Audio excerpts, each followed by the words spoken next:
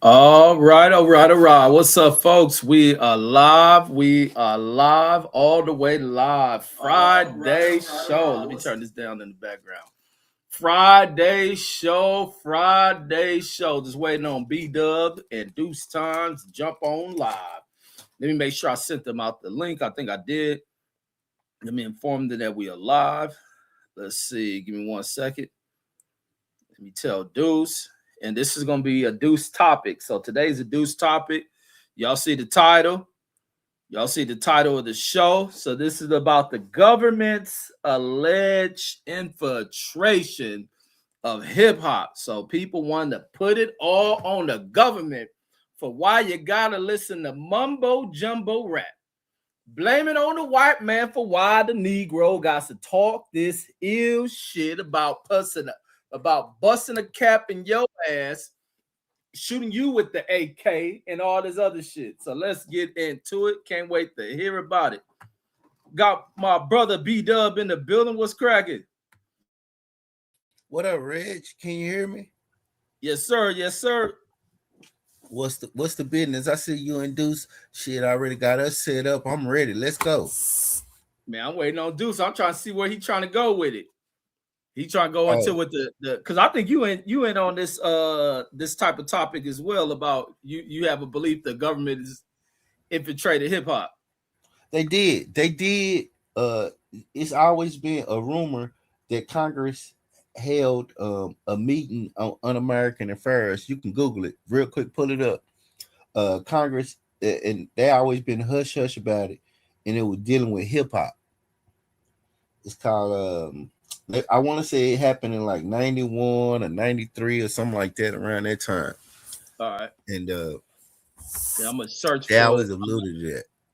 What up, Deuce? Deuce got the facts. What's the word, brother?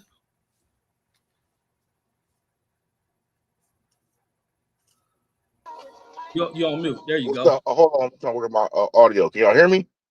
Yeah, you good. You good. We can hear you good. What's going on, fam? Yeah, let's get to the business. What's on the agenda first? What you want to go through first? Well,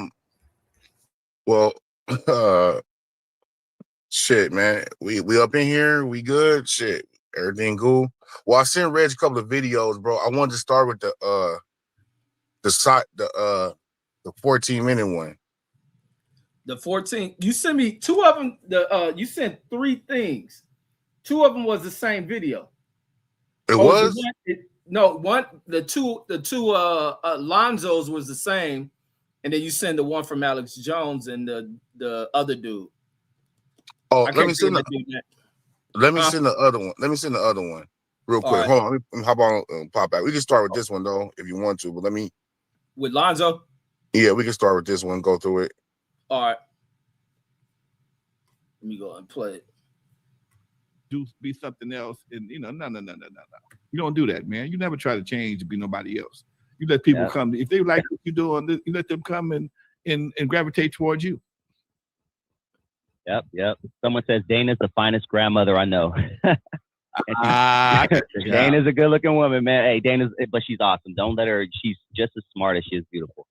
D-Cos has a good question, Lonzo. We've talked about this several times in the past, but we have new listeners and viewers tonight, so why not delve into it and kind of give us some background? But D-Cos says, hey, Lonzo, quick question. In the early 90s, did you ever hear of a secret meeting with record executives to change the narrative of hip-hop music to populate private-owned prisons? We talked about it. Give it to us. Go for it. Yeah. No, I didn't hear about it at the time. I heard about it later, and people asked me this question several times before, and my response is, I wasn't at the meeting, don't know if it's true or it's folklore, but no matter what. We were able to use Google Ads geotargeting. It's in effect, okay? Whether there was a meeting or whether it wasn't a meeting, okay? I heard about this letter that went out. The guy couldn't, I heard, I interviewed Crazy Bone, a Lazy Bone, a Busy, one of them bones came on the show. Crazy. And we talked about this, and no matter whether the meeting took place or not, the effect of the meeting is in full effect. And the cold part about it is, we know if we felt that the meeting took place, but we still are drawn toward that lifestyle that does exactly what that meeting wanted to do: get brothers locked up, get brothers killed. So it makes no. If you know why we still playing the game, you know. I was telling somebody the other day, we invented hip hop. That was our game. We built it from nothing. I did my part on the West Coast when everybody thought hip hop was going to die the same way disco did. They thought hip hop was going to die the same way disco, and for whatever reason, hip hop stayed on life support for a long time. We finally got it up out the bed and running, and it became something. It was something nobody took serious. And once he took it serious, now it's a national phenomenon. And just like what we did as dance promoters, we created something that nobody was doing. There was nobody doing no big ass dances with just DJs. That was unheard of. The people thought we were crazy. What band you having? We having DJ. What you having DJ? The fact that even after dark, DJs was so unheard of. From 1979 to about 1983, I got away with keeping my club open till 6 o'clock in the morning sometime, because in the law, it says after 2 o'clock, no jukebox, no live entertainment. DJ ain't either one of them. It's a hybrid of both. Got a live DJ with playing records. It wasn't in the books. And for, like I said, for 3.5 years, I beat the system and kept the Eve After Dark open until sometimes as late as 6 o'clock in the morning. We did a mini a day. I watched the sun come up at Eve After Dark. So now that we created this game and we gave it away, we created it, they watched it, they sit back, they watched this. All right, let's do this. Some big promoters was doing shows at the sports arena, and kids was dying from, I think it was that shit they inhaled. They was dying for a while from shit they were inhaling shit, okay? And they started backing up off of them. But then the EDM came along, and two things happened. EDM ain't nothing but disco. I don't give a fuck what nobody say. EDM ain't nothing but disco without Donna Summer singing, okay? A lot of it is strictly music, but it's the same up-tempo, high-energy music that we had back in the 70s that got killed off. Because my theory was because white men can't dance. That was my theory. That's my theory. It had nothing to do with YouTube, Dusty. That's just my theory. Because when you had a disco, if you ever went to a disco, you saw your brother, the brothers twirling white girls around like they was rag dolls, and they was loving it. Meanwhile, the brothers, everybody wasn't John Travolta. Trust me. Anyway, they ended up killing off disco. We invented hip hop shortly after that. 1978, 77, hip hop popped his head up around on LA. And nobody thought it was going to last. And we took something, but there was no instruments, there was no drum machines in the beginning. It was musicians. Then folks started beatboxing. People was beatboxing, making beats, and people was rapping on top of it. They was beating on desktops in school, whatever the case may be. And that was a game that we invented. We invented the game of hip hop. I don't care. I'm not gonna argue with nobody about where it came from, whether it started in New York, or I know it started in New York. I'm not gonna argue about whether it was Latinos. I'm not gonna do that today. All we know is it was something that the younger generation loved, because even on my side of town, they don't sing. I heard that shit all the fucking time. They ain't singing. But James Brown was doing it. The Watch Prophets had done it. All that shit was back in the 60s, late 60s. They was rapping on Watch Prophets and Watch Prophets and Escorts, somebody else, Escorts. They was rapping. Bottom line is, here we are, 2023. Money is coming to the game, and a game that we created, everybody else was winning, and we losing on a game that we created. How in the fuck do you lose on a game that you created? Milton Bradley can play any game he got. I bet you he gonna win. We created the fucking game of hip hop. Stop it right there. We stop it right here. Because he don't really get into it. It's almost like he don't have the knowledge. Yeah. That's what I was saying. I was just bringing that as a thing. Is this is something that's being talked about and being bantered about. But the other video I just sent you was like more going into it and things like that, like perspective that I look at it from.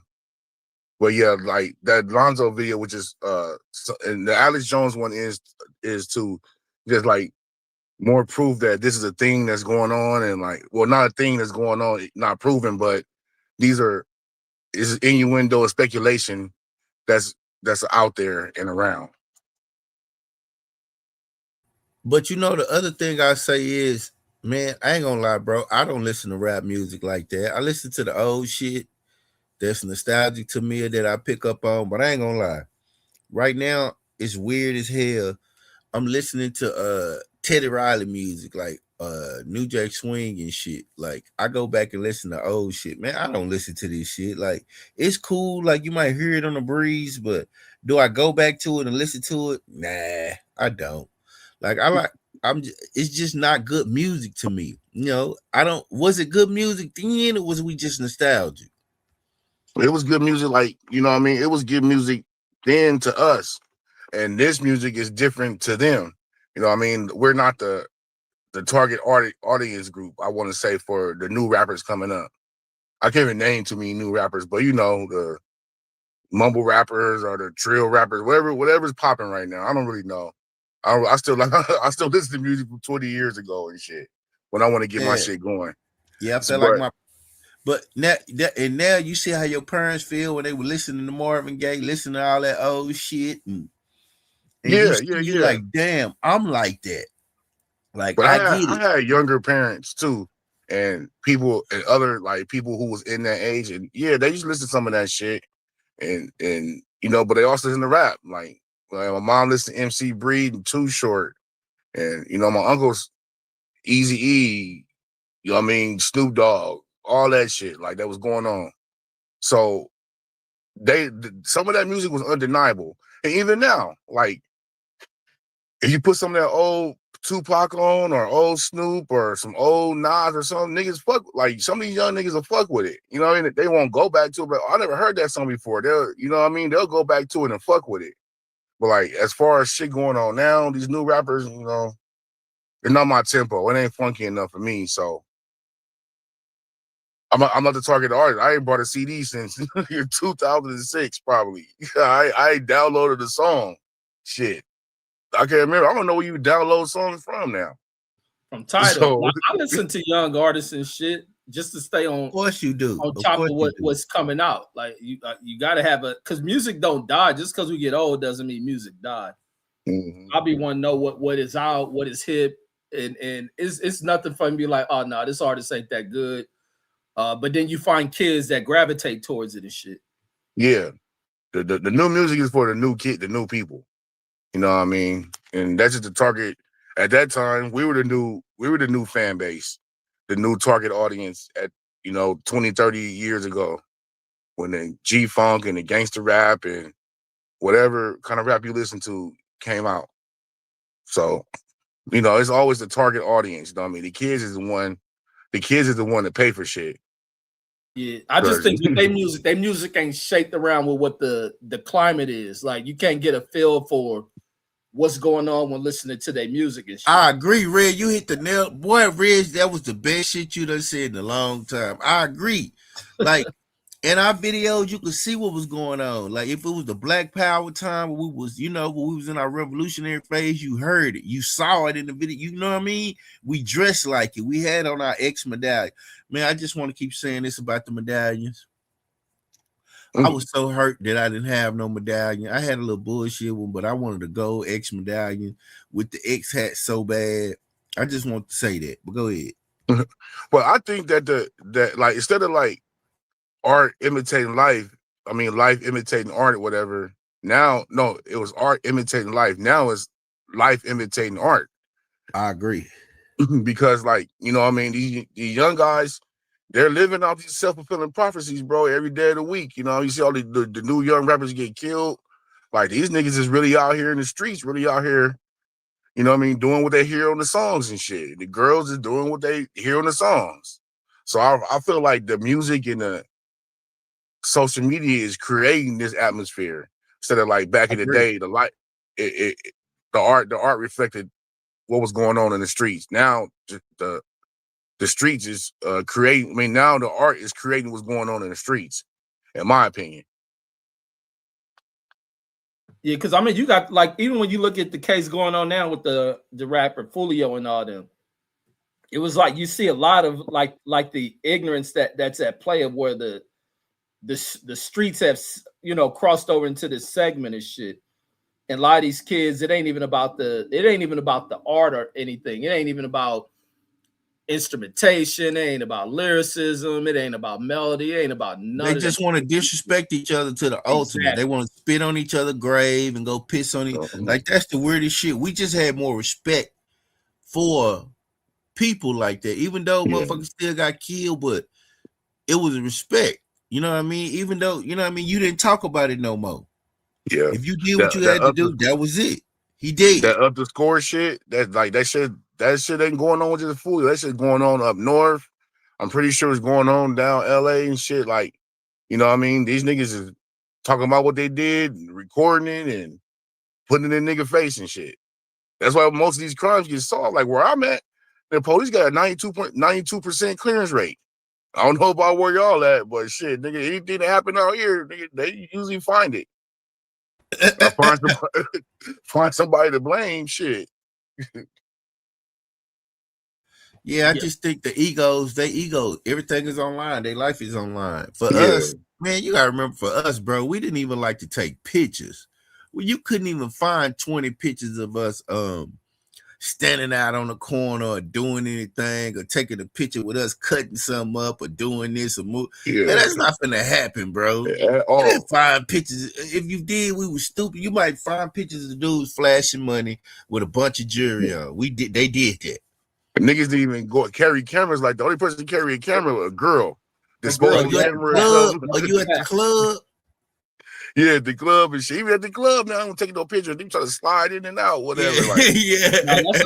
That's a woman thing. That's the only way I got into pictures with my one chick, man. The bitch used to always like to take pictures, and then I come across them down the line and be like, damn, I need to archive shit. But dudes don't really do that. Taking pictures and shit, man. Niggas have a whole photo shoot when they go out right now. Like, nigga, take it from an angle like this. Show my shoes. Took a photo shoot for his birthday. Nah, I get what you talking about. This nigga Brandon. Hey man, Deuce did that, bro. That shit, we on the same type of time, and it is what it is. Well, that's the what's going on now. Niggas just taking random photo shoots, and I'm not doing that. I'm not interested in that. I'm just not interested in being cute and looking at pictures of myself, and like I'm not interested in that. You know what I'm saying? Like, who gives a fuck? I'm getting old. I'm getting gray hairs, all that shit. Like, I'm not interested in like looking at myself. I'm interested in building myself, like internally, like speaking better, learning more, picking up more words, adding to my vocabulary, picking up more skills with my hands, learning new shit like that. I don't give a fuck about taking no pictures and making duck lips and putting money up, and like it's just a waste of my time. And I ain't gonna lie, I raised my son like that. Do he got a social media? I'm pretty sure. But is he taking pictures of himself every time I turn a corner? Fuck no. Hell no, man. Well, if he is, it better be a woman next to him. Like, what the fuck wrong with you, man? Don't do that around here, man. We're not interested. Man, that's what I let him know, man. That's what bitches do. Like, I just gotta be honest. Taking pictures and shit. Yeah, come on, bro. Come on, man. I remember my punk ass little brother, nigga, lifting weights for 2 weeks and will show me a picture. Like, don't you ever like send me a picture of you with your shirt off, nigga? Don't give a fuck what you doing. They don't ever send no picture of me talk about what you. I don't want to fucking see that shit, nigga. Gay ass nigga. Don't send me no picture, nigga. You watch about your progress and shit, nigga. You have no fucking life, nigga. I'm like, nah, bro. Ain't the pictures. Nah, man. It's just weird, man. It's like, I couldn't imagine me sending Reg. Remember, a dude used to send you pictures of themselves. You used to have to tell them dudes to stop sending you pictures. Say, bro, I don't want to see no picture of you. Don't send me no picture of you. Yeah, I don't get how niggas do that shit, man. Yeah, nigga, don't send me no fucking picture, nigga. That shit just feel weird to me. Me taking a picture and say, hey, yo, I'm finna send this to Reg. Hold up. Let me get this Nigga, good picture. Yeah, Reg's gonna dig. Reg, what you you, think? What you you think, can send Reg? me a picture of your baby. You can send me a picture of your outfit, nigga. Don't send me a picture of you, nigga. Yeah, At that's 'cause all. a lot of niggas ain't been taught right, man. You be really having to tell niggas like, man, that ain't no man shit to do. Nigga. The Sending thing, pictures to niggas and shit. And see manhood training. that becomes a problem with the absence of man in society and shit. That you Mm-hmm. get a lot of that shit, and that's a direct reflection of where you can go with like the government, the mass incarceration, the removal of dudes from society. That you deal with that shit. I'm about to say the same With thing. a lot I'm of about to say grown the men who same can't thing. figure that shit out. You don't do this shit with dudes and shit. Yeah, certain shit you don't do, you know. Even letting the man grab you. Say, man, don't grab me, man. You know what I mean? Don't touch me. Don't be wrestling me. Don't size me. And my son even know that because I used to play with him. When I grab him, hey, man, don't grab me. That's good. He don't like that, man. Don't touch me. Like, I just think it's a violation to touch. You can shake his hand. You know, you can shake a man's hand. You can even pat him on the shoulder if y'all cool. But, man, don't be playing with. That's something in the NOI we didn't do. It's called no horseplay. We didn't horseplay with each other. If you horseplay with each other, you know, a brother gonna walk up and say, hey, you think you can beat all us up in here? No, sir. Okay, well, stop playing. Conduct yourself like a man. What the fuck is you doing playing and wrestling and shit? Man, don't do that. What the fuck is wrong with you? Hell nah, especially when you become a man. As a kid, yeah, slap boxing and wrestling with the homies and shit, that's cool. But you know, you'll be no 28-year-old nigga sitting here, nigga putting niggas in headlocks and shit. Get the fuck out of here. Yeah. Like for real. I'll never forget, nigga, a couple of years ago with some nigga at the basketball court. I'm cool with the nigga, like, but we ain't cool like that. And we was talking shit, the nigga like trying to sock me in the butt. Like, hold up, homeboy. Then we try to punch on me. Nigga, the fuck is wrong with you? We ain't even cool like that. You know what I mean? Nigga, know we thought nigga like, I only got your number, nigga. You know, like, you know, nigga like socking you and shit, like light tapping you and shit. I don't No, like but that. nigga, you get up off me, nigga. I'll fight for real, nigga. Ain't none of this. Yeah, exactly. Same. He was there, nigga punching on the nigga and shit, trying to fill the nigga out. Like, hold up, dog. Tripping, homie. We ain't even Like cool like that. I can't stand that, man. I always tell a story. Me and Megazord was in New York, and I was going back up the steps of Madison Square Garden to get my son a fucking souvenir. So, cause I didn't want to be selfish. He had asked me for something, and the line was long for that funky ass merch. It wasn't that I didn't want to pay for it, but by the time I came out of the concert, this shit, anyway, I'm going back up the steps. So the law blocked me. I was trying to go to the ATM. But instead of just pointing and say, hey, man, you can't come, he grabbed my arm, like touched the bottom of my elbow, like, hey, man, you can't. Man, don't you put your fucking hands on me. The fuck, is that what y'all do up here? You put your goddamn hands on me. Fuck wrong, he looking. I'm like, hey, man, don't touch me, man. Only thing you had to do was point and say, hey, you can't come up here. I would have said, yes, sir. Nigga. Don't touch me.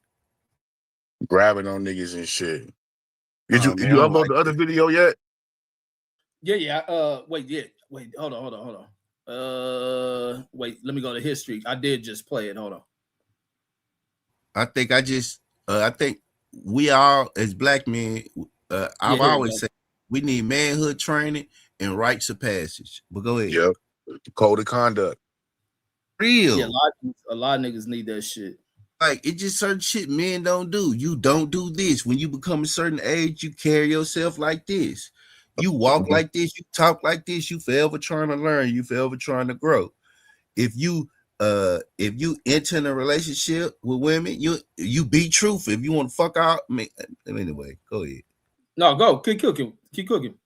My thing is be who you say you are and try to be what you say you are. You know what I mean? Nobody's perfect. Nobody gonna have a perfect, but it's codes of conduct.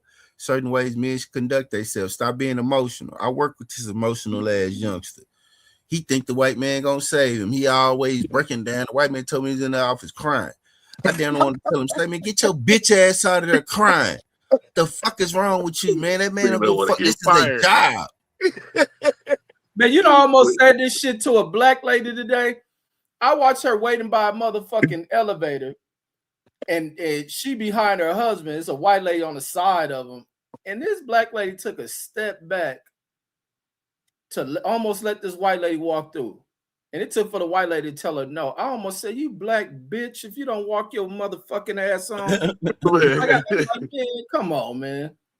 Tiptoeing and being shit. polite. Nah, bro, I think that's part of us being polite. That's just a way that black people, Man, and we do that for other people, but we don't do that for each other. Never do that shit for another black person.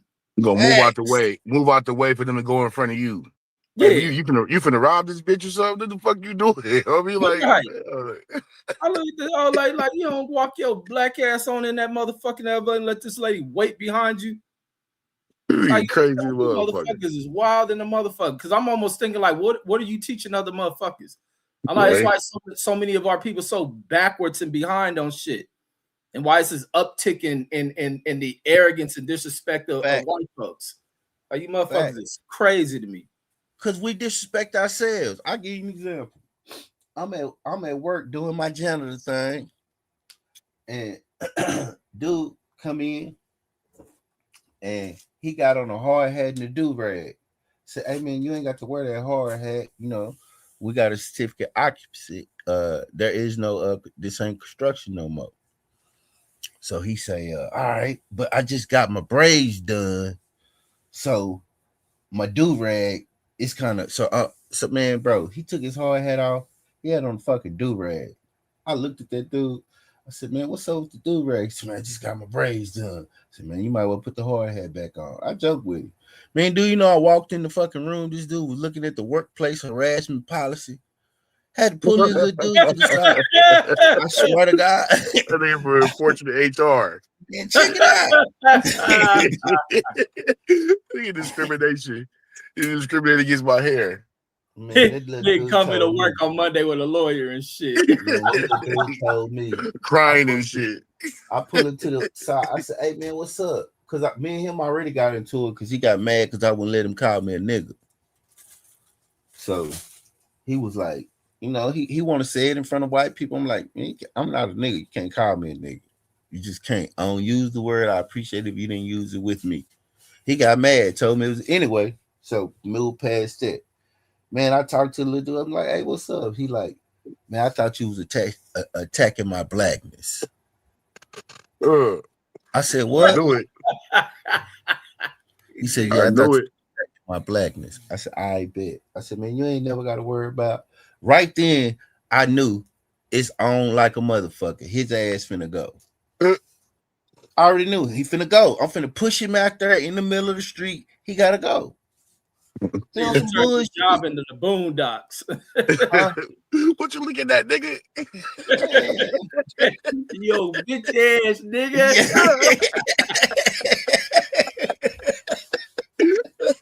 Exactly, bro.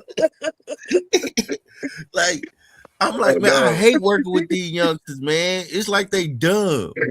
Like, what the fuck is wrong with you, bro? So can't nobody say nothing to you, but you want to learn from me, but you want it your way. Man, y'all act like little women. Soft pedal to them. Like, you gotta like fucking little bitches. Yeah, you want everything, cupcakes and ice cream. Oh, don't do it like that. Do it like this. Yeah, that's exactly what they want. They don't want you to be like, "Hey man, don't do it like that." No, man, you doing that wrong. I thought you said you know how to do this. That shit offends them. Like, I'm like, nah, I'm not doing that. I ain't doing it. I'm not doing it, bro. You just not gonna work with me. One of us ain't gonna be here. And I believe I'm more valuable than you are. So shit. So stubborn in the motherfucker. Then you're gonna either get down with this program, or you're gonna either get the fuck away from me or get it your way. But the thing about it, for you to do your job, you gotta come through me.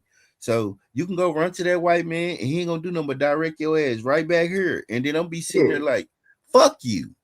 and you know it's crazy me what you talking about, like with this youngster. It was an interaction I had at the gas station today. And it was this fool down at my age and shit. But when I'm in there getting gas, he want to make like a compliment about the car and shit. But then trying to have it, I can tell he old street ass nigga. And then he was like, "Oh, I know you be driving far in that mother across town." I said, "Yeah, I be driving to where that hat you got on your head from," because he had an LA hat. And he was like, that nigga, when I said that shit, he like leaned back and looking because now he think I'm on some gang shit. Yeah. And I'm like, and then I'm like, yeah. I said, "Oh, you from LA as well?" And he's like, "Oh, no. He do that shit I did when I said I was in the 8 trades." He like, "No, I'm from Mississippi." Nigga ain't got. He don't talk. He don't talk shit like he from the damn South. I was like, oh, okay, and I was like, I already see where he going. Like he on some thinking it's some hostility shit. Yeah, nigga scary, like, you know what I mean? Yeah, but he like on some street shit because I can see where he thought he would size me up with that shit. And I'm like, why is so fucked up that when black folks have encountered, because there's other white people at this gas station before we all do that. That's a fact, Reg Cook. And I'm like, why is the first thing his interaction is to encounter me like that? And to think I'm on some, I'm of somewhere he can't be comfortable. He got a fake threat. You a threat. He got a fake like he from LA and talk this. He from Mississippi and shit. You gonna say nigga scary? He gonna say, but no, my family is out there. It's like, man, you don't knock this shot. Cause another nigga at the job I work with. This nigga, I don't know if he quit because of me, but I remember asking when he was like, I found the dudes from LA. I was like, oh man, I was so I said, I heard you from LA. What? I'm like, cause I asked niggas like, what part of LA you from? Like, where you? Cause I ain't into that gang shit, but I love South Central, like for the history and all that shit. Yeah. This nigga was like, man, the nigga just got on some like freezing up, like scary ass shit. Next thing you know, within like 2 weeks, that nigga no longer with the company. Niggas be going to Vegas to run from LA. You know that shit. Niggas go to Vegas to run from LA. I did not know that shit. But then niggas like, this nigga know me from somewhere. Nigga get up out of here. Yeah, that's how the nigga was acting, man. But the interaction today was just like, I'm like, man, why are we so fucked up when our interactions with each other? Like, I like, man, we got peacock with each other. Because I'm gonna tell you what Neely Fuller taught. He said we full of poison. That's why he said we should not interact with each other unless it's positive, unless we finna do something constructive. But otherwise, we fuck with each other, we talk shit. I'm telling you, he said we full of poison and toxic based on the system of white supremacy and what it pumps into us. It pumps these negative images. It promotes. Bro, I was looking at some shit. I was just passing by. I saw a dude arguing on do y'all go through them shorts and just watch black people and the shit we be doing on YouTube? Just sit on Instagram all the time. But go ahead. Bro, that shit be blowing my mind. I be like, we on some dumb ass shit. It's one woman on YouTube. I get offended when I hear that because they be on some dumb ass shit too. No white boys and Mexicans be doing the same thing, but it's not broadcasted. I post the white boys too. I post everybody on that shit. It's just not broadcasted and publicized how black people shit is. A black nigga get into a fight, the whole world see it. Some white girl get beat up, you know what I mean? Only that circle see it. So it's a little bit, I don't know, bro. Like, I agree, but I think but our hostilities and interacting is just like that shit just I'm just dumbfounded by that shit. Like I say, with the nigga at the gas station, the way he reacted, and then the way he was on some like street related shit. And then the moment I bring up some LA shit, the nigga just like some he's trying to clock you. He's like, hold up, though, homie, you from LA too, though. He's like, yeah, I know what you mean. But see how we do each other. We shouldn't even do each other like that. We should come to each other humble like brothers. Like how when white people see each other, they tell their whole story. I'm gonna tell you this. I was dropping my motherfucking car off. And the reason I cuss, because that car's gonna cost me some money. I was dropping my car off at the shop because it's doing a little putt. You know, I can't putt around in the old school. Got to be right. Can't find that ass Texas gas in there. That's why. You hating on our gas. That red, what do you call it? Red gas? Man, we don't have You putting that Abernathy shit in his car. Let you tell it. Ethanol. One thing I do know, my gas don't cost as much as yours, and you drive, and that's a core subject, nigga. That little 6-cylinder you drive, I don't own number V8s around here. The big Lexus V8, Lac V8, truck V8, I own number V8s. You keep driving that 6-cylinder anyway. Shit, fill them up. Shit, I crunked the old Lac up for the first time in 3 months, and that motherfucker still had half a tank in it. Fuck is you on, Ridge? Man, gas $6 a gallon out here, honey. That shit is fucking Arco. And they got fucking Arco. Then you go to a motherfucking Chevron, you at every bit of 7. Man, and you hear they shut down Spirit Airline, they the gas niggas. They shut it down. That nigga supposed to dub him out. He left them niggas on red. It was like, I'm busy right now. I'll get back to you. He supposed to bail them niggas out.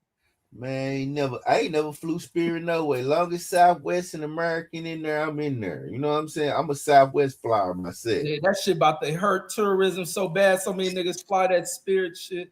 I don't plan on going nowhere to the end of the year. Don't matter to me. I'm trying to hit that old Jamaica at the end of the year, Christmas. That's what I'm trying to go. I'm cool. Yeah, get back into the car shit. What happened? So anyway, I'm dropping my car off. This white man walked up to me. He suddenly said, "Oh man, I like the car." He telling me his whole life story about what he got. We don't do that. We sizing each other. We see what you want for it, how much you want for it, and trying to buy it and see what the word. Oh, and then you, man, shit. I ain't really trying to sell it. Give me 23. Oh, nigga, that's too much. That car ain't worth it. And you like, God damn. That's the type of energy you get from us. You know what I'm talking about? Yeah, you do. There's a bunch of ignorance in the community. You know what I mean? But you don't know how to relate to. We don't know how to. But you combat that energy. You got to combat that energy with gratuity and positivity. Because like I learned that shit from you. I learned that shit from you. I swear to God, like one of the first little things that you start. I remember you said, "But we got to start treating each other and greeting each other better." And like I've been doing that shit since like 22. Like, what's up, brother? What's up, fam? You know, what's up, homie? Like, you know what I mean? Just disarming motherfuckers. You disarm people like that. Absolutely. Salute, you disarm. Could you let black people know when I say, "Hey, what's up, brother? Hey, brother. Hey, all right, black man." I let them. I ain't on that type of time. I'm a man. I'm gonna stand my ground. You can see that I'm a man, but other than that, I ain't on that kind of time. And I'm letting you know that ain't my aggression. And I'm always trying to keep my voice at a certain level and keep my body posture at a disposition. But if I gotta bark at your motherfucking ass, I'll bark, but I don't want to. But I will. Right. For real though. And that's how I keep it. That's one thing I picked up from you. Like, man, let's start treating each other, start putting out better energy. You know what I mean? And see how that reciprocates. Because it will spread, because the negative shit has spread. Somewhere that shit started, and everybody just caught on to it. So I think the more people doing that shit, even like the nigga at the gas station who's trying that shit, I try to keep the shit positive. But in his mind, that nigga wasn't accustomed to that shit. He just reacting like, oh shit, this nigga may be up on some shit, or he probably think I'm hustling. Like, man, I ain't know none of that shit. Because we prey on each other. We take advantage of each other. We the marks.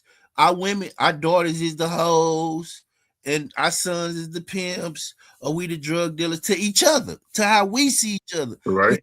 We rap about this shit in our music, and we play these characters on fucking TV. It's that crab in the barrel mentality and shit. So we watching this shit. So to each other, every time we see each other, is he a threat to me? Is he gonna hurt me? Is he gonna try to do something to me? Is he gonna try to take from me? Is he gonna try to put me in a position where I'm back down again?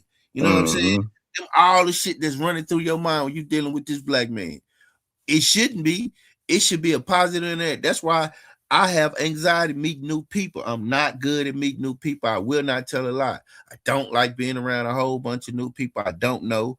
Because my mentality always been, I don't know these motherfuckers, so I don't know what they're gonna do if it jump off. I'm always thinking it's finna jump off. I never forget.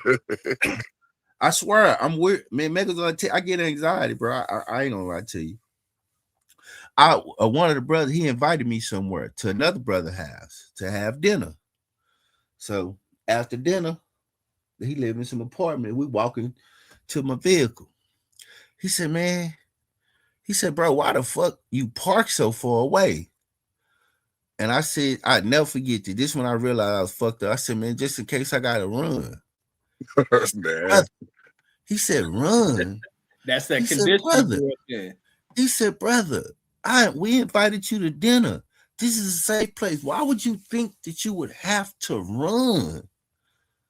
I said, damn. You right. I'm tripping. I'm paranoid. You know what I mean? Like that's just my mentality. Back in where I go. Look at this. Don't sit with my back to it. I just still do shit like that. Park where I can run to the vehicle where I ain't running close, where I can get out of line of sight. Like he was like, man, why would you do that? He was like, man, you don't have to do that. Just so you know, you don't have to do that. And it made me But look in at some my cases you do But though, you gotta bro. Like, keep in mind, it yeah, ain't got to be that way. yeah, it's not, bro. I'm gonna say I park far and all that shit too, nigga. If I'm going somewhere, I don't fuck around. And you going to the club or the bar or something like that, hell yeah, I'm gonna park down the street, nigga. Like, I just will. I believe I'm with that. But you know, watching the door and watching your surroundings, no, that's good life skills. Don't be oblivious to shit. You know what I mean? Some of that shit you learn in the game or in the mix can translate to other places of life. Yeah, you can't let your guard down just because they claim it's a good ass neighborhood and shit. You never know who's lurking around the motherfucker. Because niggas Real do be lurking. lurking, neighbors be lurking, all kind of shit. Police lurking. Be mindful of your surroundings. Ain't nothing wrong with that shit. Yeah, facts. But let's go into that other video you got put it up. Oh yeah, let's go there. Oh, this from the movie Clockwork Orange. This is my shit. An experimentation program implemented by the U.S. Central Intelligence Agency intended to develop procedures that could be used to psychologically manipulate or brainwash individuals or unsuspecting populations. It was a covert continuation of scientific experiments conducted by German scientists during World War II on human subjects during interrogations with hallucinogenic substances such as mescaline, with the stated goal of eliminating the will of the person being examined. The CIA project was a continuation of these earlier Nazi experiments by exploiting the advances made by the numerous German scientists who were hired to work for the US as part of Operation Paperclip. The post-World War II American MKUltra program used numerous methods to manipulate. Okay, great. Wait, My have you bad, been folks, for listening? my commercials. You haven't taken a single note this entire meeting? Its subjects' mental states and brain functions, in addition to high doses of psychoactive drugs such as LSD and other chemicals like scopolamine. Without the subject's consent, the CIA used electroshocks, hypnosis, sensory deprivation, isolation, verbal and sexual abuse, and other forms of torture. Pause it right there. MKUltra's scope was broad, with activities carried out. So they like basically laying the baseline down as, you know what I mean, these are how they operate. This is their MO, modus operandi, I believe is how you say it. And you know, they have programs and ways to, you know what I mean, like you say, hypnotize you or program you, or you know, you could be unsuspecting, say unsuspecting population. So, you know, these are ways they've studied, they've mastered, they've engineered ways to program people through these messages and through these images. So this guy's basically laying the baseline down for that, letting you know that, you know, this is a real thing. That's all I have to say. I don't know if anybody. No, because with me, because this y'all thing, I don't think it's so much of like the music being programmed. Of course you don't. Of course you don't. But no, y'all go into it. Go ahead. Nah, I love your contrarian. You're a contrarian. I love it. Because you don't think nothing until it's black and white in your face, until you got to be overly convinced. The thing about it, Reg, is Snoop even said it. He said, see, Dolores Tucker and them was right. Pull up the video of see Dolores Tucker and Calvin Butch and them stomping the videos and talking about how the music, and then think about now. Pull that shit up, play it. I want you to see the contrast. I've seen that shit, but it's crazy Snoop to say that and still makes the same kind of fucking music.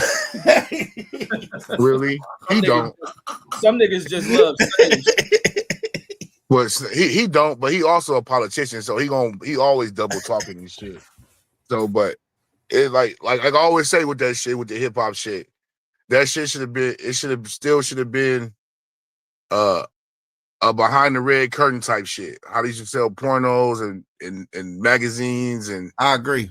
Those Richard Pryor shit. If you was gonna get like gangster rap and all like that, the advisory sticker was a good thing. My mom didn't. I mean, she didn't buy me shit if it had that tape on it. My mom and my grandma, I had to get that shit from other places, my uncle, or if I was lucky, the warehouse nigga think I'm 17, he'll sell me that shit. But for the most part, that parental advisory sticker, that should have been something that like everybody couldn't get. But once it became mainstream on MTV and all that shit and BET, well, more MTV than BET because BET didn't play black music like that. They only played certain rap artists from certain record labels. But that's a whole nother story. But the violent rap, the gangster rap, whatever, which was created by the media, they created those terms and they created the way people look at it. Because NWA them, they called it reality raps. But you know, as I digress, we just keep playing the video. Right. But even when you look at NWA, can you say that kind of music influenced anything negative? I don't think that their message even portrayed like the violent shit. It did, bro. It did. Like going to. You didn't listen to NWA, but it did. No, even when I listen to it now, I still hear it. You can see the video. It's what they portray. Look at Eazy when they're in the studio with the guns and talking about this is a Mac 9 with a silencer and all this other stupid shit. They dressed it all black and yeah, boy, coming through your hood for you. Like just stupid shit. You know what I'm saying? Like they played into it. Image. The They gangster played image into too. it. They played into it. Yeah, with Jerry Heller connections and all that shit. Like they did a dope ass documentary, maybe around 2005. VH1 actually did a dope documentary. It was called NWA, the world's most dangerous groups, the world's most dangerous group, and it have all these rappers and people and shit. Like, man, I thought Ice Cube was the most gangsters nigga in the world, and these niggas these some bad motherfuckers and shit. That's why them niggas always had problems everywhere they went. Because niggas trying to test their gangster and shit. That's why they had to grow with all those guns and all this shit on tour. They're like, oh, you niggas is hard. You talking all this shit on the record. Like, Too Short didn't get that. Too Short cussed and bitched the hoes just as much as everybody, but he did. Too Short was like more player and all that shit. Like, niggas thought Too Short was cool or shit like that. But with NWA, niggas had fights and police coming around and all kind of shit because they thought these niggas was some real gangsters. Like, and some real Bloods and Crips off the street, nigga. You know what I mean? Come to fuck bitches and beat up niggas and shit. They was straight CB4. Yeah, for real. Like Ren was probably the only nigga that was really from a gang, but Cube and Dre wasn't no gangsters. You see what Dre was doing before he got with them niggas. And Cube was like he went back to the militant hip hop shit, but Cube shit was like Andrew Dice Clay, like taking rap nursery rhymes and making them dirty and shit. And he was trying to be funny. So it turned into that. But Q, once he introduced that militant shit, that's when I caught a hold. I was catching the edge of Cube. I'm still young, so I ain't grasping, but I was able to look and see like that influence. Beautiful, man. Mm-hmm. Like the shit that they was like, man, if you play that Cube shit now, like that shit's so hard and greedy, man. They not letting that shit go. Did you ever pull up the House of Un-American Affairs 1991, or the one they say that didn't happen? Was you able to find anything on that or no? No, type the name of that one in the private chat. Let me finish playing this video. And I'm gonna go search for it. All right. Hey, can I ask you a question, Reg? Of course, go ahead. Hey, why come it sound like every time you eat, you be eating a sandwich?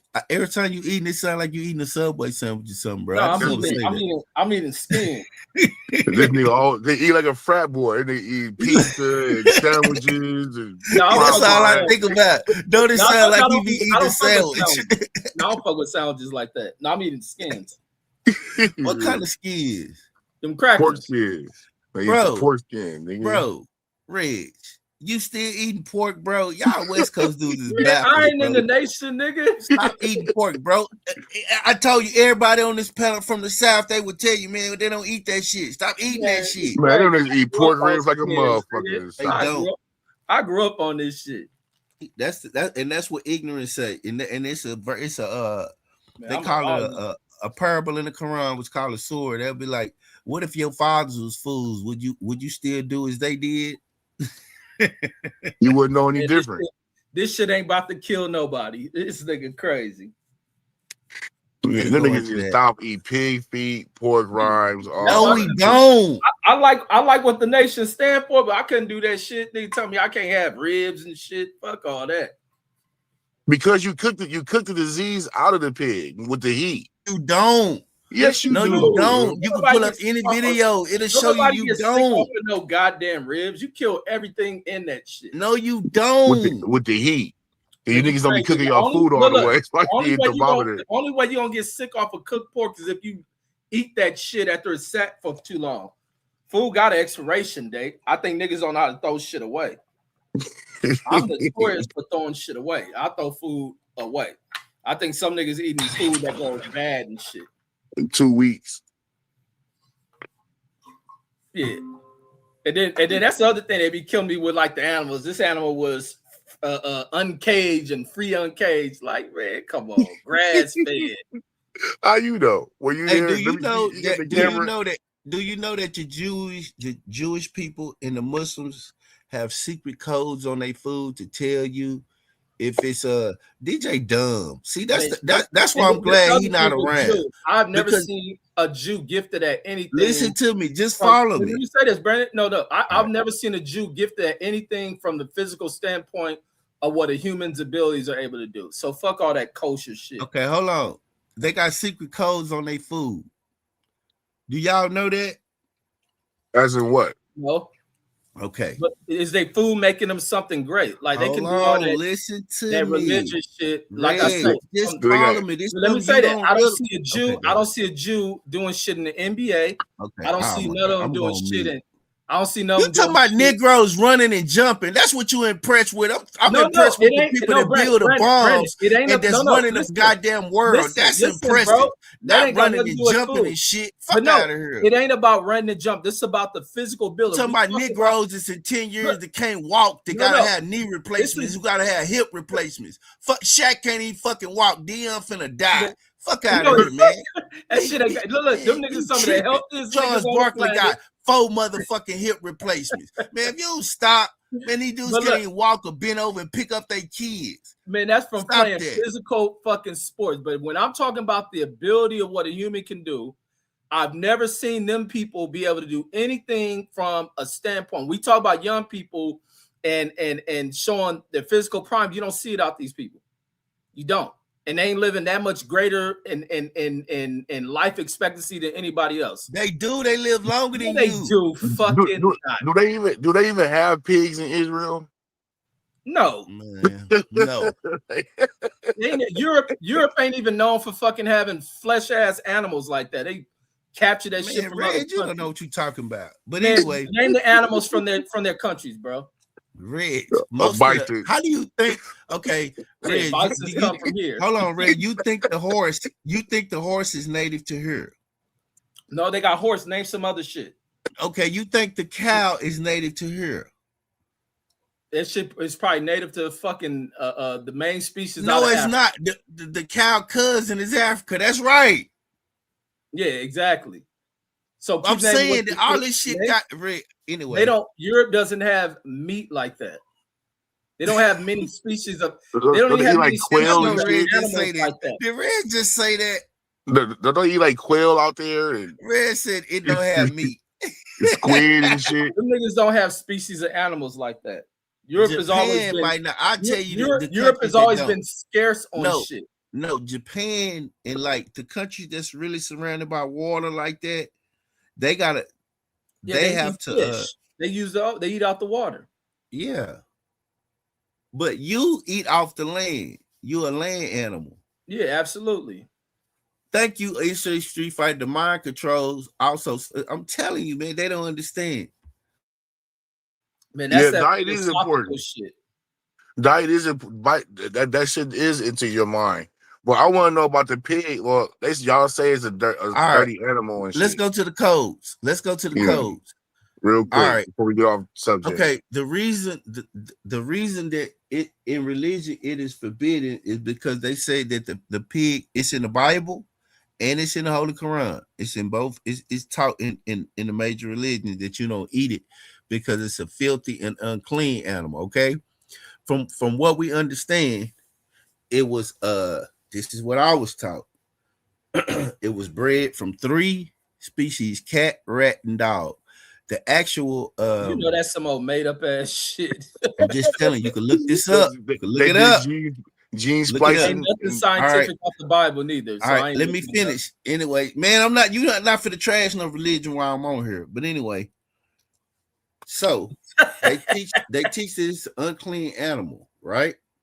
So you should not eat it. Also, they said that it was bred for like medical, like how you can cut a piece of fucking pig and slap it on your face and it absorb like shit like that. But it's not. But I wouldn't touch the carcass. But in Quran, Muslims, they tell you don't use its byproducts, don't use nothing, because they use pig for everything. Boar hair, like your brush to brush your hair, that's boar hair. Um, Gum. Gum, all of that shit. I It's in didn't know everything. that. It's in your oil. It's in anything you do. The byproducts of it, everything they use come from a pig. So we were taught not to use it because it's a filthy, unclean animal. Okay, now let's get to the codes. I learned this when I was a young boy. My uncle taught me this because when we used to go shopping, he was a Muslim, so he was trying to teach me how to shop. Like, hey man, you can't eat that. We don't eat that. We don't eat that. It got pig byproduct. It got pork byproduct. We don't eat that. So, and this is what people use. They call it kosher in Judaism, and they call it halal in Islam, right? In Islam, it means the same thing. What it means is that it's good to eat, that it's clean, and it was produced cleanly without pig byproducts. So halal could mean, and it's the way that you cut and kill the animal. It's like you kill it mercilessly. You cut its throat a certain way, you prepare it a certain way. That's halal and kosher, right? So when you're in the grocery store, you could pick up something and it'll have a small little circle with a K on it. If you ever seen that K, you can go in your some of your products that have it on it in your kitchen. That means back then. I don't know if it's still the same, but back then it meant that it was kosher, that it was good to eat, or they have a circle with a So the U only on it. reason it's bad to eat is because the way they killed it. Yeah, That's some and the way they religious. prepared it, and the way they prepared it. Yeah, because look, let me explain why. Because as a butcher, it's a science behind this, dude. So I'm telling you what I know. Listen, as a butcher, when you kill an animal, you're supposed to kill it a certain way, because if you kill it in fur, then all that fur and enzymes, it release certain enzymes, and that goes into the animal, and then that's what you eat. You dig what I'm saying? Oh yeah. It's I know. If the blood running and shit like yeah, that. I know yeah. what you So mean. what they try to do, so it's a certain way that you kill it, a certain way you treat it. It's you know what I mean? That way, it's basically like saying this food is for my nourishment, for my body. I should treat this animal correctly, and I should kill it with mercy, and treat it like that. You see what I'm saying? And that Yeah. way, uh, that way, it don't release all them toxins, the fur toxin, the this toxin, or that toxin, and release certain things into it. You dig what I'm saying? So that's why Yeah. they call it killing it halal or mercifully. We could pull it up and go more into detail where we can get more into that. But I that's understand why. what you're saying. That could be a way. Cause that's Yeah, the way they be getting that adrenaline out them kids and shit. yeah, Like they gotta be squirming and fighting for their life and shit to get that adrenaline out of them and shit. Out of who? So, Out of the animal? no, out of the kids, the adrenaline that at least be using to keep younger. Wait, oh, you talking about like some real human shit? Yeah, bro. you know, went over his head. You went over his head with this. Like, Yeah, I ain't heard this shit. Shit. Yeah, the least that I don't think I'm saying it right. Adrenochrome or adrenaline, some shit like that. It's a shit where you gotta have the kids scared. Like it's a certain kind of adrenaline when you're scared and shit. They say so when you get the adrenaline of being scared or being in pain and shit, it's a different kind of adrenaline, and they suck the adrenaline out of it. You see how In-Shape Street Fighter described it? He said, Zaba, yes, the animal should not see the blade. The blade is to be extra sharp so it will be painless.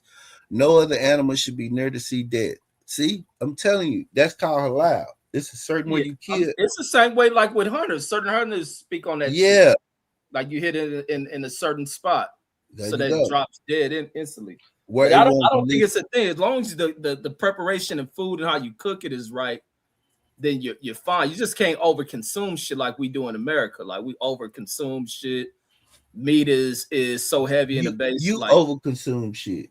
no, I do it. No, I don't really I'm messing with you. overconsume I'm messing food. with I you. do I'm just messing eat. with I ain't on no diet. I can't eat more vegetables, but I don't think nothing of pork like that. I just think you just can't overdo it and shit. But then again, blood work shows that shit as well. You can't overconsume too much red and meat. pork aids you too. You aids can't you. overconsume too much of this. Like you have to. That's why everything's about balance. You got to balance out. That's part of the diet. You got to balance this shit out. But meat is essential as well. White meat, I guess. Nah, the right meat. And I think meat should be in moderation. Like I ain't gonna lie, man. Got to. I like a good burger, but the only chicken is hard for me to moderate is that. I mean, chicken. That's the meat that's hard for me to moderate. That goddamn chicken. I love me some chicken. I just do. Because it's not filling. That yard bird, man. That yard bird ain't filling. You can eat a whole yard bird. Nigga, it's not filling. That's why. Nigga eat a whole 12-piece chicken wing and he still be like, if it's good and banging, like cooked right, like the worst thing Louisiana you nigga, I can eat a whole 8-piece. But chicken don't make you feel like damn. I'm about to add 15 pounds on my ass. It don't. It's not filling. That's why you gotta eat it with a side. A hamburger you can really eat by itself.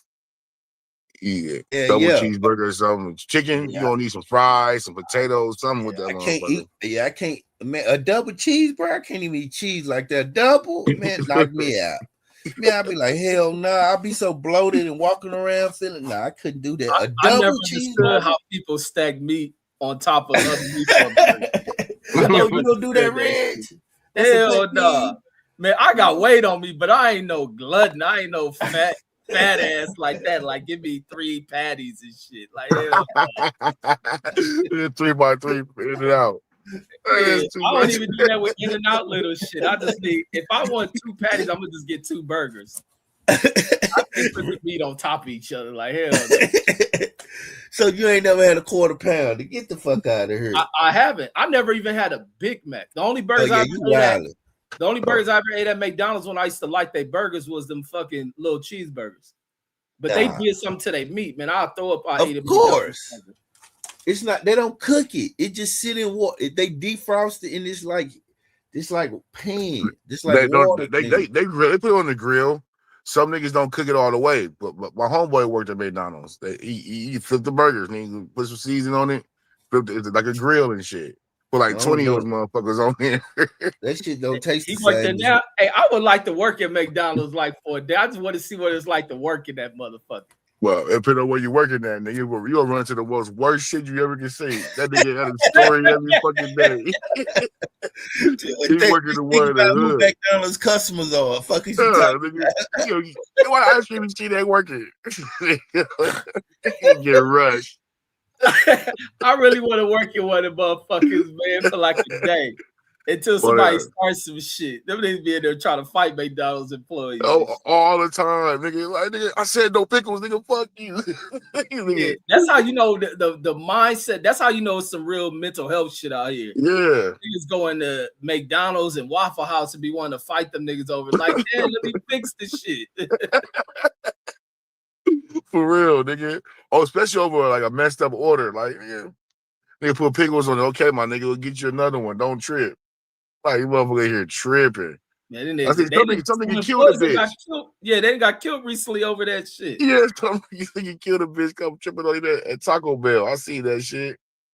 I used to work at Taco Bell. That's the worst job I ever had in my fucking life.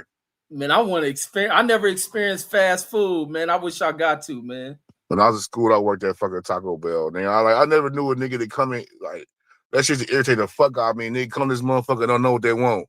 My nigga's Taco Bell. They spend 10 minutes in the fucking drive-thru. Oh, I hate when my kids do that shit. So I know I hate that.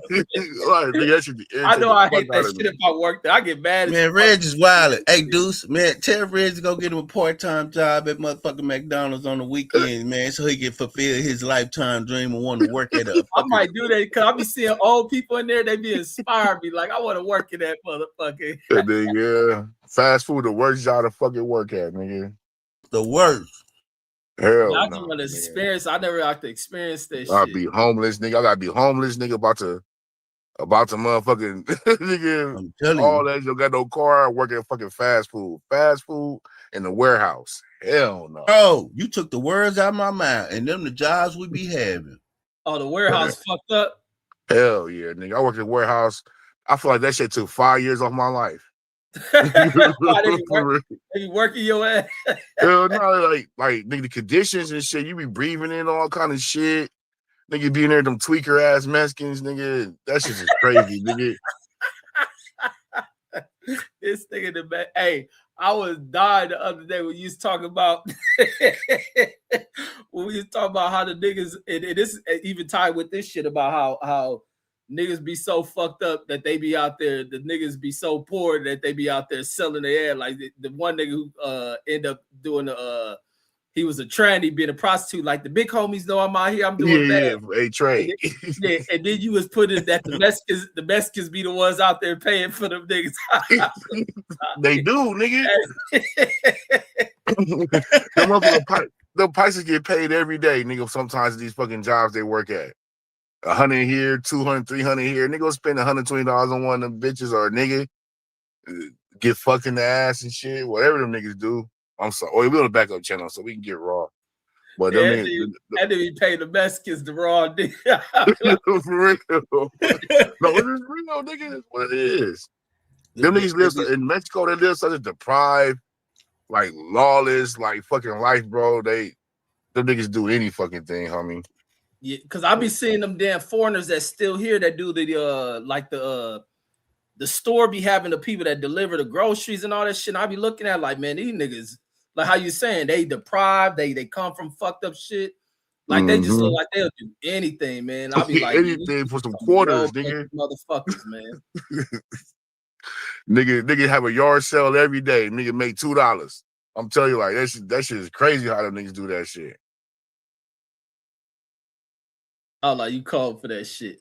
All right, so what we on now? What I'm looking up? Are we finish the video? Right? Go through the video. It didn't go through the meeting shit.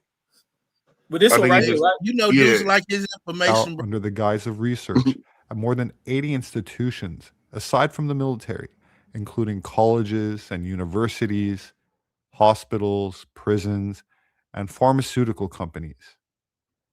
That said, the attempts at psychological manipulation was not restricted to individual experimentation, but implemented on a large scale to influence public behavior through the infiltration of various forms of media, including film and music. John Homston, a retired CIA agent, has admitted on national Russian television that the CIA was behind the creation of the 1980s hip-hop scene and financed. Now look at that picture of these niggas. Didn't they like he a gangster? Look at Dr. Dre. That's what I was saying. I never got that gangster shit from like NWA like that. This is before the that's the Arabian Prince right there.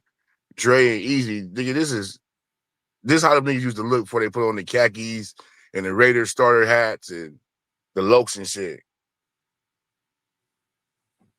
Like I said before, like, nigga, when I grew up, nigga, in the late 80s, nigga, early 90s, the gangsters didn't dress like that.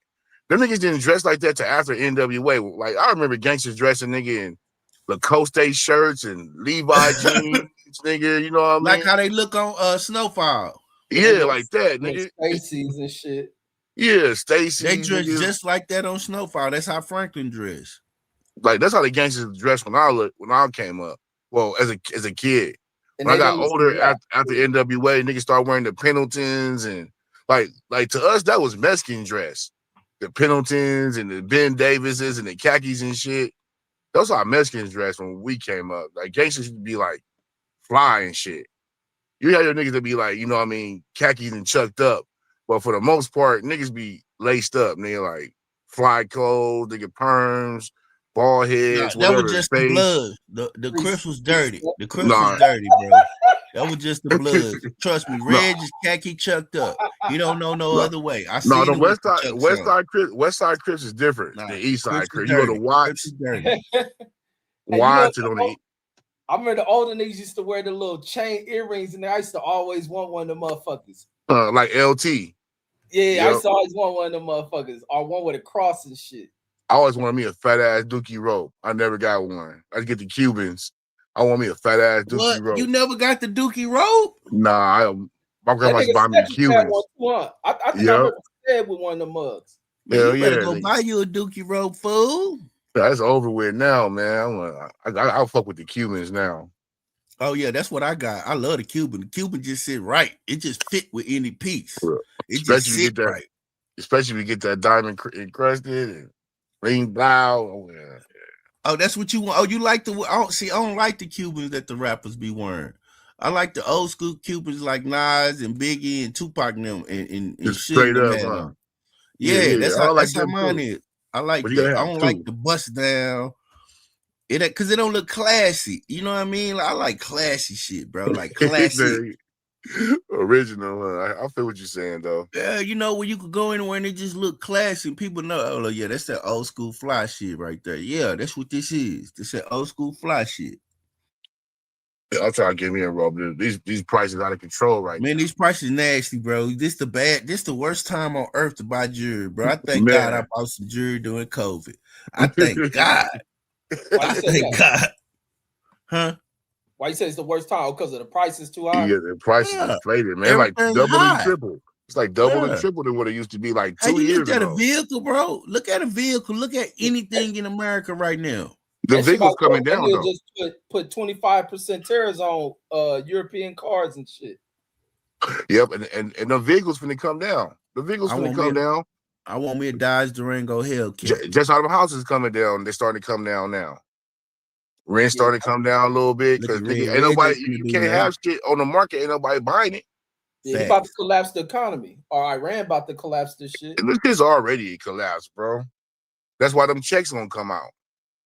Nah, them checks ain't coming out. The reason why the checks ain't come out, he gotta give all that money back to the corporations. It ain't gonna be shit. Them checks coming back out. They got other people talking about other people going in now too. It ain't gonna be from him, but they gotta repair the people. They know they fucked up. No, it ain't gonna be nothing. That nigga, and then he pocketing all this shit. He said they fucked up. Hold on, Red, you gonna miss that opportunity? You gonna miss that opportunity. I would go have him elaborate on that. Okay, because I want to hear him elaborate on that because I can't believe you missed that. No, I heard him. I love when he wake up. I love that he woke up and he realized the fuxation that Trump has done on the world.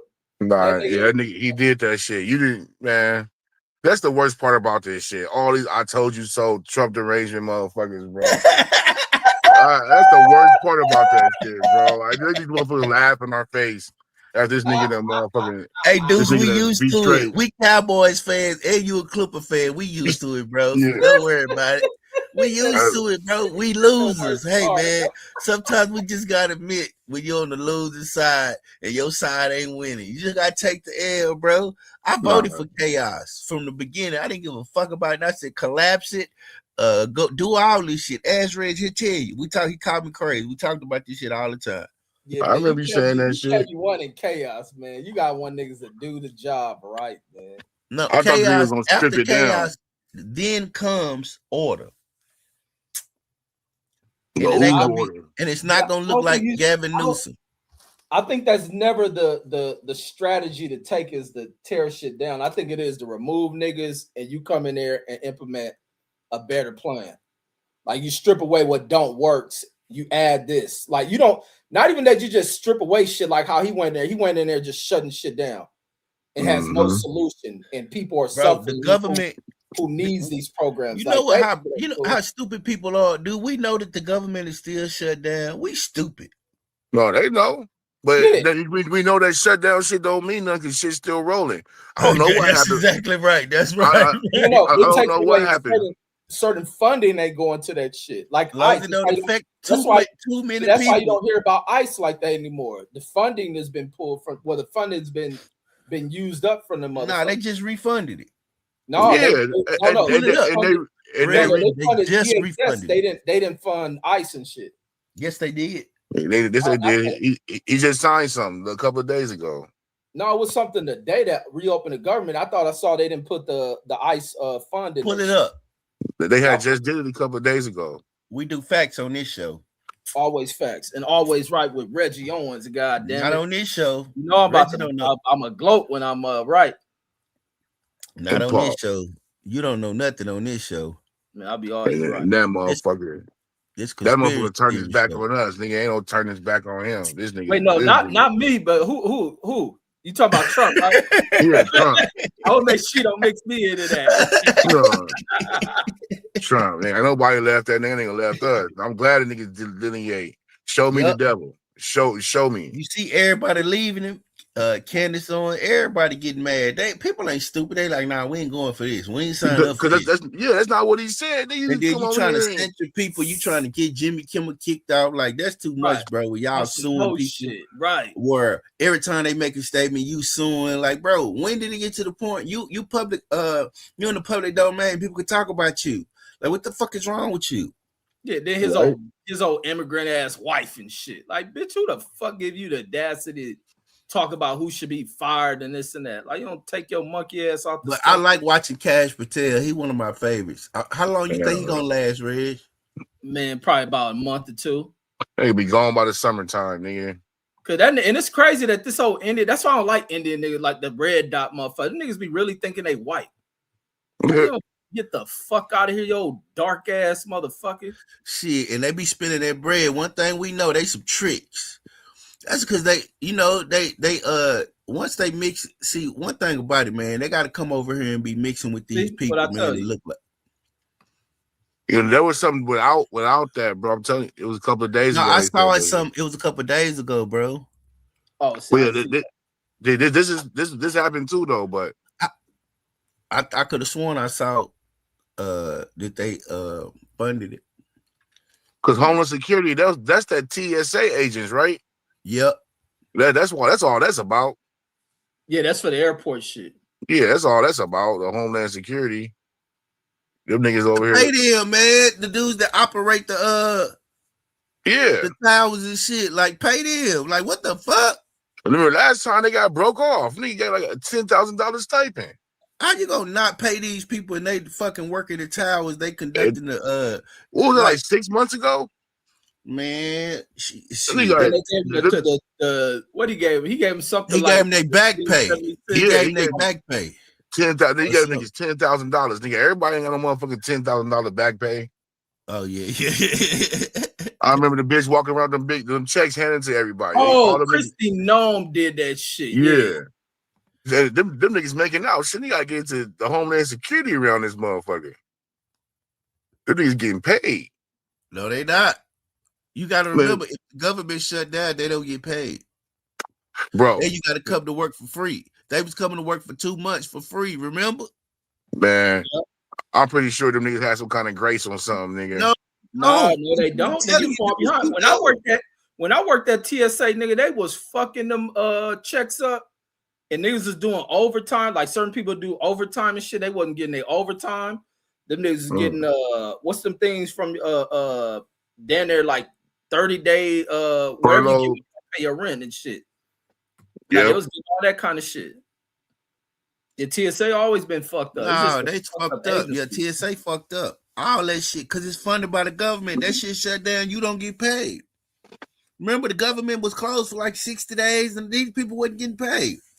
Yeah, when they fucked up the food stamps and shit. Yeah, they start calling in sick and all that shit. A lot of people start quitting. Man, I'm not going to work for 30 days for free, fool. I ain't doing it. I might, if niggas light at the end of the tunnel, nigga, shit, we gonna thug it out.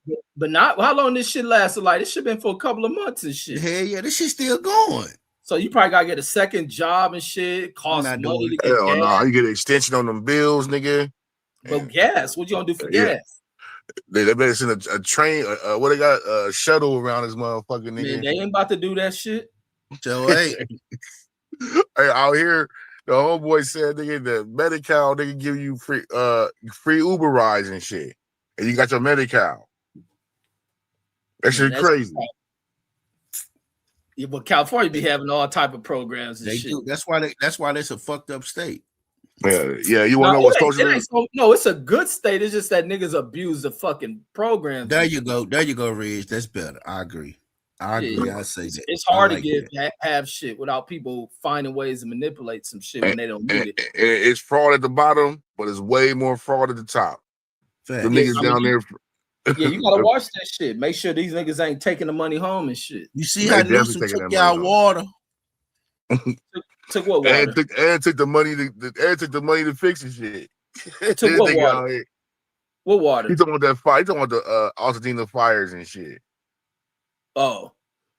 Or are you talking about the Colorado River?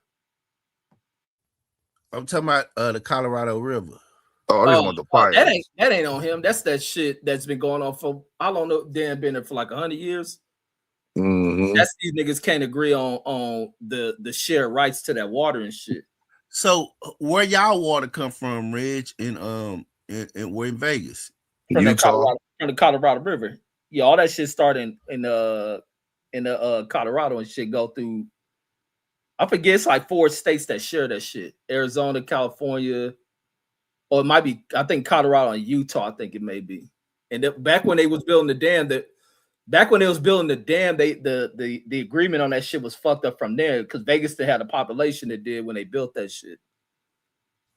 So you living in the desert, you live in the desert, right?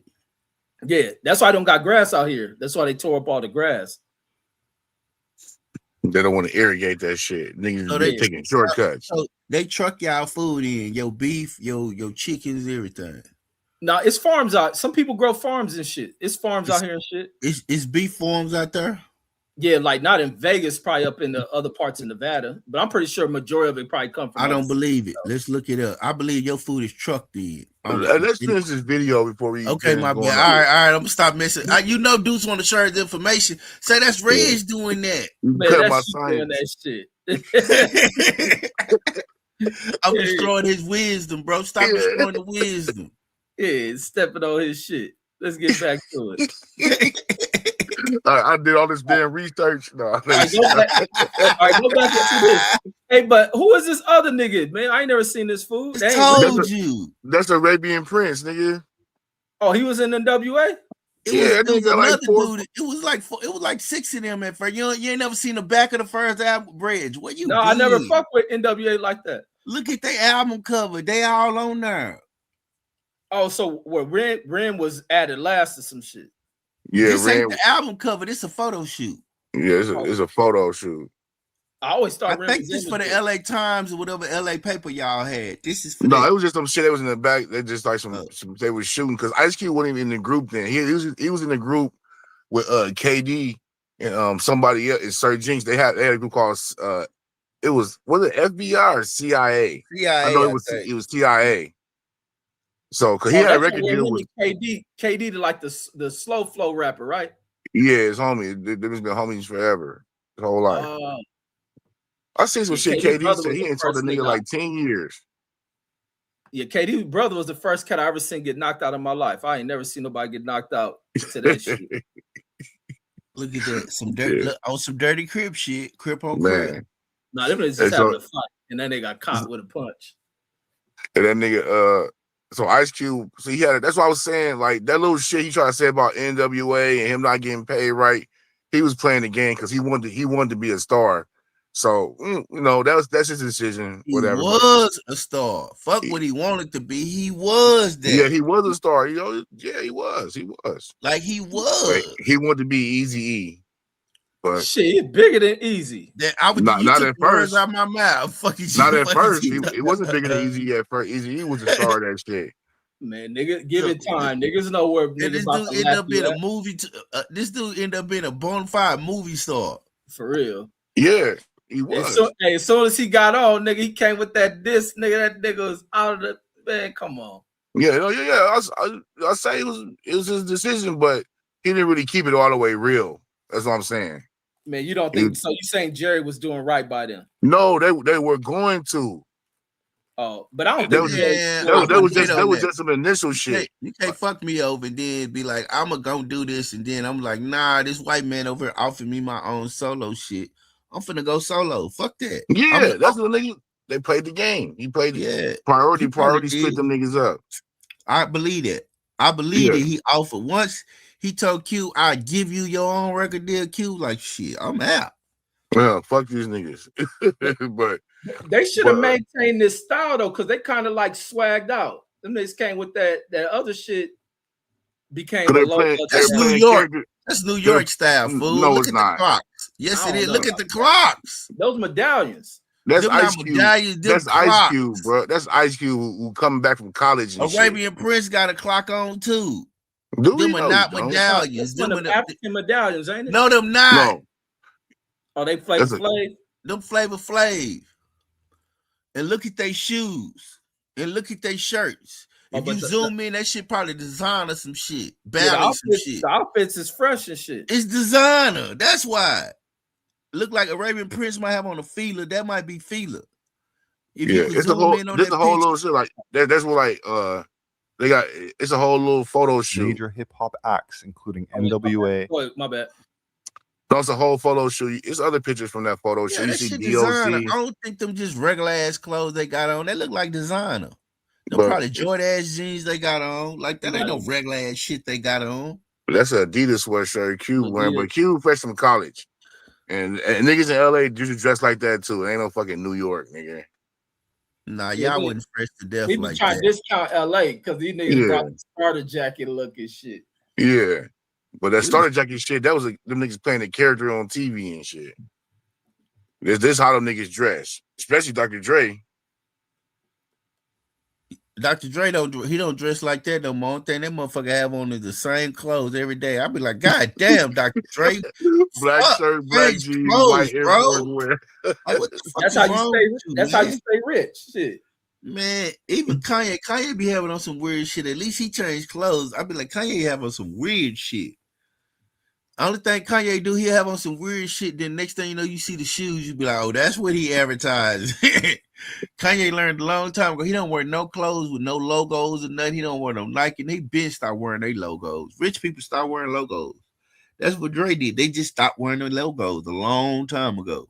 They don't wear logos. What video was that? That was a Let Me Ride video. He look at his closet, remember black shirt and black jeans, the same outfit. I'm telling you.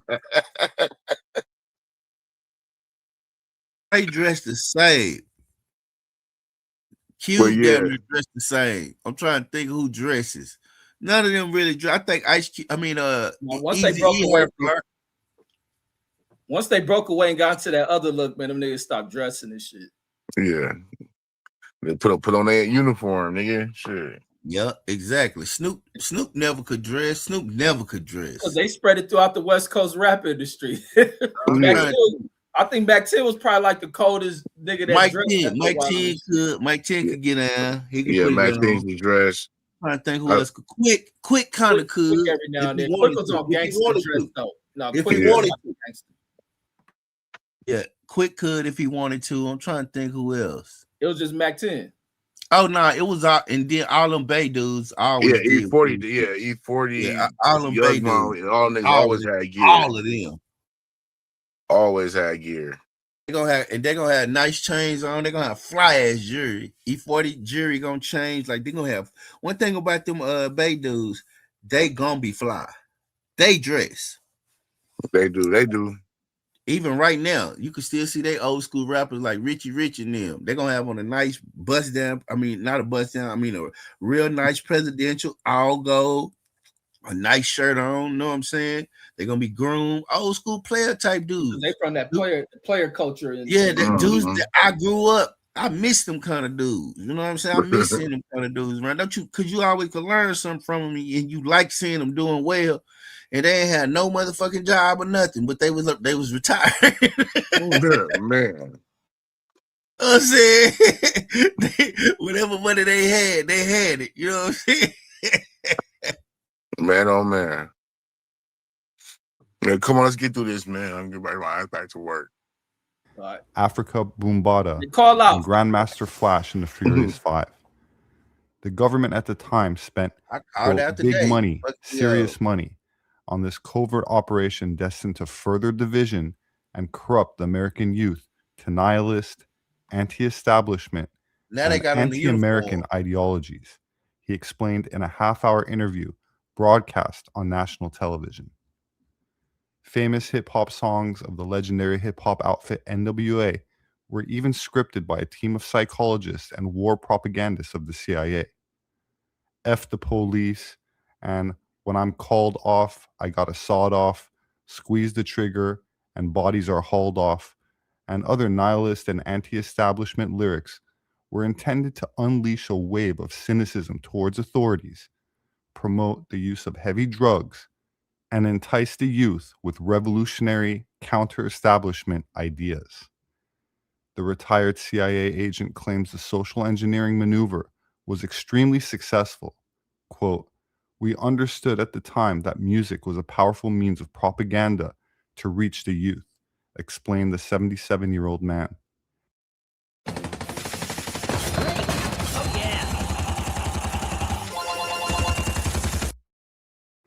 Our mission was to use teenage angst to our advantage and turn Generation X into a decadent, pro-drug, and anti-establishment culture that would create uprisings and further division within society. We even infiltrated mainstream radio to promote their music and reach millions of people every day, he admitted, visibly proud of the accomplishment. For many of us in the CIA, infiltrating the 1980s hip-hop scene was one of the CIA's most successful experiments of propaganda to date, he acknowledged during the interview. The retired CIA agent, who was granted a Russian residence permit in 2011, also claimed Lior Cohen, commonly known as the tall Israeli who runs hip-hop, is a CIA asset. When it comes to engineering culture, no one touches Lior Cohen, Homestead admitted. He ended up promoting rappers such as Jay-Z and Kanye West, and more recently brought Migos and Young Thug to prominence. Some experts openly admit hip-hop nihilism, which was expressed in the use of harder, more self-destructive drugs like heroin, cocaine, and methamphetamine, pushed United States President Richard Nixon into the war on drugs, a campaign of prohibition of drugs and foreign military intervention, with the stated aim being to define and reduce the illegal drug trade within America and around the world. Quote, "The chaos we caused in America helped the government justify overseas wars of plunder to middle America. The country wouldn't be where it is today without hip-hop." Of course, Baphomet? hip-hop is not the only musical genre. No, I was saying, what's the B supposed to stand for? Why they showing everybody throwing these B's? Ain't that white power symbol? That's a symbol. Of what? White power, I thought. It could be that, and it could mean okay, and it could mean we got to do a show on symbolism.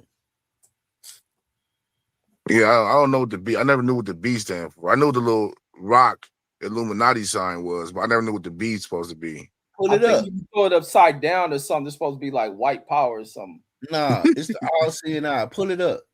Oh, I thought like how they throw up, like, remember they was throwing up like how the Bloods or Pyrus throw it up, but they were changing it where it'd be like it's a No, W. pull it up. It could what's Yeah, called it's a video and shit. Man, we learning. That's what this show is. Do what we tell you to do. Nigga, we'll get to it after this video finishes. If we was around, if you, that's how I tell. It's how I tell people, do what I tell you to do. For that's what I tell my old lady. Do what I tell you to do. For I gotta smack you around. This thing crazy. I'm gonna teach your lady how to knock your ass up. The all-seeing eye. So that's why everybody okay. What the hell is an all-seeing eye? Say, the man, Illuminati. That's on the dollar bill. pull out your dollar bill, fool. I don't even think I got $1. Man, where you been? Say, man, we got to do a show on I'll be symbolism. following that kind of Illuminati shit. I'll be learning that when I hear y'all or anybody on the internet talk about what you do. I'm glad. Play this clip. You heard him say he be learning from us. Now I got him. You heard that dude. You heard him. I finally got him. I got it. No, I ain't to say I believe in this shit. I've been waiting all these years, all this time, for you to finally say that you've been learning from us. Well, he Come said, on, brother. and the Illuminati. Well, he said, Yeah, that's the Damn, Illuminati, Reggie, the all seeing eye. told you, oh, Reg. Open your mind, Reg. That's why we do this show for you, bro. I told you, we started this show for this you. nigga said for me, man. These I'm niggas telling said- you, I've been saying that. First of all, no, we started for Deuce to teach you, because you used to piss me off how you used to be so dismissive of my brother speaking his knowledge and casting his pearls. So I No. said, you know what? We fucking doing a show behind this shit so we can really be left alone without you. Oh, y'all crazy. Y'all crazy. Stop calling us crazy. And I Crazy still is been calling dismissive. y'all crazy. When you call people crazy, that's dismissive. You listen to what they got to say, and then you determine if it's gibberish or not. But you can't just call everything you disagree with or what you lack of knowledge because of your ignorance crazy. Bro, everything y'all have played in the shit y'all believed in has been wrong. And I'll be like, you niggas. It don't matter we believe it or not. You know, the definition of belief is not knowing. Yeah, You but know y'all that, right? but y'all push it as if it's real. We don't push that. We explore. I said this is alleged. You know, I mean, these are ideas that are out here. And you know, I was shocked. I was shocked as fuck when I asked you for the damn title and you put alleged. I was like, already like, what? They out here taking away freedom of speech around this bitch. You just don't know. I don't want you to get sued. Yeah, I was like, this nigga ain't too sure. Then I said, this nigga ain't too sure about it. Yeah, that's why we call it conspiracy theory show. See, all this shit is alleged. These are ideas we're introduced into the universe, into our circle. Like, I ain't never had these niggas ain't never used alleged and no titles on this shit. That nigga said alleged. Other word. I've never seen any black and white concrete evidence of this shit. But it just makes too much sense for how things happened around that time period. I agree. Then we was able to live back and see the culture shift. Like, man, we had better music than this. Like, our music was talking about black people doing better in Tennessee. You know, we just had better shit, man. We like, what the fuck happened? I know. I don't really begrudge, you know what I mean, the vulgar rap or whatever. But when it was brought to the limelight and put on the front page, you know, I mean, like, I'm one of those guys who can admit, hell yeah, that shit turned me up. That shit made me, you know what I mean, go the way I was kind of going with where I was at. You know what I mean? I can admit that I was programmed, or they ran a psyop on me. You know what I mean? That's what I consume myself with. The music, the fucking lifestyle. It was us, not just you. Say us. Yeah. I'm speaking for an anecdotal point. I don't want to cast any aspersions on anyone, because Reggie can say differently. This nigga words, man. But yeah, I don't. But you know what I mean?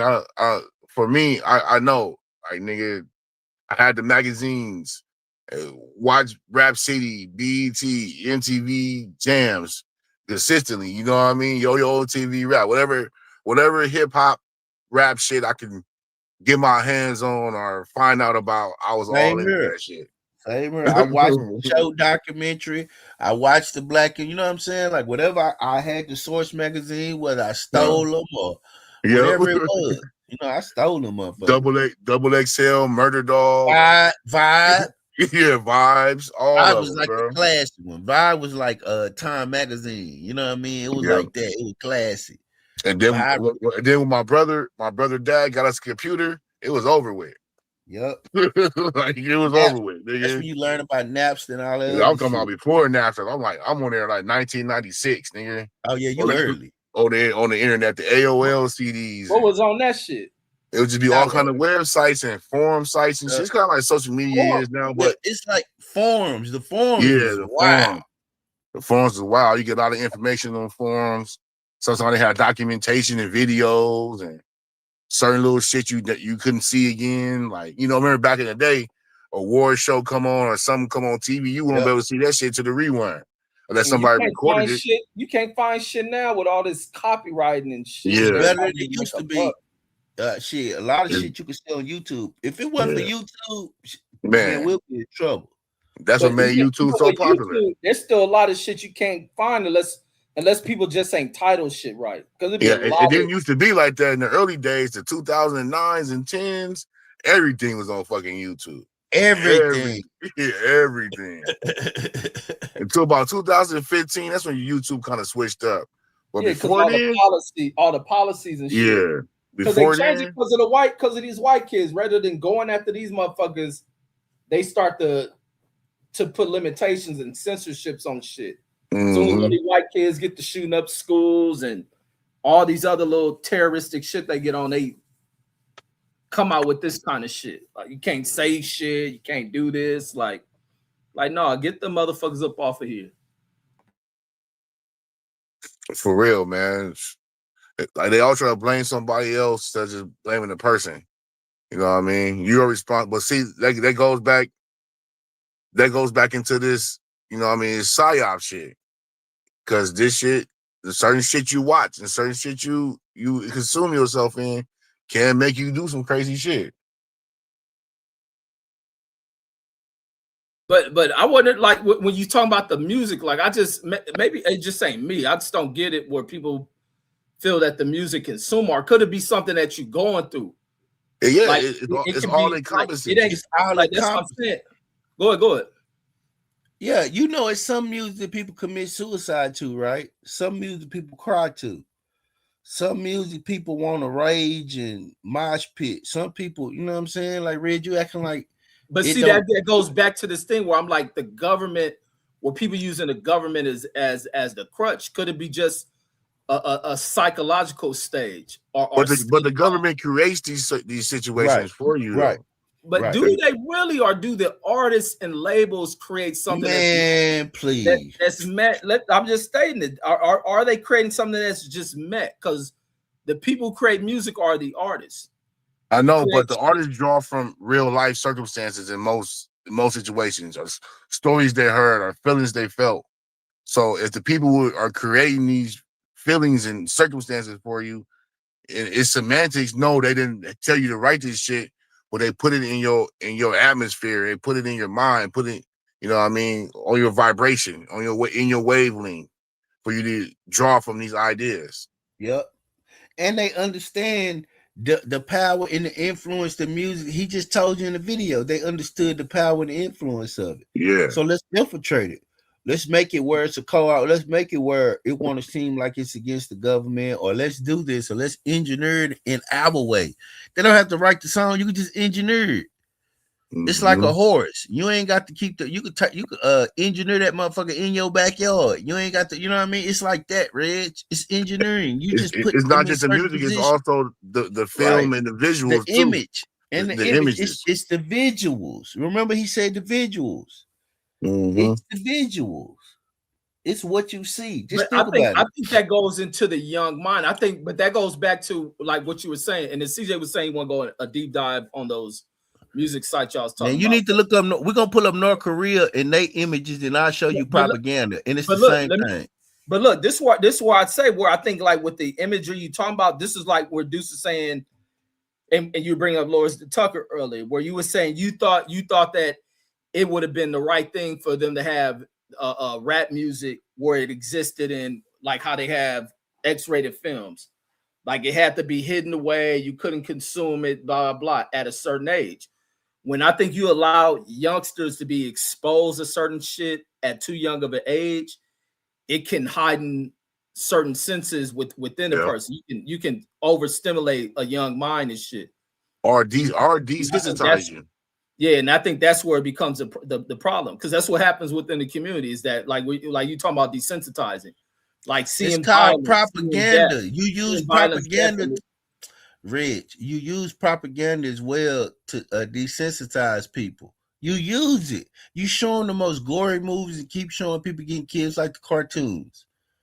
It's like that. It's like certain things that you show. It's like have you ever seen the videos of the people in North Korea and the music that they play at a certain time and what they watch? It's all propaganda on TV. They don't know it's propaganda. They think it's real life. They don't know that it's propaganda. because there's nobody from the outside looking in and tell them that it's propaganda. Most of the time, they don't hear from nobody. They don't know that this is propaganda. That they don't know that their leader is not fucking God or he not sovereign. They don't know this. It's the same here. We don't understand that these people are pulling the strings the way they're pulling the strings unless it get out or somebody tell us from time to time. Otherwise, we think everything hunky-dory. Oh, everything good. We free. The other people not free. We free compared to what? Compared to them or compared to what freedom really look like? Because what we don't realize is it's everything that we see is controlled too. We don't just get to see everything. We don't get to watch everything. You can't just post anything. You can't just say it's certain things that are restricted and controlled based on how they feel like it's gonna harm the public. That's the government's job. That's what they feel like it is, but they overdo it because it's a main group of them that want to stay in power. So that's what they continue to practice. But I think even with the over restriction of shit has been done by civilians. You've had groups, you have had activism that has applied that shit. It ain't so much as just the government doing that shit. You get mothers against this and moms against that that push this shit out. You don't want kids exposed to that shit. And that's engineered by the government, bro. That's not real. Like we just seen by with the what's the shit, the SLPC, they indicted and we saw it when they overthrew Iran the first time. Remember, it was the CIA causing them uprising and shit. We read about how they do that. It's what they do. They create the atmosphere for this shit. Yeah, I mean that's the political side of shit. But when we looking at the music, I'm just like, I don't get it. No, we'll drop the link in a minute. It ain't just because y'all jumping in the convo that we just gonna hold drop. On, it's getting hot. I like that when they ask for that link. Hold on, Reg. You not finna regulate the show right there like that. Hold on, what you ain't finna do? We'll finish the video and drop the link. We're gonna finish the video and drop the link. When our people get on fire, we're gonna drop the link. Y'all hold out. Forget Reg. We don't do a bunch of talk. I like to hear especially thoughtful people talking. So this nigga who is the link Grinch is now talking about because it's Insect Street Fighter. As long as it ain't nobody like dumb fucking DJ or people like that. I don't want to hear no dumb man. I want to hear somebody that has something to add to the conversation. Not just Insect Street Fighter believe in the goddamn conspiracy like y'all. That's good. That's what we want to hear, bro. This is the thing, bro.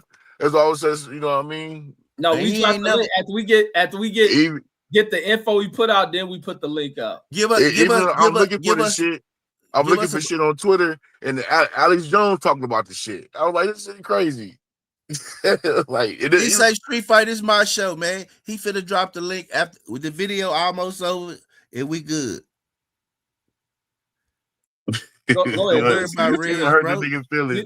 You was talking about crazy ass Alex Jones and shit. No, I'm saying the little video I showed you, I sent you. His ass talking about the shit. Oh yeah, we'll play that one. That's a 5-minute clip. Yeah, like so. I'm like, you know what I mean? Like this is the thing out here, bro.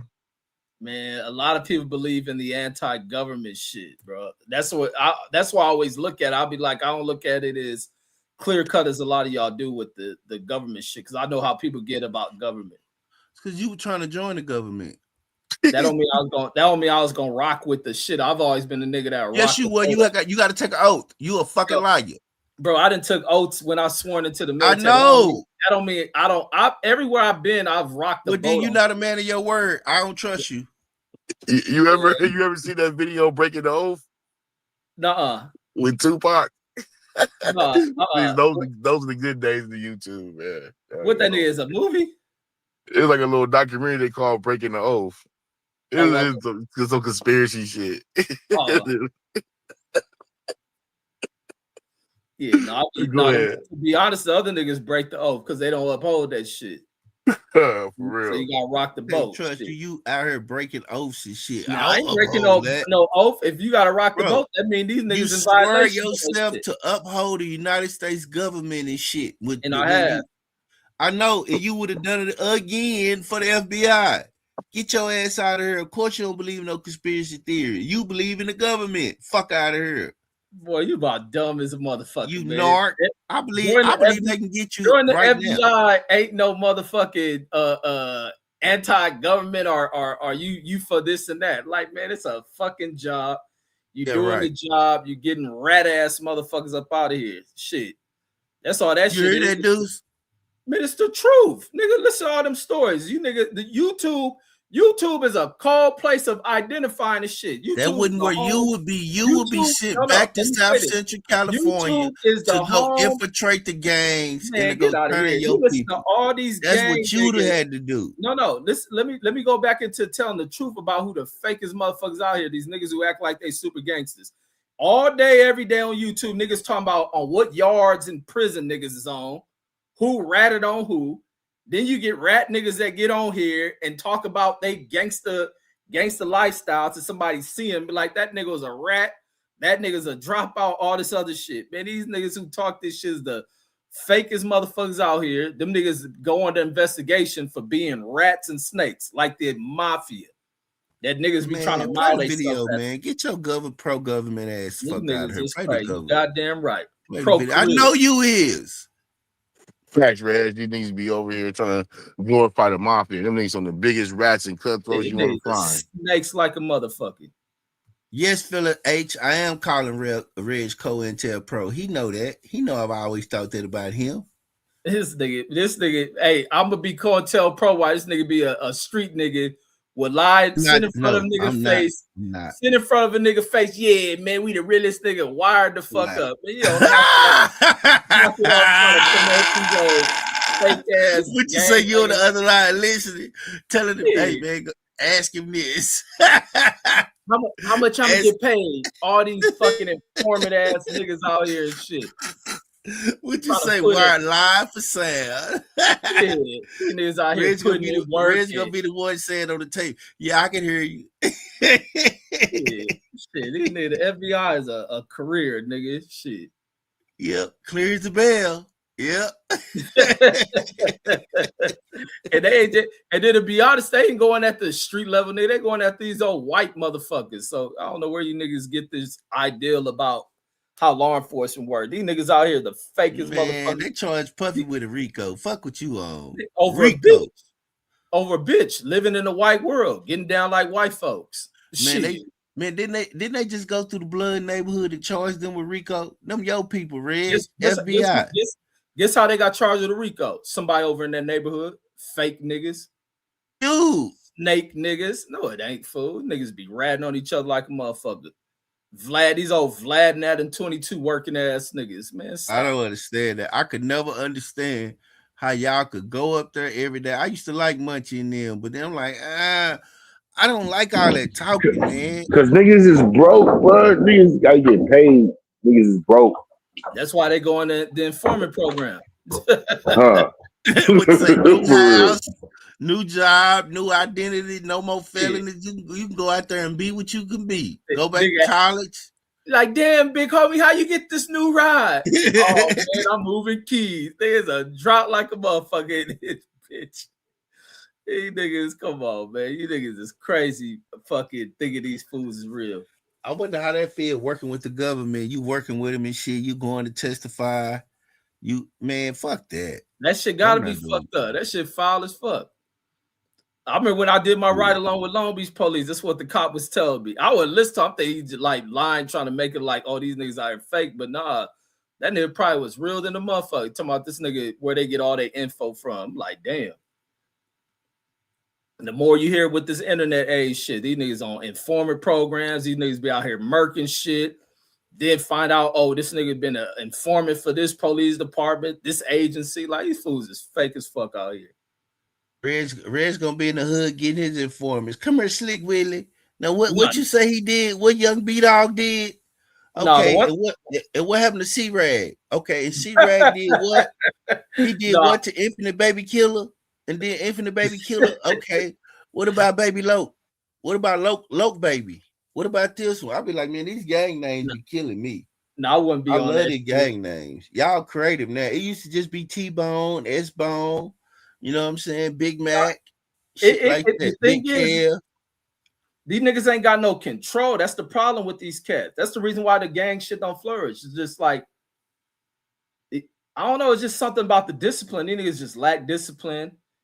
Everybody wants to have a name. Niggas want to mark out their own homies. When you see that shit, that's when you know you can't trust a lot. I agree. When you want to mark out your own home, but I never understood that shit bothers me to watch that shit, because I remember growing up and that my homeboy, that's all we had. All we had was each other. You know what I'm saying? So that's the way I grew up. You know what I'm saying? Well, if you was my partner, you my partner. We tight. If you my friend, you my friend. And that's just what it is. You know what I mean? Like, But a lot of niggas don't be friends with niggas. A lot of niggas claim the fame and ain't really with the business. Like you always hear Mob James talk about Buster Week. How niggas roll up on niggas in the hood who ain't really with the business, who just living in the hood, selling dope and claiming the set ain't really put it down. You gotta go out there and prove you ain't no buster. So, nah, bro. it's a double-edged sword. Buster Week sound like Bully Week. That sound like Bully Week. Yeah, Buster Week sound like Bully Week. That's what it sounds like. But you know what I mean? You gotta make gladiators and warriors. No, bro. Everybody in the hood, not that though. Some people everybody claim live in the neighborhood and go about their business. You know what I mean? You can't let everybody claim shit.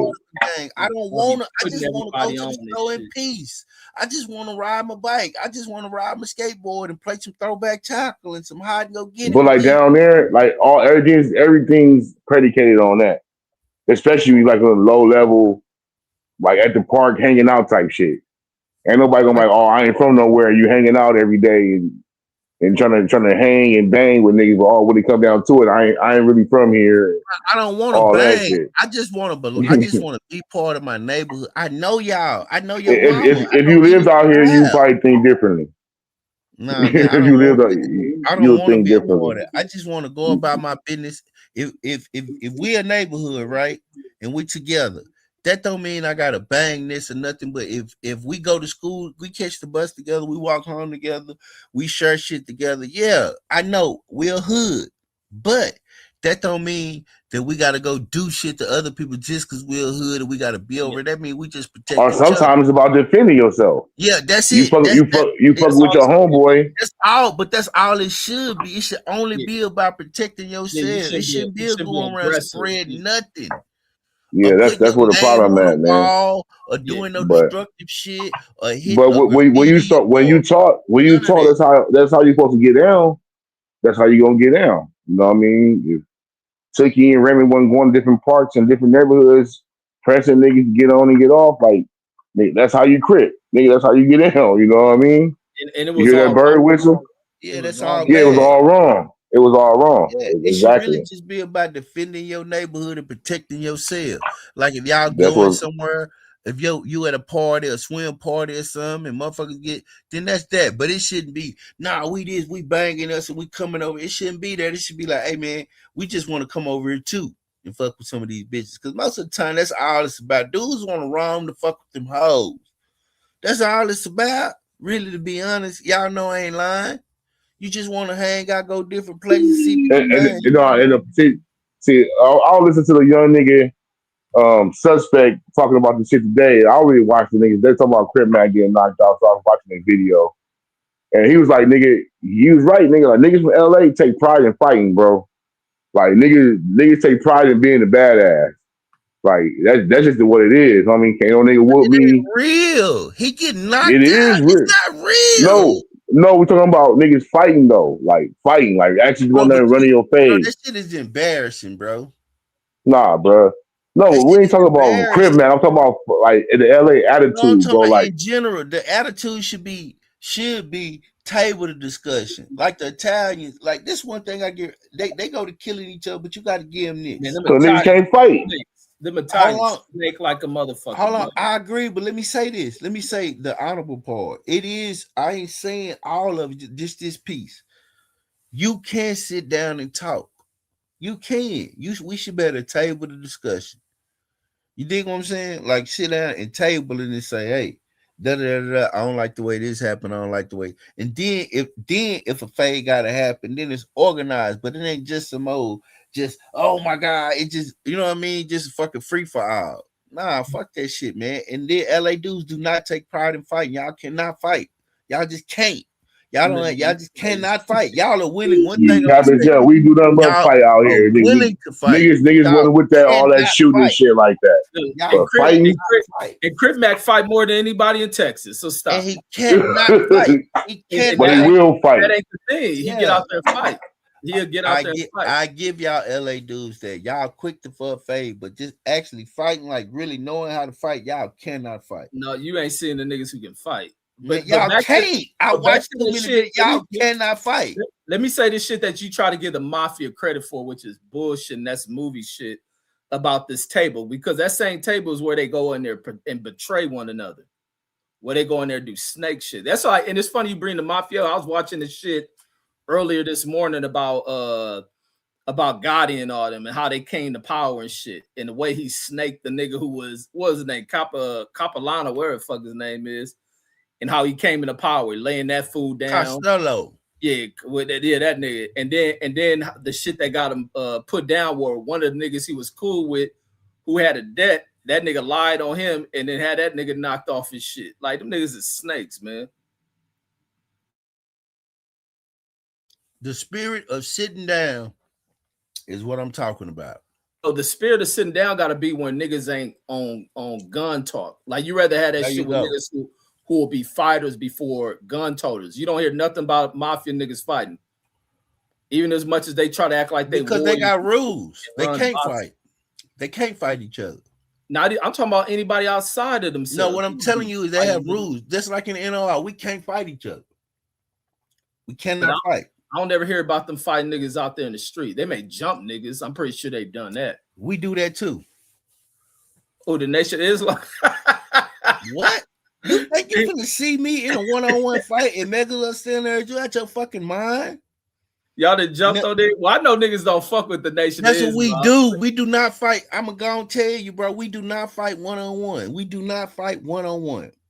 So y'all had to, y'all masked on motherfuckers before at events. Man, I'm not gonna talk about that. I'm just gonna say what you think. Nigga in this 3-piece suit. Shit, unleashing rage, unleashing a different kind of rage. That's one thing you don't want to do is fuck with a brother. You damn sure don't want to fuck with no man that's trying to get his life right. That's probably done been through hell and back. No sir, no nigga sir. Me like, cuz, don't you fuck with me, cuz. Man, all that shit coming out. All of that's coming out. All of it's coming out. All of that's coming out. All that old shit you thought was buried and gone, that's when you see the real then. You're like, God damn, this motherfucker must have been, this motherfucker was a beast. Hey, tell brother such and such to chill. Y'all must force niggas to erase that shit out their cameras and shit. Man, I'm going on mute, bro. I'm through. Give me your camera and erase all that shit. I'm not finna tell none of them stories, bro. Shit. That's one thing I've been sworn to secrecy, bro. We don't tell them kind of stories on the internet. You know they do. That's why niggas don't be like, they can go to hoods and all that shit. Nobody fuck with the NOI and shit. Nah, we don't tell them kind of story. All right, but let's finish the video. But yeah, no, Crip Mac ain't the greatest to fight. He just get out there and fight. Nigga halfway retarded. That has been infiltrated by the CIA, and certainly not the first. Many popular musicians of the second half of the 20th century, like David Crosby, John Phillips of the Mamas and the Papas, and Frank Zappa, grew up on military bases. They also resided in Los Angeles, in a military intelligence base on Laurel Canyon, where they were allegedly involved in the CIA's MKUltra program, a mind control operation whose real focus was to produce or at least manipulate the 60s counterculture scene. Jim Morrison was one of the earliest to arrive. He was son of the U.S. Navy admiral in command of the warships involved in the false flag operation known as the Gulf of Tonkin incident of 1964, which was used to justify the U.S. involvement in the Vietnam War.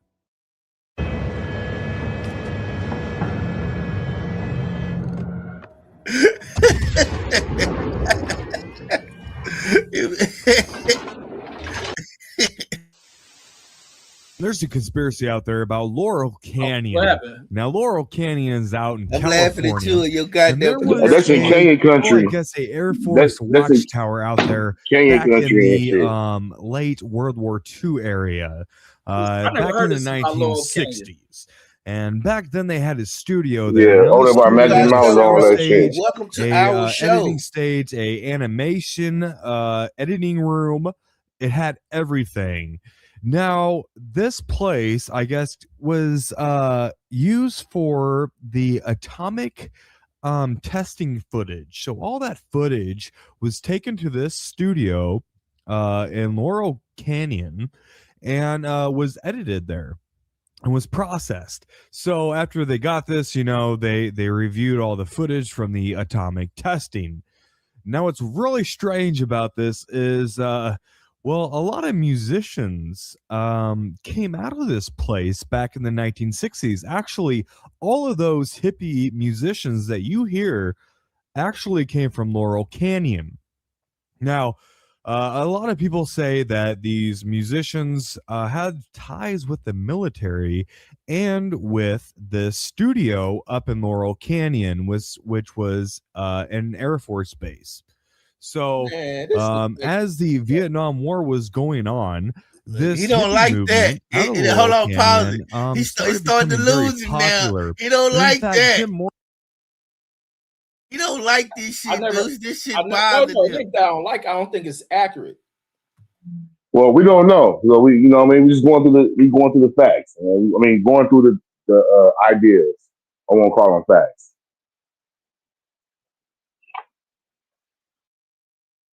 Morrison's father, Stephen Morris, was a very highly naval officer, very high ranking, and he was actually part of the Gulf of Tonkin, which started the Vietnam War. So as this was going on, his son, Jim Morrison, was becoming very popular in the cultural movement. A lot of famous artists came from there. Even the Beach Boys came from there. Now, the Beach Boys, got very famous back in the day during the whole hippie movement, but also Charlie Manson was very popular too. Now, Charlie Manson was a songwriter, so he would actually write songs for the Beach Boys. Now, if you don't believe me, here's an actual song that he wrote, and this is, in fact, him singing it. Give up your world. Come on, you can't be. I'm your kind, oh, your kind, and I can see. You walk on, walk on. So, that right there is, Charlie Manson. So he was very popular with the Beach Boys and with the other groups. And of course, we all know what happened to Charlie Manson. So, it's very, very strange, guys. And what I'm trying to say is this could possibly be an MK Ultra type of experiment on society back in the day. This is what was a way to control the youth. They weren't really sure what was going to happen with the youth during the Vietnam War when it was all going to happen. They were probably afraid of retaliation, maybe people getting violent, actually. So they needed some kind of opposition control. And maybe these musicians were a part of that. So Laurel Canyon, if you haven't heard about it, go ahead and look it up. The Laurel Canyon compound was recently purchased by actor and filmmaker Jared Leto for $5 million. The Army Air Corps officially built this top-secret movie production studio in 1947. Military training films and top-secret Department of Defense documentaries were produced, including a series on above-ground nuclear tests in Nevada. That said, celebrities like Marilyn Monroe and Elvis Presley are also said to have worked there, signing non-disclosure agreements. Oh, and Timothy Leary lived across the street. For decades, a so-called anti-propaganda law prevented the U.S. government's covert broadcasting arm from delivering politically deceptive programming to American audiences. But in 2013, that came silently to an end with the implementation of a new reform passed under the Obama administration as part of the National Defense Authorization Act, which included an amendment that nullified the Smith-Mundt Act of 1948, which explicitly forbids information and psychological operations aimed at influencing U.S. public opinion. Critics claim that the act also unleashed thousands of hours per week of government-funded radio and TV programs for domestic U.S. consumption in what has been criticized as a green light for politically motivated social engineering and U.S. domestic propaganda efforts. Imagine being able to build an app with your name on it, just by thinking about it. Meet Base 44.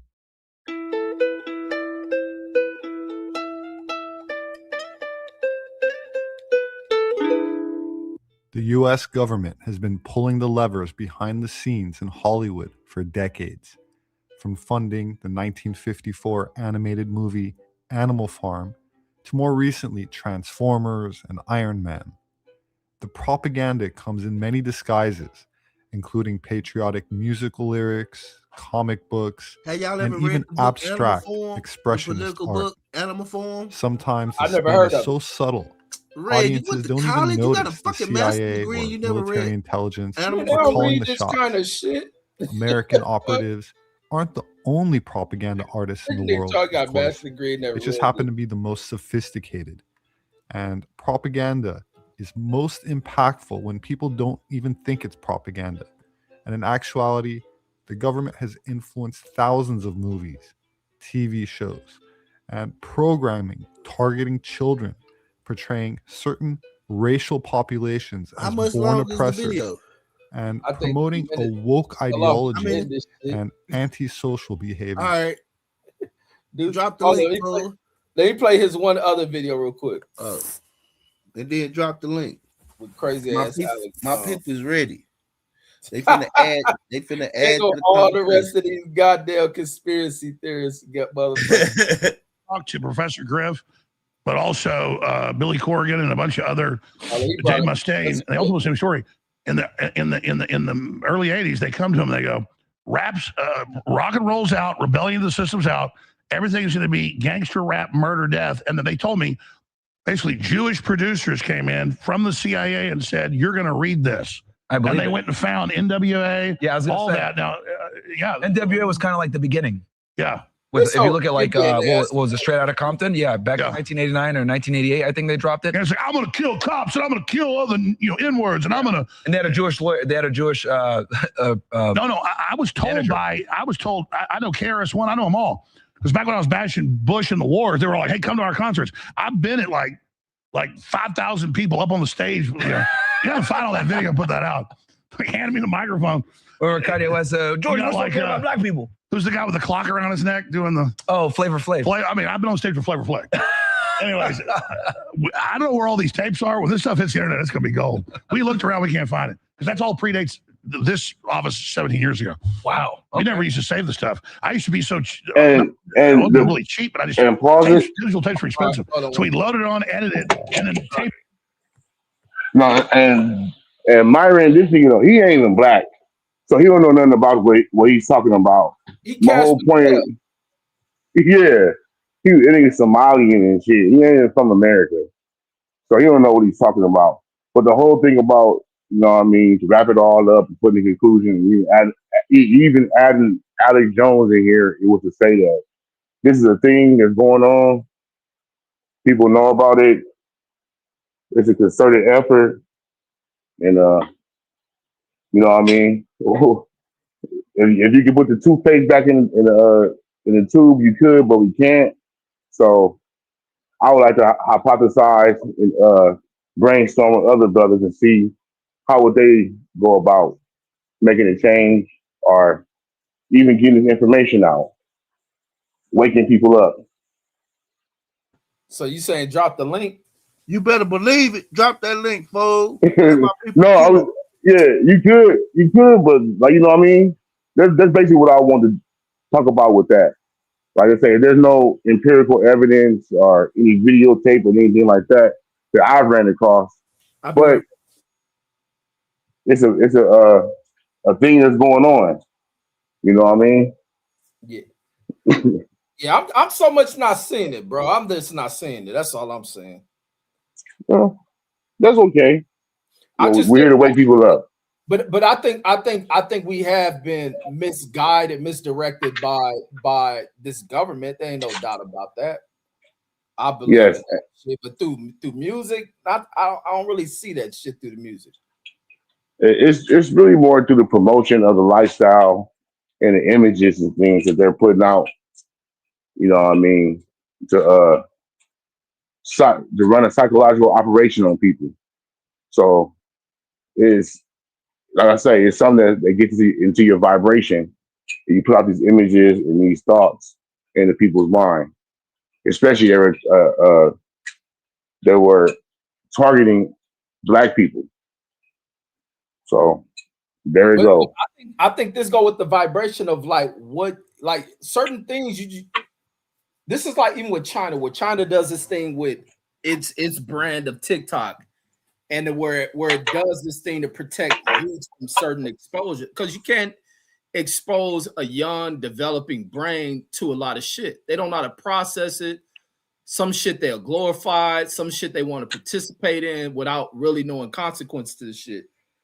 And that goes in the way in which, they try to make lenient punishment on youth offenders and shit like that. Unless they do some atrocious shit, then you charge them as adults. So, and then with that being stated, like when you look at this shit and it goes about the exposure of how early some parents allow their kids to be exposed to shit that their adolescent brain ain't prepared for. And that goes to the NBA YoungBoy shit. It ain't no programming shit, but it's like a young fan base, a young audience that parents have allowed to gravitate towards that shit. So the behaviors become shaped towards that shit, allowing kids to have too much access to the internet and the wrong type of content. They become ingrained in that shit. That's like, what was the dude? I think Andrew Tucker was the one influenced a lot of what's that shit where they talking about the like Melbourne misogynistic shit for little boys, right? You talking about Andrew Tate? You talking about? Yeah. Was he the one causing that? That's why they put him off the internet. He was doing the misogynistic shit with the young dudes. Yeah, I think he was on that Manosphere shit. I never really got up on him. And they were that talking Manosphere and all that shit. And a lot of schools are reporting about the issues with young boys and their behavior and shit, off their influence from this dude through the internet. So it just goes into if people are being exposed to shit too young, and then where it really was, if it's enforced and keeping kids guarded and protected from shit really is a job of a parent, then you wouldn't run into these issues. The issues come back to what parents aren't doing in a lot of these cases, bro. Well, my opinion is that these guys are putting these images on Broad Street and promoting this music. It's like I say, it's not just the music. It's just the music is just a baseline for the whole thing. You guys are putting these images on Broad Street and infiltrating your entertainment or infiltrating your psyche through this music, through these images, through these movies, and then there you have it. I even go see like even with Colors. After Colors, Bloods and Crips all over the country. Coincided with the music, coincided with the the drug trade. Like, it's all encompassing. It's always they hit you from every angle. So that's like really my thing about it is. But I think I look at it from a point of like, man, I got a great story. I got a great movie. I want to go on the Scarface. But you don't look at the unintended effect of how this may influence some shit. Same thing with Jordan and the shoe. None of them dudes design this shit. You just see some fly shit you design. You want to make money. You want to push as many units of this shit. You don't look at this shit as niggas gonna get shot over this shit. I'm gonna make this movie about a young Cuban exile come over here. This nigga move up in the game, and how much that influence. I look at it from a different approach. I ain't always on the government trying this and the government trying that for everything that has an unintended effect, adverse effect on society and shit. I just think at some point you gotta control what kids are exposed to. Responsible parents keep their kids from being exposed to certain shit at too young of an age, and you can see the difference versus a household that just lets these kids consume whatever the fuck is out there, and they get exposed to too young and shit. I know it's not just about the kids though; it's about everybody. Yeah, I But think yeah, some people know how to take shit in. Like you more mature and know how to take shit in. You ain't gonna be influenced to go out here and do this and that. drop the link for the homies. I know, but a lot of people don't though. But you always talk about how stupid people are. You know what I mean? How many sheep there is. You always some people don't like. You don't know you being programmed and psyop until you in it or out of it. But see, this also goes into the other side of this thing about where you want to regulate, you want to restrict, like put the parental guidance shit. But then on the other side of things, because it's America, like man, my free speech, you violated my constitutional this, and I ought to have the right to speak how I want. You shouldn't restrict me on whatnot, and then you get younger generations. I should be able to listen to what I want. Like, so you run into that shit here. So I just don't get like but when you take these things as on face value, you feel like it's real. You feel like you get caught up into it. Like when you're younger, you think wrestling's real. You think these niggas are really out here hating each other and all that shit. But once you know it's not real, you take it for what it is. And and this hip hop and these movies and shit and these shit, like they're the only ones to get. They gotta be who they say they are on TV. You know what I mean? Because I think like even when you look, it's just about who you expose it to certain shit at too young of an age. Because at some point, I don't want to see restricted shit. I may want to see violent shit, but it ain't gonna make me react in a violent way, especially as I'm older. So we live in this world of like the two bridges crossing one another, and a young kid may see some shit and go nuts off of seeing this shit. Like, I need the big gun. I need to go smoke shit. Letting kids play violent games too young, that can fuck them up. And it's an unintended thing. It wasn't meant for them, but then ain't nobody gonna stop it. Shit, that's a paying customer. Let it roll.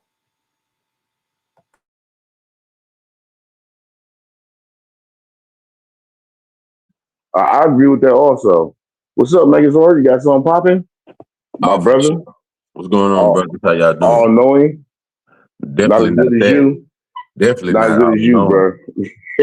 Definitely not all knowing, but when it comes to this, I do know. I have researched something that scientists call the ghost in the machine effect, and they also call it the fifth frequency, and it's between 18 and 19 hertz, a phantom hertz, and most of our inner cities are bombarded with this type of low frequency sound waves, and they're often undetectable in nature, but its physiological effect and the effect that it leaves on the body and from a neurological standpoint is something that that leaves on the mind, something that the military have been working on, weaponizing low frequency sound waves for years as an instrument for sonic warfare in other countries. You can look all this up under phantom hertz, under ghost in the machine effect. Like all this is public information. Didn't they just use that shit in Venezuela? Yeah, the little sonic wave shit. They captured Maduro. The Cubans use that shit. That shit gives you headaches and shit. Yeah, but it's also they also have one that they tune it with the music.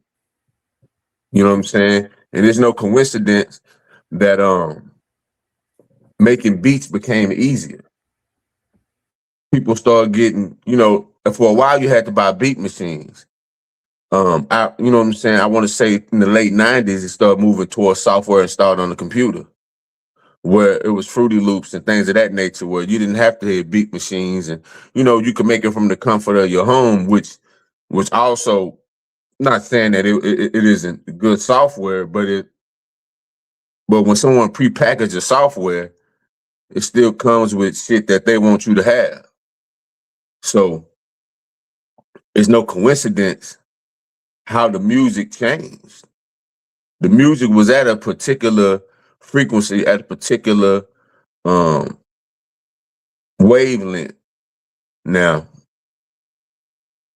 reality rap is something that's always been in rap.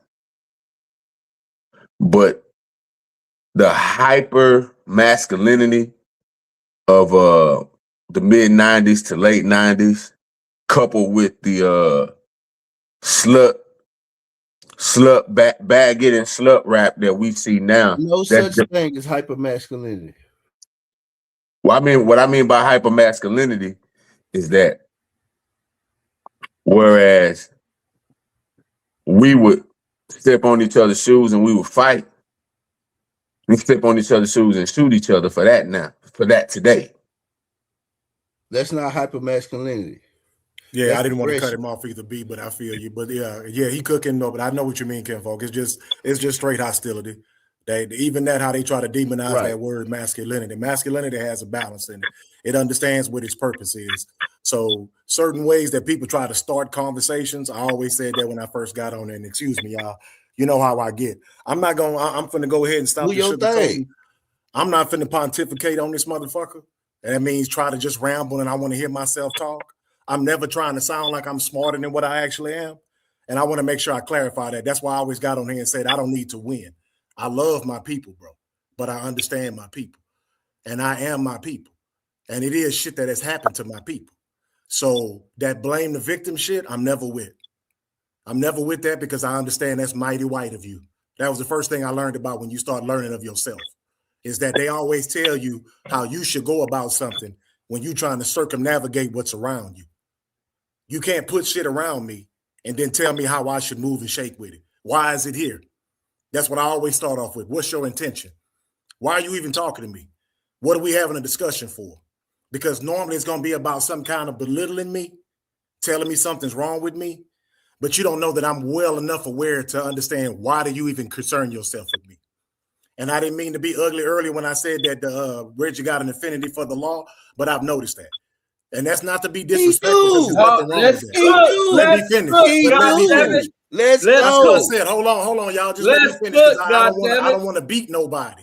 You see, that's why I said I don't want to beat stop anybody. apologizing. Let's cook. So I'm not apologizing, Kinfolk, not at all. You ain't never heard me say that unless I say I apologize. Go to your cook. You ain't got. What I'm saying is that we getting feedback. At any time, anytime somebody run up on you and start talking to you, I always want to know what your intentions are. Because to sit here and say that you don't have certain knowledge that they keep bringing up, they keep bringing stuff up, and Reggie will be like, "Well, I never heard of that." Well, that limits your understanding. There you that's go. What gets me. You cannot continue to discredit or dismiss something when you don't have a basic understanding. Let him Hey, finish. Reggie, I didn't cut you off, man. Reggie, you're not going to interrupt my thought, bro. I'm going to go ahead and finish my thought because I understand, bro. Reggie, we'll let you say what? You're not going to let me continue my thought before you try to say something, though?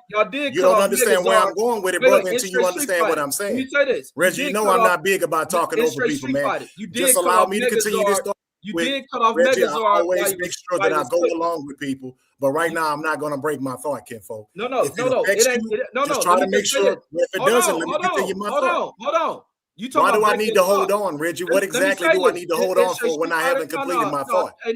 I haven't completed my. Let me say this. Megazord was cooking before you even start talking while we talking about cutting off people's thoughts.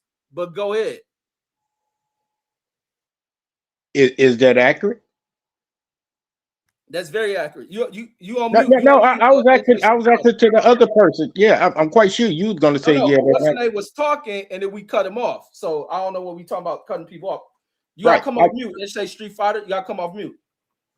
What I was trying to say before that is that I understood that I stepped on somebody, but I wasn't allowed to continue my thought.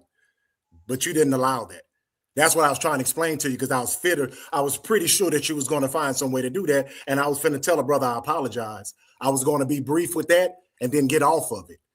That's why I said I wanted to continue my thought. You know I never come on here to win. Say Street Fighter. Go on and get thoughts, bro. You ain't got. I'm gonna go ahead. No, I'm gonna let the brother keep cooking. But that blame the victim is one of the lowest that I've always heard from our people. Well, you know, it's about how you raise your children, but I'm in the midst of sharks. So I'm gonna go ahead and let the brother cook, and I'll come back on it because I really didn't mean to do that. But that would have been the proper thing to do. Just go ahead and say, "Hey, my bag," and let him finish his thought. All right, go King ahead, Age Mad. King Age Mad jumped on the I was just gonna say. I was just gonna say when you're dealing with a government, like I said, this is public information. This isn't anything hidden. Ronald Siegel was teaching monkeys how to smoke crack in the UCLA basement in the 60s. This is public information. Me and Reg read the book Darker Lines. We read it. Yeah, so I'm saying when you dealing with that, you should know that the warfare that's waged against our people, it runs deep. It runs deep, not only from a chemical warfare, biological warfare, even sonic warfare. So I'm not sitting here saying that I'm not passing the buck, because I do agree that it starts in the house, but you got to understand most houses ain't shit by design. By design. And when you have the batting average that the government have and inflicting on what they've done to us, we got a lot of cleaning up to do. But the nativity and thinking that it isn't a design, all this shit is a construct. You in America, Jack, all this is a construct. This is a construct. I agree. Whatever you see on TV, that shit was allowed, and it was niggas who sat in a smoke-filled room and planned that shit out. Yes, sir, because it serves a purpose. Because it serves a purpose. Ain't none of this shit happenstance. None of it. I'm not interrupting you. Next time you say that, Megazord, say the cracker niggas so we can understand it wasn't black motherfuckers. It was them cracker niggas. No, man, he got to pass the mic too. Everybody want to talk. Yeah, we gotta pass it. Well, no, I was just all I was doing was just telling Reggie that sonic warfare is a thing, and they would wage it in what is considered the most popular music today, which is hip hop music. That's the vehicle for it, mainly. Oh, and I'm gonna hold that thought too. I'm gonna wait till my time to go around. Go ahead. Well, yeah, but I just want to lay that base. Discipline, yeah. I just want to lay that base. Yeah, everybody else can cook. I just want to lay that base. Go ahead. It's on Street. Go ahead, Street Fighter. No, I was saying that people act like things don't have an intention. That's how this whole country started. And there's actually proof now. It's not conspiracy. That's why I said when people keep trying to throw the word conspiracy around when the stuff has been proven, we all understand this now. We've always been targeted. They understand that we procreate well, that we're large, we're intelligent, we're disciplined. They understand our history. We just don't remember our history. I told you a lot of times when I was young, because you indoctrinated, you really do believe in the group of people who never meant you good in the beginning. The nation, whether you want to believe that people are indigenous or not, these people have gone around the world. And it's not because they're powerful, it's because they're deceptive. They've taken over nations that were smarter, been around longer. Why? Because they are a little more grimier. That's why I say you're winning because you're shifty. Because sometimes we couldn't conceive certain things because we never got that down. We were never that evil. Now, I didn't say there's evil amongst groups, because there is. Because see, people like to sit here and try to act like you speaking in absolutes to get away from your argument. The thing is that, like I said last time I was on here, why would I listen to you when I saw how you treated us? Why would I trust you? Why would I see that every treaty that you ever had on this land has been broken? Why? Why would I listen to a group of people who consistently try to find out ways, like they say, monkeys smoking crack? Why would you even think of that? Because you've already figured out that you are less than amongst. So you have to be what? You have to be deceptive and think a certain way in order to quote unquote win or overpower this group of people. And I'm not saying black, I'm just saying groups of people. They've systematically went around the world because they weren't in heaven where they were at. The Asians are still mad at us because we taught them to wash their asses. They hide history. They have replaced every last single thing you can think of. Biblical, Quranic, they've torn down universities. They destroy companies. They go places and show up and millions of people die, bro. Millions. And people still here act like they are some type of judge and jury when it comes to somebody being a good person. That blows my mind. I'm not saying all white people are evil and all white people are sitting here doing something, but you're going to tell me that you don't see a common thread when we look at real statistics about public shootings, about pedophilia, now that everybody knows that that's not conspiracy. Like Nub was saying, they talking about adrenochrome. Yeah, I learned about that in the early 90s. I learned through literature, watching movies. You know what I'm saying? And I grew to understood, like, damn, these people are unhappy, bro. This is a sickly group of people. Hey, but let's talk on the point, I'm gonna though. get off of it. No, you can talk, bro, but talk on the point about What point is that? I'm talking about the history of the people that we saying are sitting here and have a conspiracy towards us. I'm just giving a breakdown. The topic is about the government's alleged infiltration of hip hop. That's what I'm talking about. That's why I'm gonna go ahead and work my way on into it. If you see a history of people doing something, why y'all pretending like it's outlandish to believe that they're not sitting here doing something towards hip hop? Like, why is that such a hard thing when you understand about the hangings and the going around the world killing people? Reggie. Like, why is this group of people not? Y'all. Why should we believe that they're not Reggie. being deceptive? Let me say that. Yeah, why are they? Get off of it. You tell me why white folks got such a power to influence you into doing the wicked shit that white folks do. Oh shit! Do you I really wanna want to that know? shit then. You asking him? Well, it's not about influence. First, what you got to do is take away. I'm asking all y'all. No, I'm not Let me saying say this. that. Hold on. we don't have Let me a just role. say this. Let me say Oh, this. I thought you asked me a question. I'm My bad. asking everybody who believes that the white folks got this power over how you consume your music and listen to it, and also the artists that you like and listen. I want to know that shit. In Shake Street Okay, Fighter. so are we in charge of? They give them to you, dumbass. They give them to you. That's why I said just No, let no, me go. and you must be the slow dumbass boy. that they can give it to and it work on. Is what you're Man, saying. you slow. Yeah, No, and no, I've you gotta be I've slow. grown to understand that I was wrong, but some people don't make it out of that, and that's the whole thing. Is that they understand it? They're not going to get all of us. They just need to weaken your numbers. So to sit here and make it like, oh well, it's everybody's fault. That's why I keep saying people are being disingenuous. I'm trying to weaken you. I don't give a fuck if it kills all of you, long as I'm stronger than you. So some of us are going to understand what's going on, but we're going to get ridiculed. We're going to tell our people, hey, this is going on. Man, this nigga here tripping, bro. Why you think them people, well, what gives them the power over? So you're not going to even listen to me? You're not going to even try to listen to me, understand, think about it your way, and then discredit me when you have something. You're just going to immediately say no because you've been programmed that way. Like y'all said, we fight each other. I don't come in here to be disrespectful. I watch my mouth on purpose. I'm well aware. And I do it intentionally because I know my people still going through it. I can put myself to the side for a second and not let my ego overwhelm my ass because I need to beat a bunch of people on the fucking computer that I probably never win. I'm just meeting my people and getting outside of my bubble. So this is selfish for me. I hear people shoot shots at me here and there since I've been on here, but I ignore that bullshit because I know where it comes from.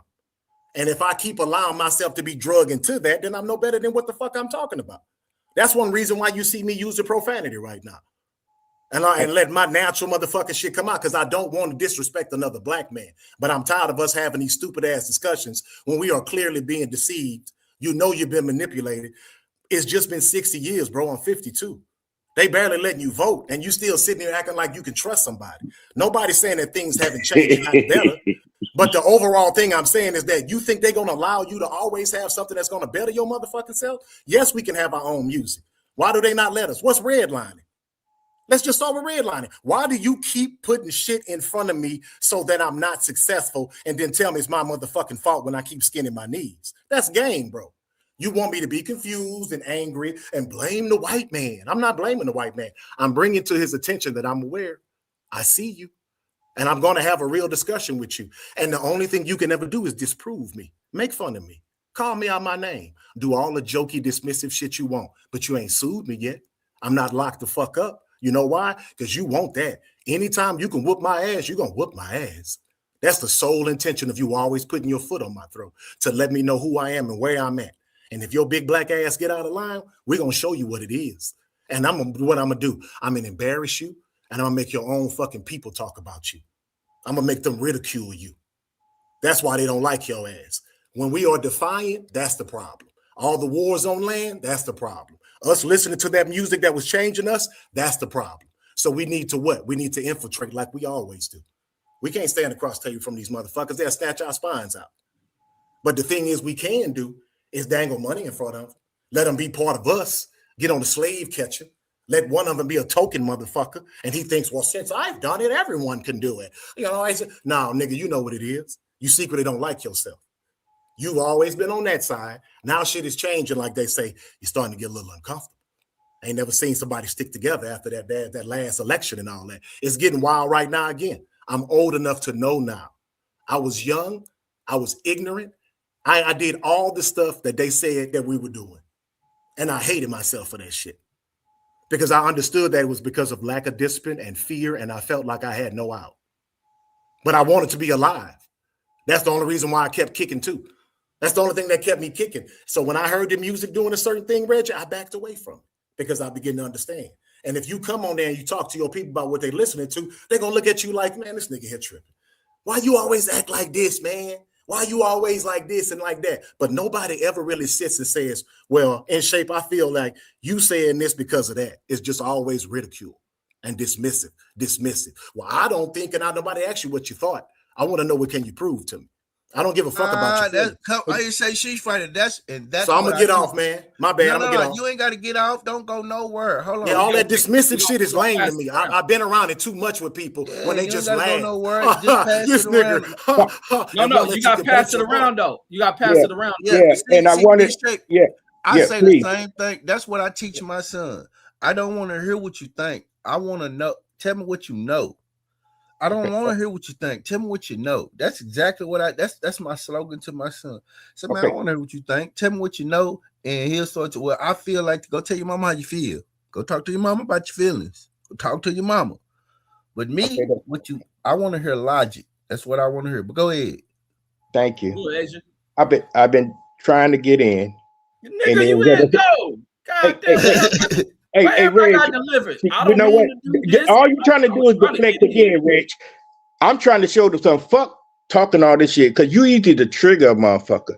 I sent you a link. No, y'all niggas stop being so fucking emotional getting to y'all. It's not emotional. It's just because this is your channel. You feel like, hey, you can stop anybody's thought process. No channel. I don't do what these other channels I sent you a link. We'll get to it. I ain't even going to talk. Okay, Reg. Let's just stop this. I love Asian man do this every time he come on the show. And now you doing it, Brandon. And now you doing it. Now you doing it. This is our problem right here. Get this right here. All I'm saying is I sent you a link. And when you play that link, it's going to show. Why you steady interrupted? When you play that link, it's going to show you everything Megazord and In Shape was just talking about. All you got to do is put it up there and play it. We talking about Sonic Warfare. See, now you don't want to play it because that's Exhibit A, and motherfucker, when you play it and they look at it, they're gonna be like, uh-huh.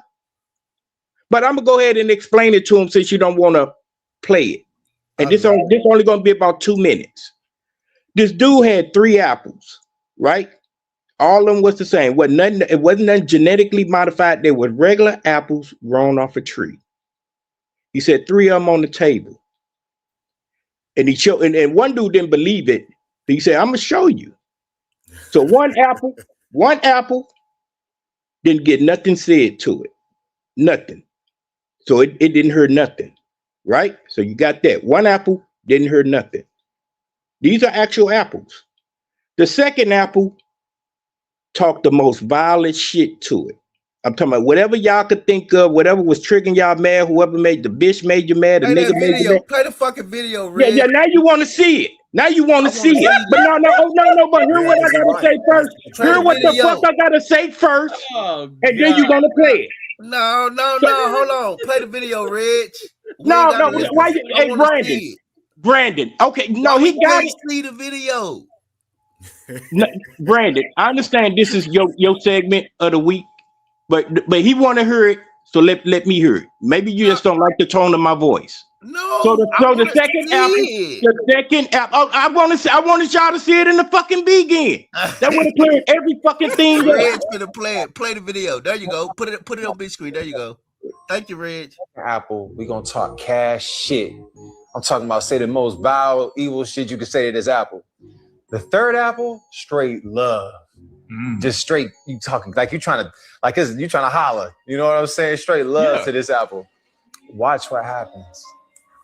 Watch what happens when you do this. I did this experiment at Prima some years ago, right? And I had this 5-star. I had this 5-star colonel used to come there. Man, this nigga. And we did it. I have all my customers. I'm like, look, Watch man, the talk video shit to this before you be apple. We had it in a cup. Mr. Skeptic. Talk love to this apple. By week 4, that ain't skepticism. the one that we was talking trash to completely decayed. Look crazy.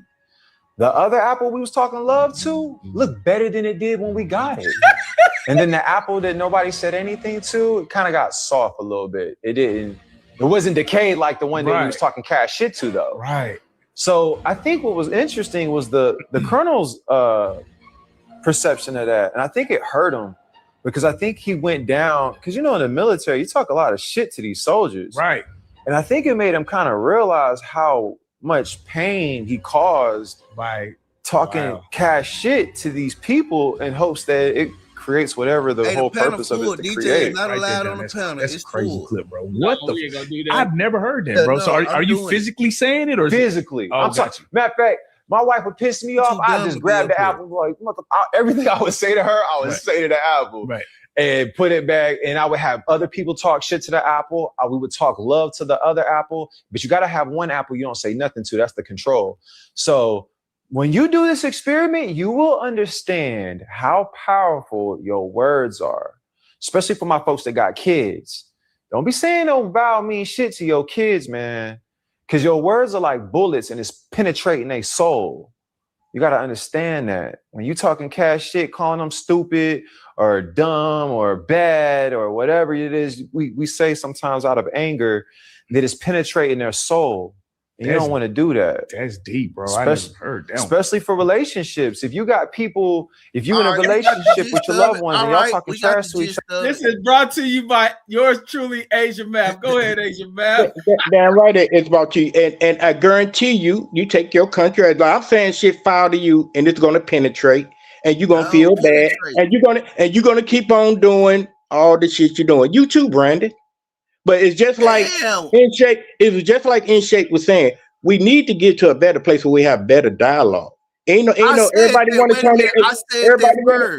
Okay, but everybody want to make it a pissy contest. Who dick the business? Who getting the most pussy and all that shit? Nigga, that shit don't fucking matter. Your life is your life. Sending out videos all Hey, that ain't the point, the subject, bro. We got through that. On the subject. No, I know. I was just saying that how dialogue turns into things. And Brandon, you talking about I'm the one that sent it. Who requested the shit? I told you that fucking nigga shit. But since the nigga really wanted the evidence, I sent it to his ass. Ain't nobody want no evidence. You the damn lie, nigga. See, now you lying. See, now you telling me I'm just gonna up and send you some shit. But no. Excuse you, Brandon. So I'm just gonna up and just send a nigga. I'm just gonna up and send a nigga some shit So like he that. just Nigga, sending y'all you pictures of him and bitches, Reg. That's what you say you doing. You Yeah, requesting that nigga pictures. send me that I don't shit. believe. I believe Asia Math. Nah, Reg. Yeah, and Brandon, you know you got good ass common sense. You know I ain't just gonna up, nigga. Where your pictures at, Brandon? That I'm just gonna up and rant. Where any other nigga on this damn panel? That I just nigga stop the bullshit. That's what we talking about. And Reg, you know I fuck with you. Reg, you know I fuck with you. You know I fuck with you. How do I request the photos then?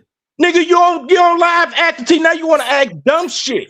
And you text. You know you acting like Jake, like them crackers want to piss on the motherfucker and tell him it's raining. Nigga, you know you act for the shit. Did he text you too? Did he use text you better an ass? dialogue? Hey, Come on, how did I ask?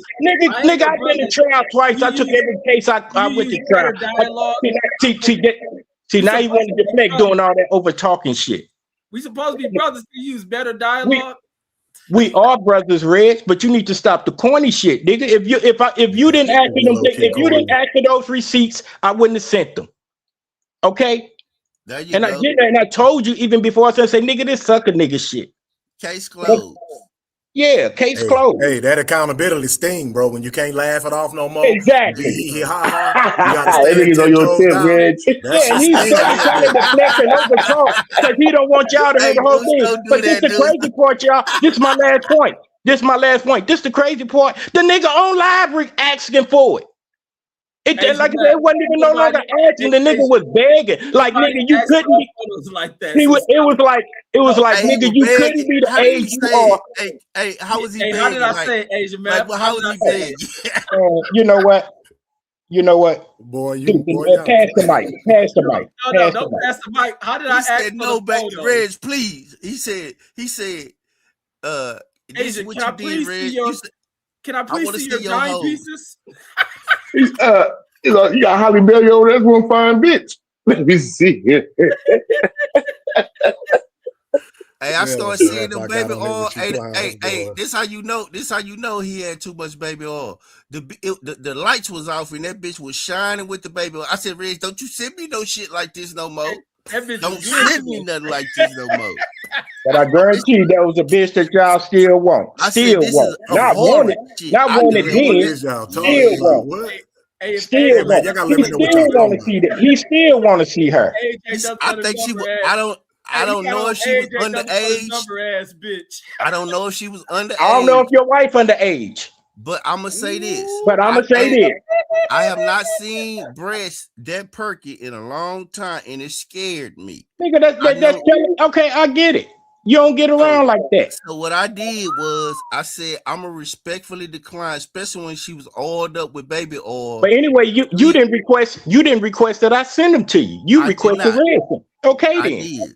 So you throwing yourself in the line of fire. No, but what I'm saying is I told Reggie, please don't ever send me nothing like this again. I'm scared. Man, that's the exact thing. Why did you request it though? Why did you request it though, nigga? Yo, that's the big your question. Fat ass up. You can't even breathe. Asthma having ass dude. Shut your ass up. You wake up in the morning like this. Clear your nose. Shut your fat ass. How the hell we got here, y'all? Boy, y'all I don't do none of that shit. No, the whole thing is what in shape and what in shape. Now you want to talk.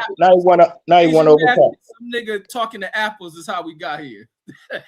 Hey, Asian man, that shit was wild though. That nigga was talking to fruit. That is a real thing though. If you ever do some shit, yeah, they did it with water first, man. Yeah, it is a real thing. Like that. Yeah, they did it with water. That's why the man say when you. I don't know if that applies here. Do it yourself. Just do it yourself, then, and y'all let us know. Exactly. It does. It is a real thing, though. Well, when I was talking about the phantom hurts and all of that, that's where that derives from. When they actually take the actual, tell them, Kinfolk, yep. When they take an actual sense or actual frequency and put it at 18 to 19 hertz, that's the same frequency that your eyeballs tune vision at. So if you're around it long enough and it syncs with the hertz, your eyeballs vibrate. You ever been around something and you felt like your eyeballs was shaking? Like it's because of that. Like all this is scientific shit. This is public information. I ain't mean to be funny, but I've been around something. My eyeballs wasn't shaking though. But you know what frequency is that? 18. I don't know. I'm speaking from 18 to 19. 18 to 19 hertz. But the whole thing of it, they done figured out there is a way of programming. And that's all even further than just the speech. Like I said, they actually do sonic warfare. Like that's a real thing. That's what they demonstrated.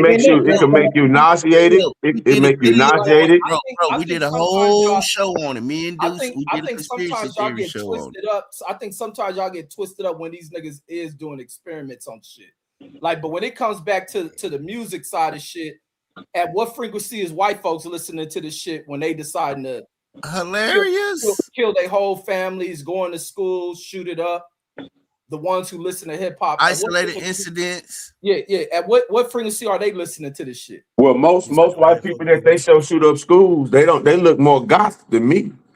Yeah, they got mental health issues. Yeah, they look. I'm just saying, but they have more of a goth. They have more of a goth lean. I heard that argument. Come on, Reg. I heard this. I heard that, Thank you, Brandon. Thank you. Let's so when go. white I people heard do it, when white people do it, it ain't a tampering with the frequency in the music. It's they got mental health problems. Well, no.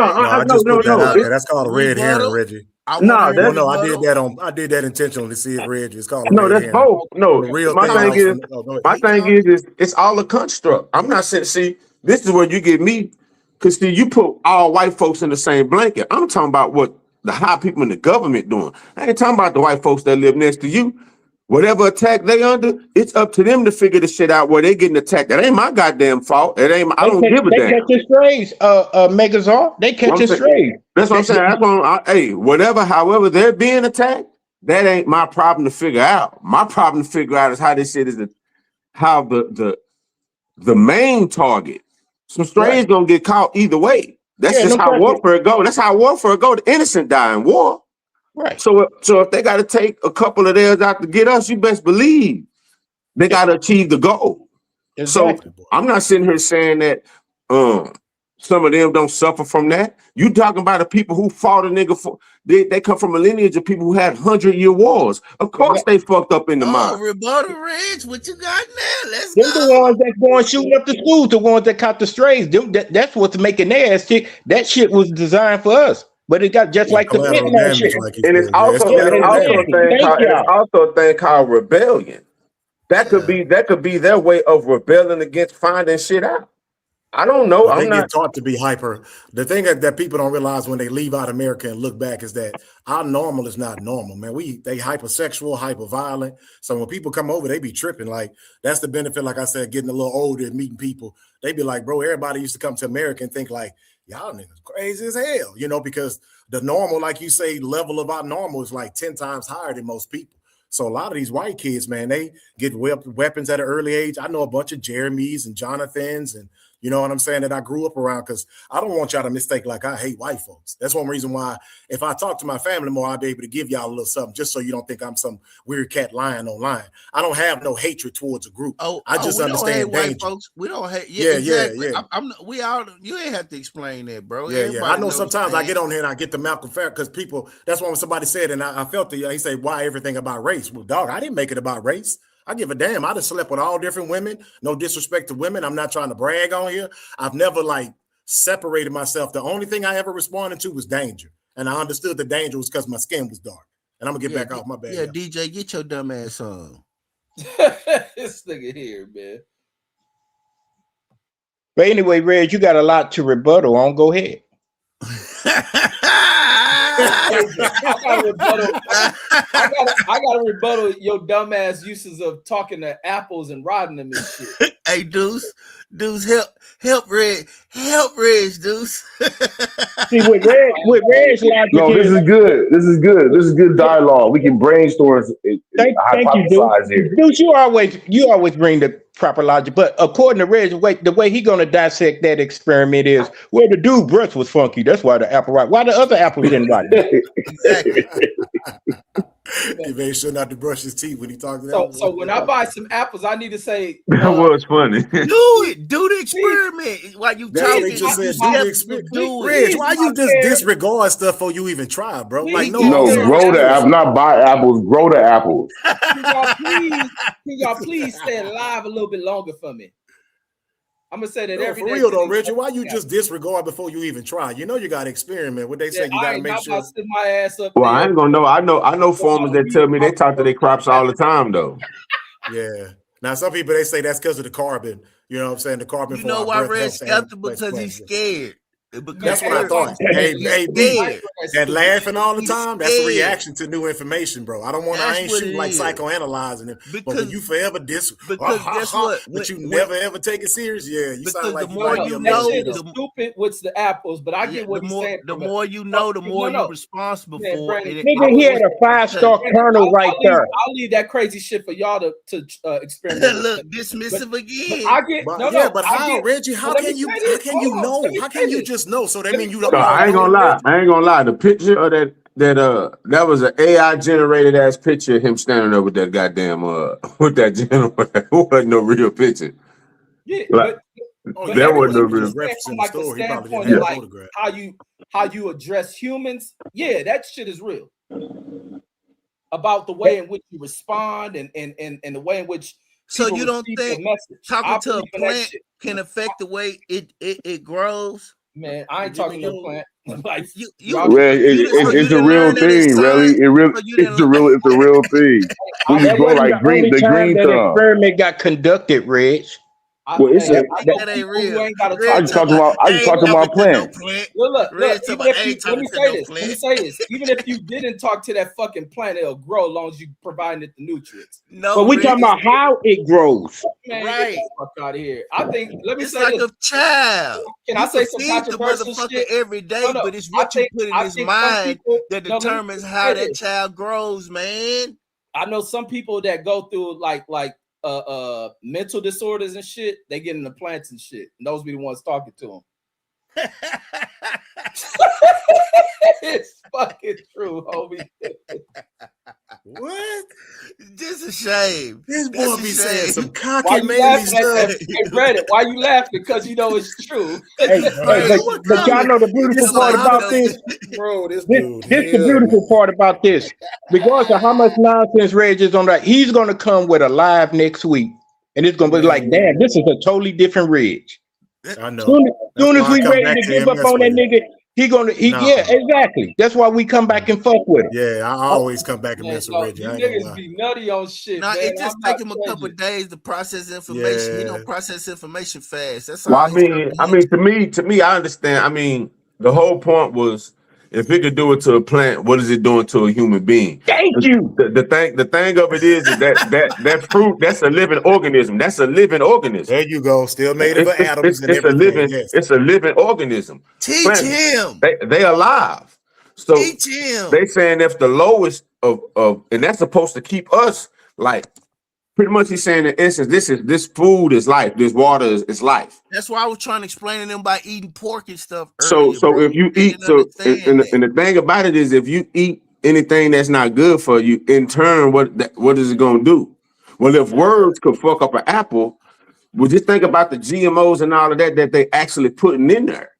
And also that leads to it too, because it's like I said, it's all a construct. The food go along with the TV program and go along with the music. When you're creating a zombie, you need all elements to work toward it. You need everything. When you relax. Yeah. Do you relax listening to rock music? Or do you put on some smooth lyrics Some people type gonna stuff? believe in the talking to a plant, and they can believe that. Keep minimizing. Well, but this the thing. This the thing, Reg. What you saying? Reg, what you saying? That's not the end all. That's not the end all be all, Reg. That's just an aspect. You can believe the frequency of your voice is keeping your produce alive longer all you want. That produce don't give a fuck what language you speak in or the vibration. This is a shame, man. This is let me say this. Hold on, I put links. Let me say this. If that plant ain't being fed what's vital to its existence, it would die. Simple as that. Listen, Reg, this the point. Let me cut through before you go put Bertie, because I gotta leave. This the thing. When you speak life to a thing, Reggie, or you yelling at it, we getting back to the fear. We getting back to what I started this whole show with. When you speak love to somebody, are you yelling at it? No. Listen, hold on. Let me just finish. When you go to the doctor, how the doctor handle you? How you doing today, Mr. Owens? Do say, nigga, sit your punk ass down. What you done did again, man? God damn, you in here again. I told you, dumb. He don't handle you like that, do it. If he did, you wouldn't go back, would you? That's what he said. It ain't the words they saying, Reg. It's the vibration of the tone. It ain't the words. It's the vibration of the tone. Yeah, the apple don't speak English, Reggie. It don't have ears anyway, but it feels vibrations. It feels vibrations. Even without the apple having a vibration, let's say this apple is in a habitat where it's no human existence. Nobody eats this motherfucker. They did that experiment. They did that too. No. Let me say this. That apple is still grow. As long as that apple is receiving Reg, he just told you what's gonna happen to Come on, Reg. Hold on. I put a documented. Hold on. I put a documented experiment in the chat. Who told you that? You talking about the light-skinned nigga that was talking on that video? No, Reg, hold on. I put a documented experiment besides that one. No, Reg, let me say this. Come on, why are you insulting the dude, bro? That ain't got nothing to do with what he's saying. This is Reg's rebuttal. That voice and frequency shit doesn't stop a plant from growing or not. Like I said, if you had apples growing out there in the middle of the forest where no humans are, but it's provided adequate rainwater, it's provided adequate sunlight, that fucking plant is gonna flourish like one where y'all think y'all humans ain't gonna be able to eat it. But he didn't say, but this is Reggie. Hold on, let me Reggie, say he didn't this. say, Hold on, let me Reggie, say this. he Hold never on, said, let me say this. it interfered. Y'all doing the Rich. Let Rich He never Hold on, let me say interfered this. with the. I'm just saying he Hold on, never hold on. interfered with the growth of it. He wasn't talking about the growth of it. He was talking about after it was picked. He didn't say I went to talk to the apple that was But let still me on the tree. He never said that. He talking about after they were picked. Hold on, let me say this though. I've got documented experiments in the chat that I put up that they've done outside of that AI stuff where they have a control where they do nothing and then they do the thing both ways, negatively and positively. In more than one incident, this is documented. These are experiments. So besides that guy, if you don't believe him, fine, cool. They have documented one. Huffington Post did a popular one. IKEA had like a campaign where they were like bullying, anti-bullying or some crap.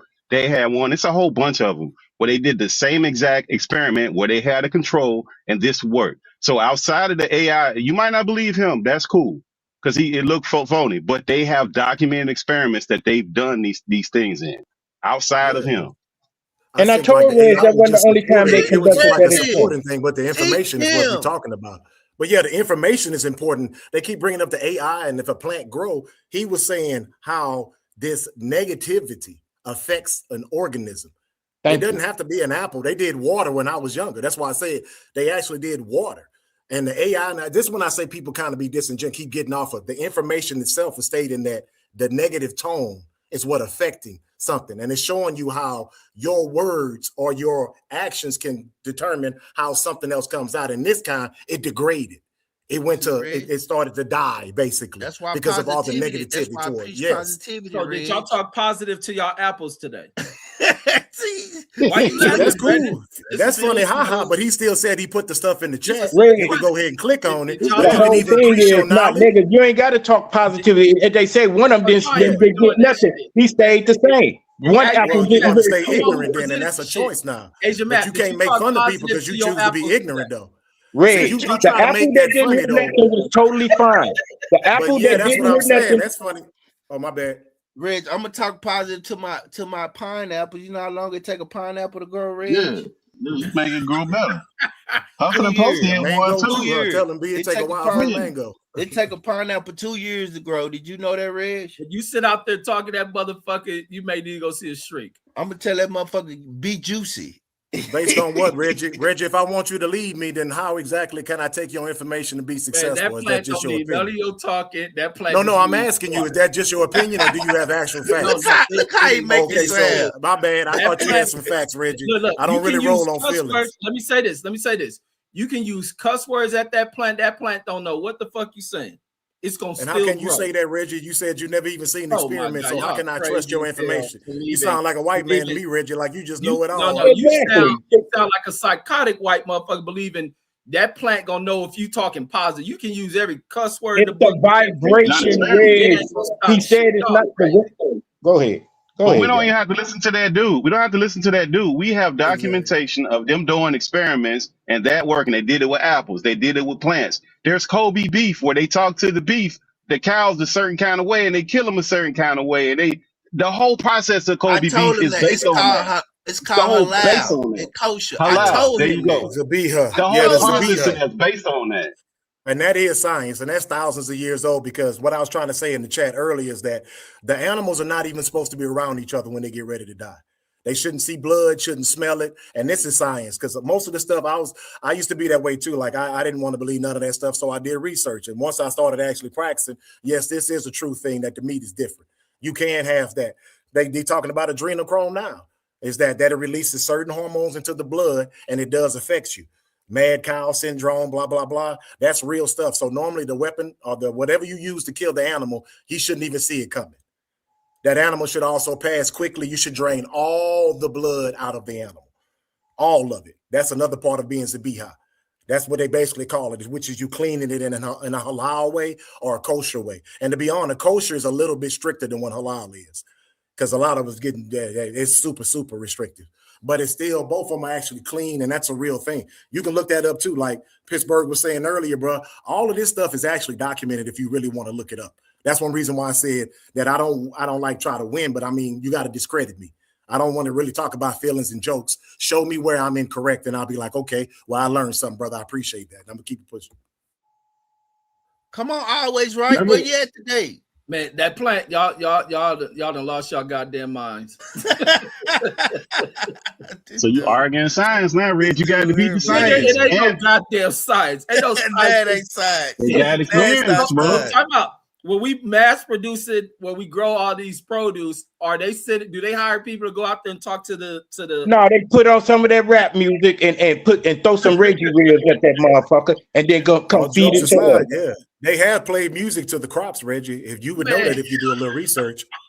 I'm just being honest. You asking questions and I'm answering them. Plants listen to niggas talk Spanish all day. They don't know what the hell going on. So you're not gonna Google it? You just gonna disregard? You just gonna keep disregarding stuff? You're not gonna Google it? No, y'all can share y'all. You're not gonna chat GPT it, or you just gonna keep telling us we wrong, Reggie? No, look on here y'all can share your screen.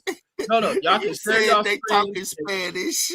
Yeah, they talking Spanish all day out there to the plant. This nigga Red never grew a sunflower. Y'all trying to tell a nigga about growing some shit, man. This is a mute point, bro. What about the points in the music? And Pittsburgh T, what's your take on it? They don't know how to stay on. You gotta let them talk about I'll tell you this. Look, as far as the music, you'll have to go on the white version. You'll have to go to the LSD. All that Charles Manson and all that crazy shit they had, all them people was taking LSD. They was part of that MK Ultra program.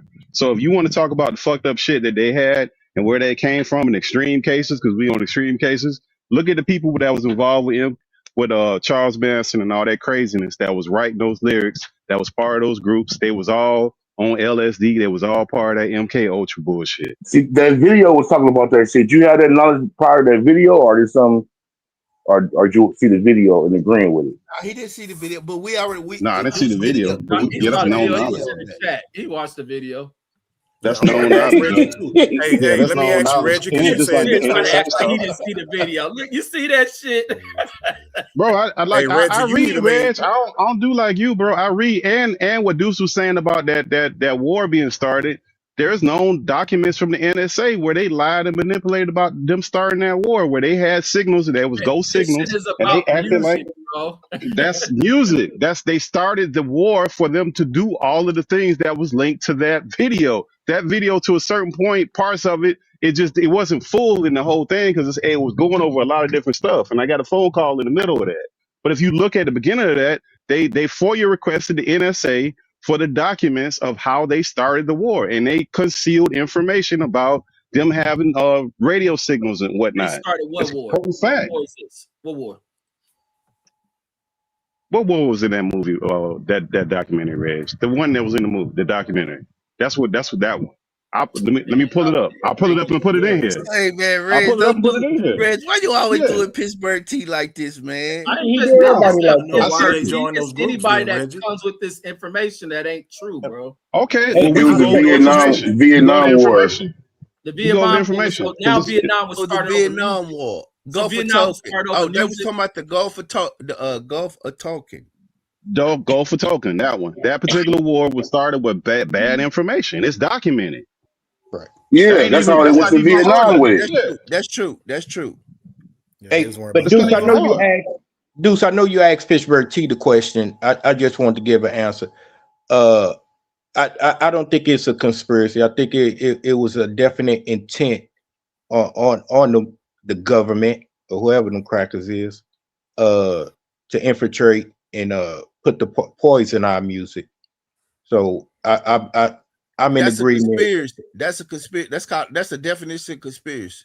Well, there's facts to support it. Well, yeah, no.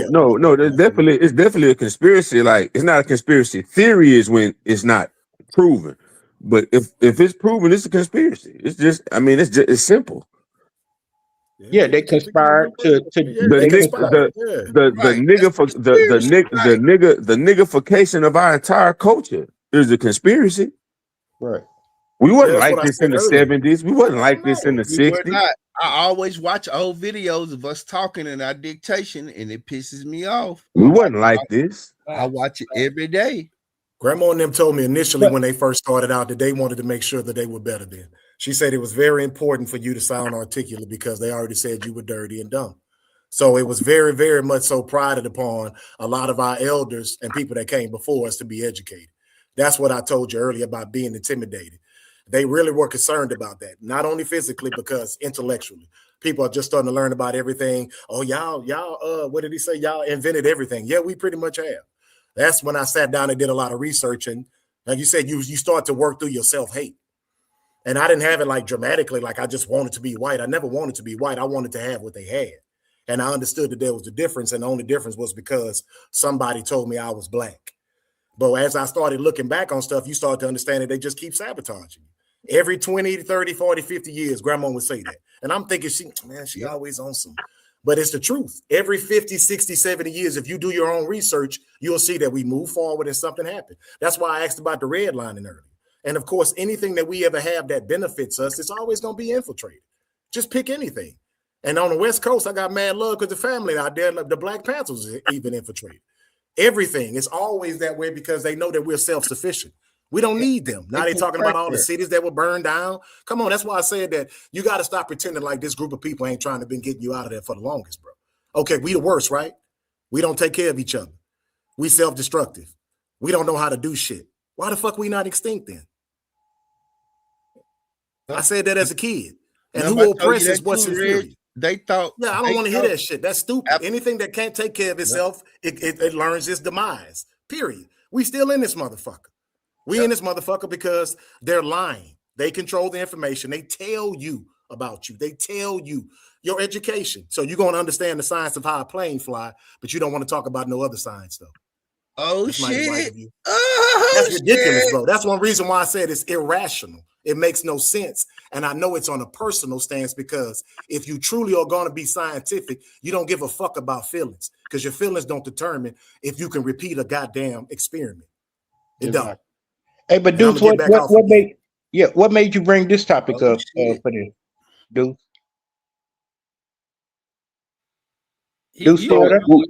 Well, we just want to expand everybody's vibration, man. You know, we want everybody to have critical thinking hats on and introduce positive and reconstructive images and forethoughts about what's going on out here amongst the brothers in the fan. Right. No, it's a good topic. You know, it's some. You know, I had been. It'd be a good topic if y'all stayed on the fucking topic. Shit. We are on the topic, and you interrupting again. It's not even good enough that we are talking. I'm gonna be real with you. Nobody has ever said the white man ain't tried this and that. We talking about the infiltration. You said you don't believe it. No, you niggas bringing up other shit on music. Like, stop it, bro. I talk about this shit all the fucking time. No, so if I slap the shit out of you and then tell you I'm sorry and walk back up on you, you gonna trust me?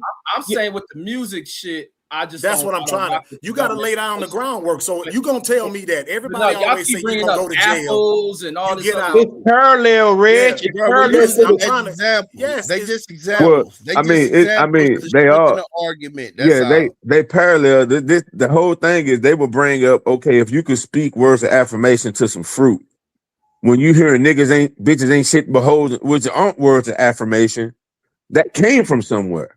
Somebody got on there and said, "Hey, y'all talk about what y'all do in the hood."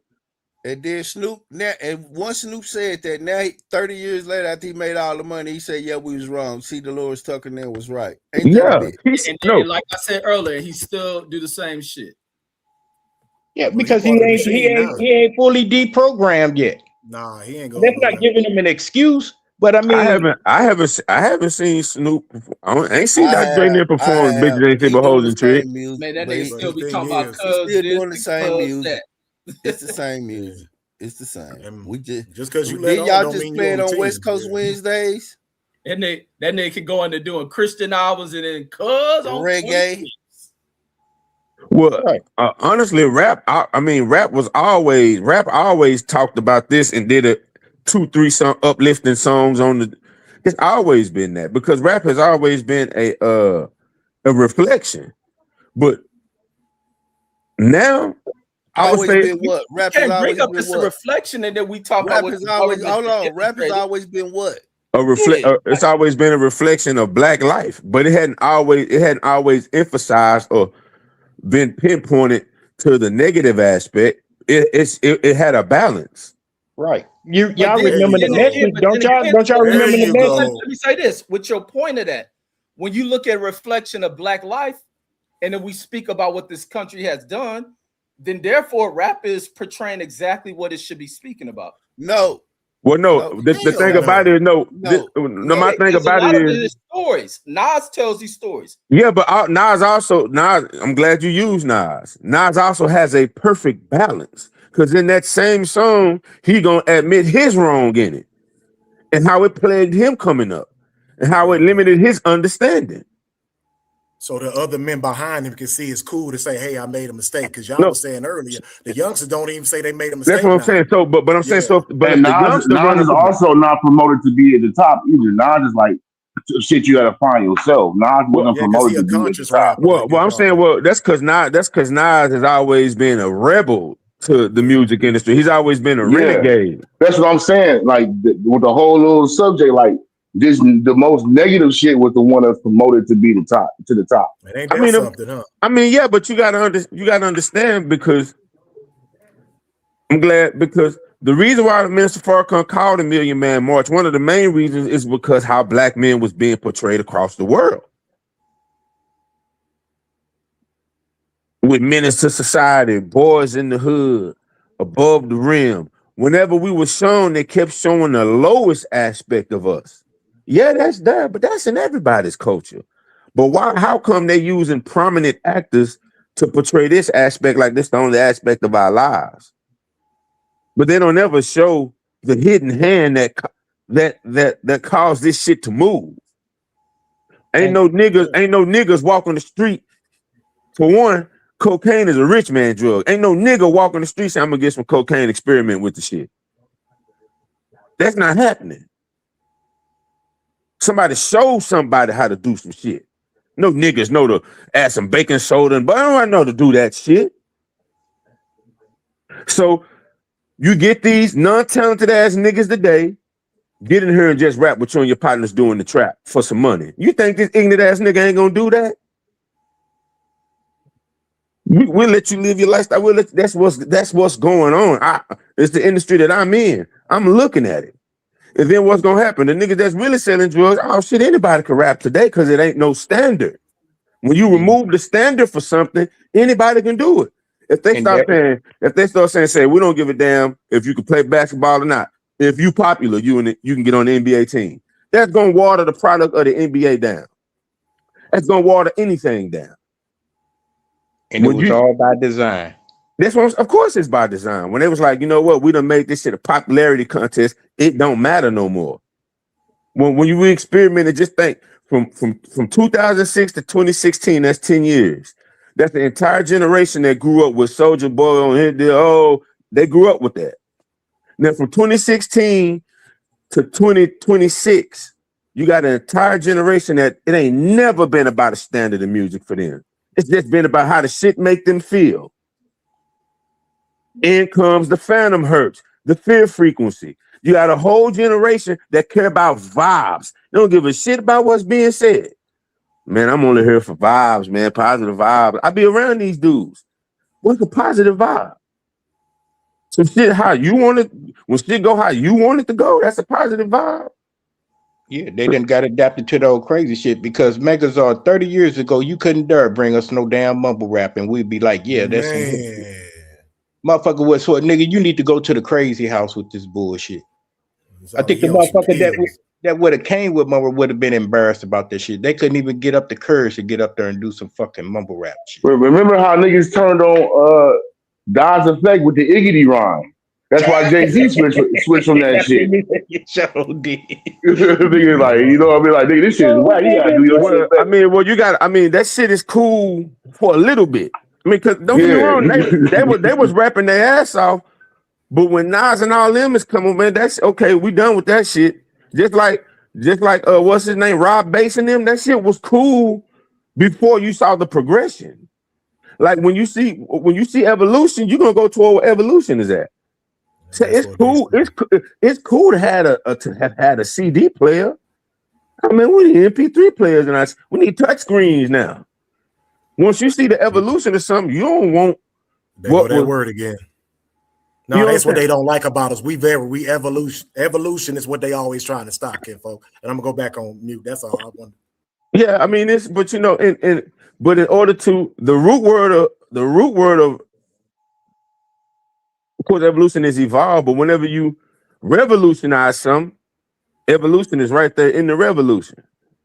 So that's what I'm saying. Like, nah, Reg, I'm not sitting here saying that niggas is literally getting the spinning dizzy eyes and oh, I must sip lean like Future say. I'm not saying that's happening. What I'm saying is that you do have a subconscious brain and that shit is being suggested to it. Just how you can sit and watch a commercial and be like, man, I'm finna go. Man, I think I'm finna go. I'm gonna go try that. What's it called that? You know what, man? Chick-fil-A got a new lemonade, man. I think I'm finna go. Man, let me go and try this shit. Yeah, Reg easily influenced like that. But they know that because they look and they had TikTok. They banned TikTok not because anything other than they knew that it was super addictive because of those frequencies and the way they was clipping up that thing and the algorithms behind it, and they had no control over it. Every other social media that we have in America, American government has a backdoor in. Facebook, Instagram, YouTube, they got backdoors into all that stuff. Well, Meta, you gotta think Meta is a government. Meta is a government entity. It's a government entity. Yes, it was funded by the government, but they didn't have that when it came to TikTok. So they wanted to block TikTok until they could. Yeah, that was but they blocked TikTok. They blocked TikTok because they couldn't get the end that they wanted. That was run by government. That ain't had none. So now that we have control over it and we got an end on it, well, we're running the cloud service through Oracle and we're writing some of the code for it. Now it's okay. Nothing's changed about TikTok. Not a goddamn thing. They just got an end on it. They know that manipulates people. They know they got control over people, and they can push all their propaganda off on people.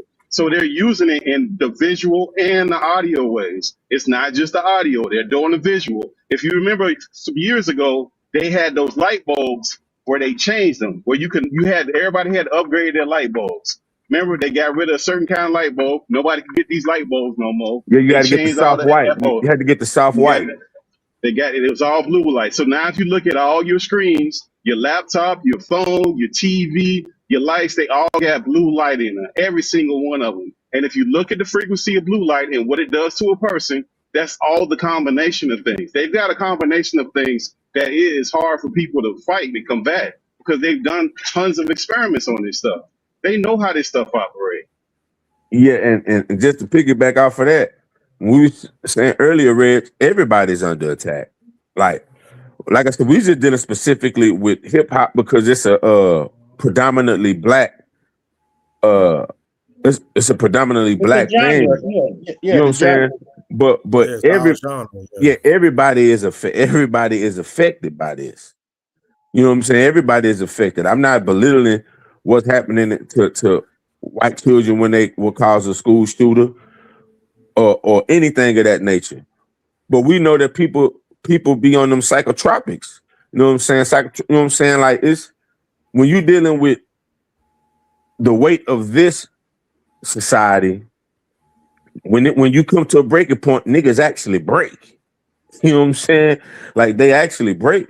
So I'm just saying that all this shit is a cap and a feather in a whole gamut of shit that they doing. It just so happened that all of us grew up without phones and computers and shit like that. We grew up outside.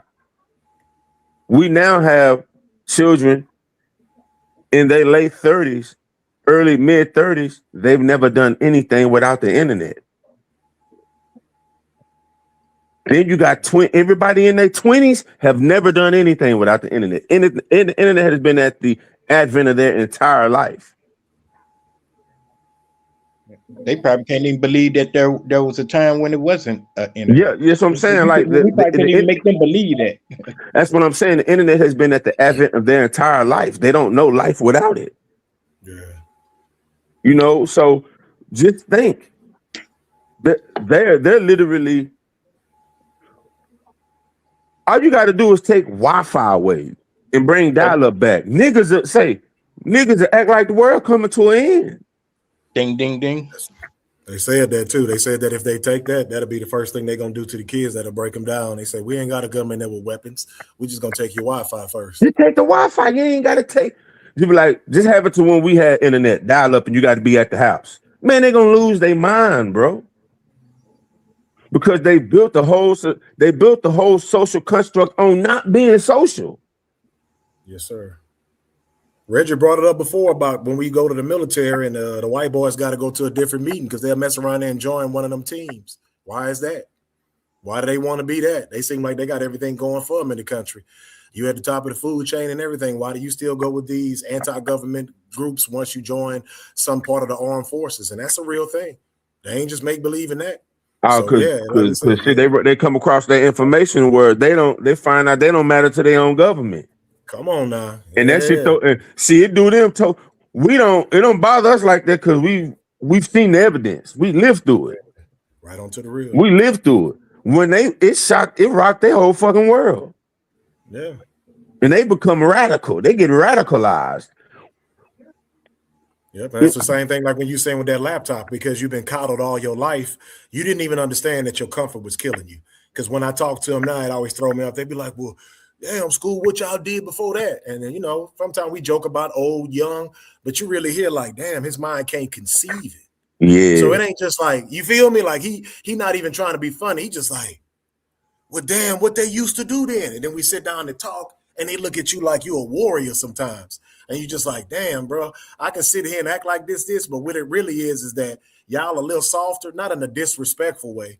It's just that certain stuff you didn't have to do because you can just really hit a button and it come to your front door. Yeah, that's why I said, you know what I'm saying? It's not even, man, like I told my wife, I was like, you know what, I whenever we Uber Eats, I don't feel like shit because it's like, not only are we not cooking the food, we ain't cook the shit, we ain't go get it. Yeah, that's Uber. Yeah, you know what I'm saying? We ain't go get it. I'm finna trust the nigga who I don't know nothing about this dude. Don't know how he live his life.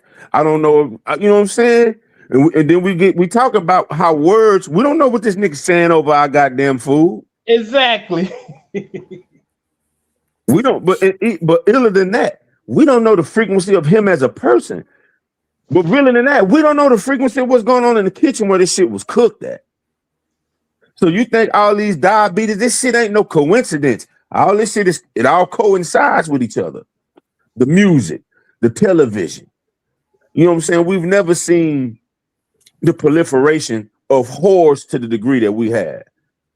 Them hoes used to be, they used to be relegated to a street over here and a club in the ducked off in the back. Now, it's everywhere. Now, no, not even that. No, it's the predominant culture amongst women. So where the women starting to talk about it and fight back against it now. You know how many women I follow on this platform now, man, that I say, man, let me go check it out. They got this, modern woman against the what they call them, the summer girl, whatever they call them. And I'm talking about they beefing. When I say beefing, little girl the other day was talking about she getting tired of women talking about all these toys and all this other stuff. So it's cool to see the young females going like, yeah, okay. That's cool to a certain extent, but they say we all hoes now. Like, you know what I'm saying? Man, like, cause a lot of them act like that, bro. They get on the internet and pop this righteous shit, but as soon as that baseline hit, them booty shorts is on, and the motherfucking ass is swinging, bro. But then, but check it out. But you gotta understand, this is all programming. What? Like I said, when we was coming up, in order to see the shit that you can get on Twitter and see today, man, nigga had to have a tape. We passed that tape. We passed that tape amongst each other and shared that month. Like today, you ain't got to do none of the shit. We used to have to go find Playboys and shit like that. We didn't. Their kids getting in, they ain't even asking for it. They look at you funny when you like, man. We had. They're like, what's that? Y'all just looked at a picture. It wasn't doing nothing. What you mean, bro? Yeah, that's how we just had. That's what we had. Because your mind wasn't on that level. They so overstimulated now. And Philip, my baby brother got to go see him before he passed, bro. You know, they said they kind of side-eyed Dick at times too, but a lot of stuff he was saying was A1. But no, I just saw him say that.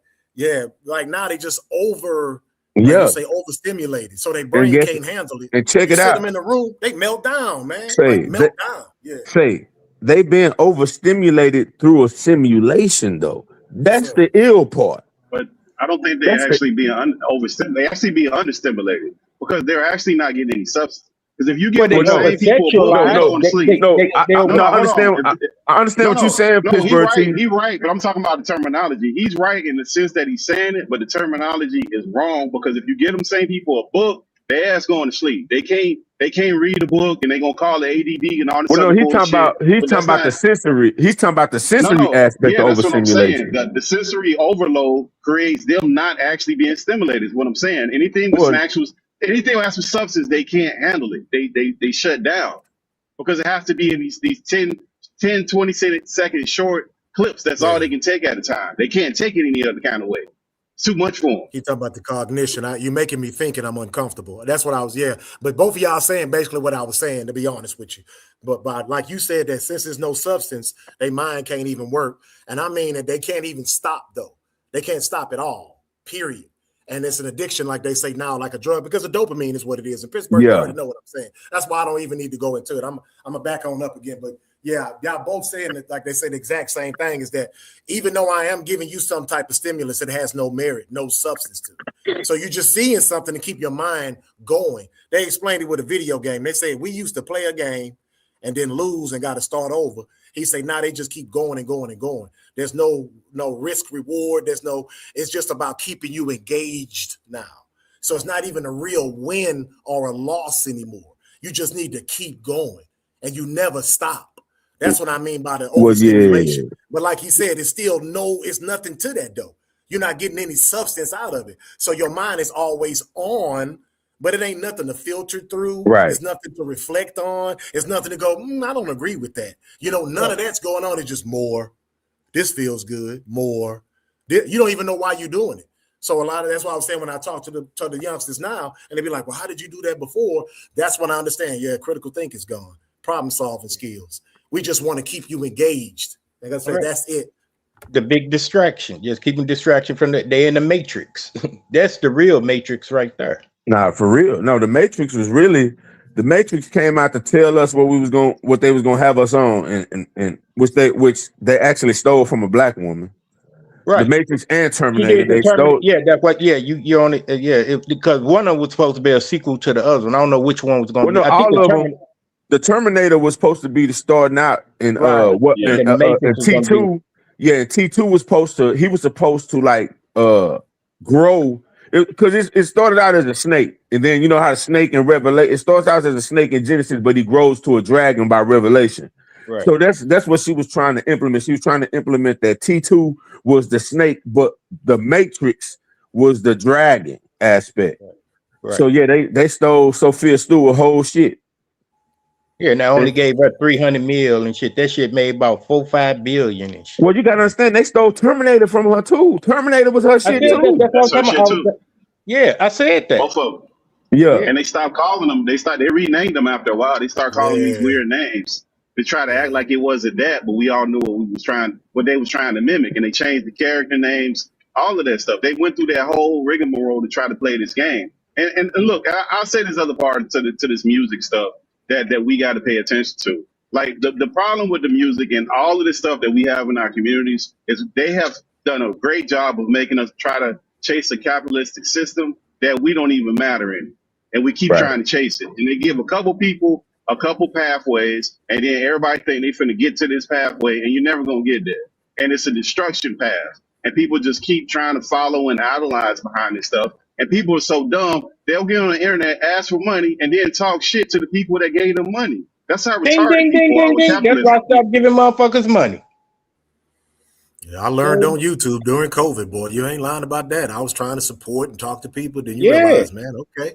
Oh, wow. This ain't because I'm looking at my own point of view. I'm trying to be this and I'm gonna be steadfast and a good person. And man, everybody ain't thinking that. Nigga, you trying to get paid. So I was naive and stupid for a second while I'm sitting there engaging in it, even at my age. That's why I said I kept circling back over here with y'all, talking to some people with some sense, whether it was, a discussion against or for, at least people were being somewhat genuine. Even if they tell you, fuck you. But I mean it, I don't mean, and then I see you next week. I can deal with that because that's a level of maturity that I was kind of used to. And I don't mind competition. Competition, good, keep you sharp. You know what I'm saying? So, but it wasn't just me.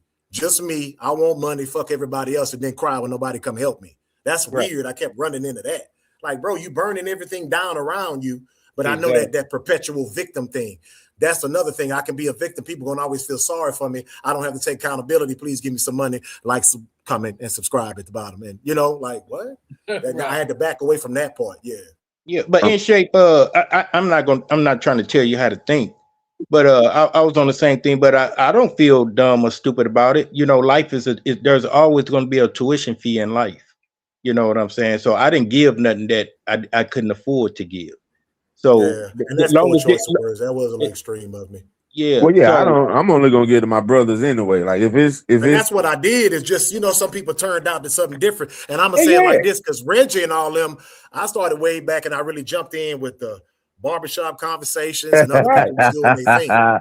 Weasel ass Fred. Weasel ass Fred. Yeah, so when I saw certain stuff and he was just taking shots, eventually I was like, say, bro, you ain't gotta. But then I understood, what they quote unquote call you a plant, I was like, all right, let me back on up, because I was really taking into it. I was enjoying it. I'm talking to my folks. I'm like, all right, some of us still kicking out here, because the way the news tell it and everybody just own it. But it's some of us that's still out here. And I needed to get that. But then after a while, I was like, all right, you're being naive again because you're so hopeful. Yeah, let me tell you when I realized that dude was a shield. You love Malcolm X so much, but you name your children after Kennedy and Lincoln. Exactly. Get the fuck out of here, bro. Man, Brandon wouldn't let me tear into him like I wanted to. But I want to eviscerate and undress him in front of everybody. But Doc did it for me. Dr. Wesley did it for me. That was the nail in the coffin for him. Yeah.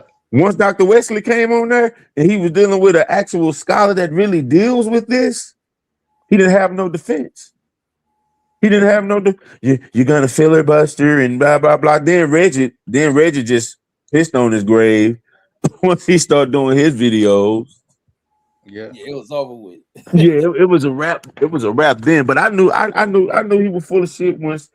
You know what I'm saying? You love Malcolm X so much. You on the sword for Malcolm X. You doing, but your children ain't after white men. Fuck out of here, bro. And you know, it's the other crazy shit when you bring that up because everybody knew that's what he named his kids after. He tried to bring the football player Lincoln Kennedy. Yeah, for the Raiders. Yeah, and try to have named it. Like, you don't knock that shit off, man. Because you. But I heard him say it out of his own mouth though. Yeah, I heard him say that how much he loved John Kennedy and Abraham. John Kennedy and Abraham Lincoln are my heroes. But you want to talk about the most humble Elijah Muhammad when John F. Kennedy was sneaking Marilyn Monroe bitch ass in the White House for years. Then that's what I'm saying. Like, come on, bro. What are you talking about? This is this man's wives. Regardless of how you feel about it, that's an Islamic thing to have wives. That ain't against what he said he was on. That's the Islamic thing. But let's not turn this to a Fred bash. Yeah, my bad. I'm not taking up on definitely like that. I bagged off of it, and I had a talk with Reg about it. I'm like, man, I'm really not feeling that. I don't know if Reg, you remember that, but I came to you and I one of his strong supporters. I gave that dude like thousands, literally. You go back and look at the shit. I'm not saying it to brag on. I'm just saying that's really what it was. But once again, I didn't give nothing that I couldn't afford. And I felt like it was for a better cause. And I think he got souped up on this whole thing because there was a culture there. You know what I'm saying? With all of us, most of us, I don't know if Deuce was ever over there, but yeah, I remember all y'all. So he was building a good culture and it was healthy for all of us. But he wasn't building nothing. He just had us over there. He killed that shit off for me with even approaching like like when you look at the nation, I'm not in the nation or Muslim, but you can't discount for what that movement has meant, especially for Black people as a whole. The way in which because before that, the way Black people carried themselves, they're submissive, timid, no pride, didn't stand up to shit. You have this dude that pushes this faith, address white society, addressed them, kept it in a clean manner, didn't have to be threatening. to organize and rile up black folks, to clean black folks up, and then you come bring your 1980s born ass to try to shit on some shit. Like, man, you like that shit was just some old peasant ass shit. And it was like, who are you doing this shit for? So I couldn't sit back and allow it. And then you want to talk about you do this, but well, yeah, like I said, me personally, like I said, true dialogue and discourse was never really had on that show about the Nation of Islam. Like, no disrespect to DB, because DB is a brother in the nation.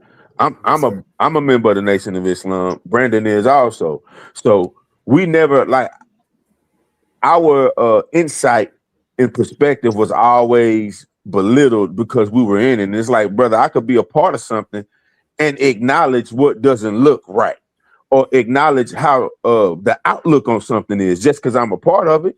So if I'm a part of it, that means I know what Malcolm X went through better than you, nigga, because I'm on the inside. I know there's jealousy in the ranks. I know I've dealt with it myself.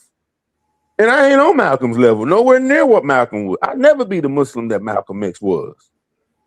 You know what I'm saying? But I've dealt with jealousy within the ranks also. It didn't make me want to, you know what I'm saying? But of course, it wasn't to the degree of what Malcolm dealt with. Let me just clarify that. But I'm saying, from somebody who's been in it, I'm better qualified to speak on the shit than you, Fred. Exactly. Because I understand. Be objective, yeah. I could be in it and still be somewhat objective. People think that you're just gonna be like totally subjective because you're in it. You know what I mean? You're gonna still question your faith a lot of times anyway. So that leaves that little bit of objectivity, because I've been associated with it for a minute. The brothers that first even taught me something when I was young, like I was like 9 or 10 years old, these just cats that's passing by messing with some of the women, and they were bringing up stuff like Yakub, and you hearing this, you're like, man, what these cats talking about? Right. Some of them was on one thing, and some of them was sharp as a tack. You know what I'm saying? But you always knew some of these brothers was different.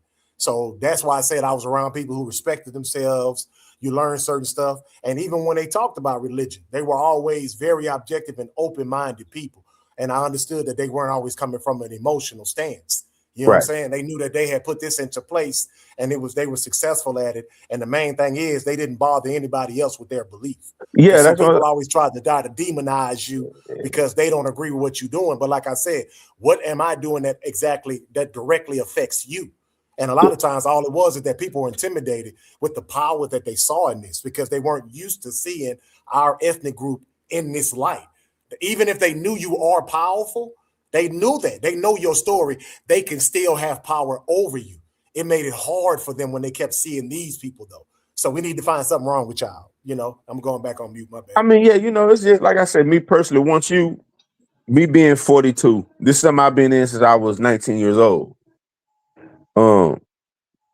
I've never believed in the idea of an absolute. If we're dealing with a God that's based in infinity, everything is based on mathematics. As long as the mathematics add up, it don't matter how you get to 7, as long as you get there. That's always been my thing. So I'm not at liberty to tell anybody about their experience with God. I'm not at liberty. You know what I'm saying? Like, for one, that will unqualify me as a Muslim. Well, let me just say, it wouldn't qualify me as a Muslim from other teachers of the Most Honorable Elijah Muhammad as taught by Minister Farrakhan. I got to put that caveat on it, because traditional Islam does that same shit that Christianity do, the whitewashed versions, because none of these are pure versions of these religions. So as a Muslim under the teachings of the Most Honorable Elijah Muhammad as taught by Minister Farrakhan, I don't believe in absolutes. You know what I'm saying? I don't believe that if you don't believe as I believe what I believe, God don't have something for you. For one, I'm belittling God and I'm belittling the person. What worked for me is what worked for me. Now, if you ask me, I can only give you what I know. I can't give you nothing outside of myself or outside of my sphere of knowledge. I can only give you what I know. But one thing that make you honest, though. That make you honest right there. A lot of cats can't say that. So that'll make me trust you when you say, hey, I have a limit to my understanding. Well, damn, that means I can trust you tomorrow then, instead of you pretending. And I don't mean to keep cutting you off, bro. Well, no, bro, we building, bro. Like, I'm just, that's. But I don't. But let me say this to y'all, brothers. I don't believe in really none of the religions. But I'll say this: if you're gonna have a conversation about a person's religion, and you have people that can have that conversation, then you need to have an honest conversation. I think it's harmful when people don't have an honest conversation and they come with an agenda and they only pick one religion, because we can't act like all these religions don't have a past. And also we can't act like we know which one is what. We don't know. And I would say if you're going to do it, there's a way to do it and conduct yourself where you can have an honest conversation. People can disagree about religion. They can disagree about politics. Reggie shows a fucking prime example. We don't agree on a lot of shit sometimes, but it's the way that you have the conversation where you're actually trying to have a conversation. You ain't trying to manipulate and play these little games and do all this gamism stuff. Like, that's where people fall out with it, and it wears on people quick. Everybody got buttons with this stuff, and people are just trying to get clicks. And people have done that in their real life now. They went from the internet from doing to get clicks to now they do that in their real life. And all there is userism. They just use the people. For whatever reason, they think that's the way it is. They think that's the way it is. And I ran into that recently because I'm saying, like, I put my hand up and I was showing the kid this. I said, hey, I'm going to give you something. I put both of my hands up. I said, why would you take something if I'm giving it to you? And he just stood there staring at me. And I'm like, because I'm giving it to you. So what is it? What is it necessarily to where you, and it's a pleasure in it. It's a power trip. I say, well, Grandma, and I'm always joking saying, Grandma, she said that you're behaving like the oppressor.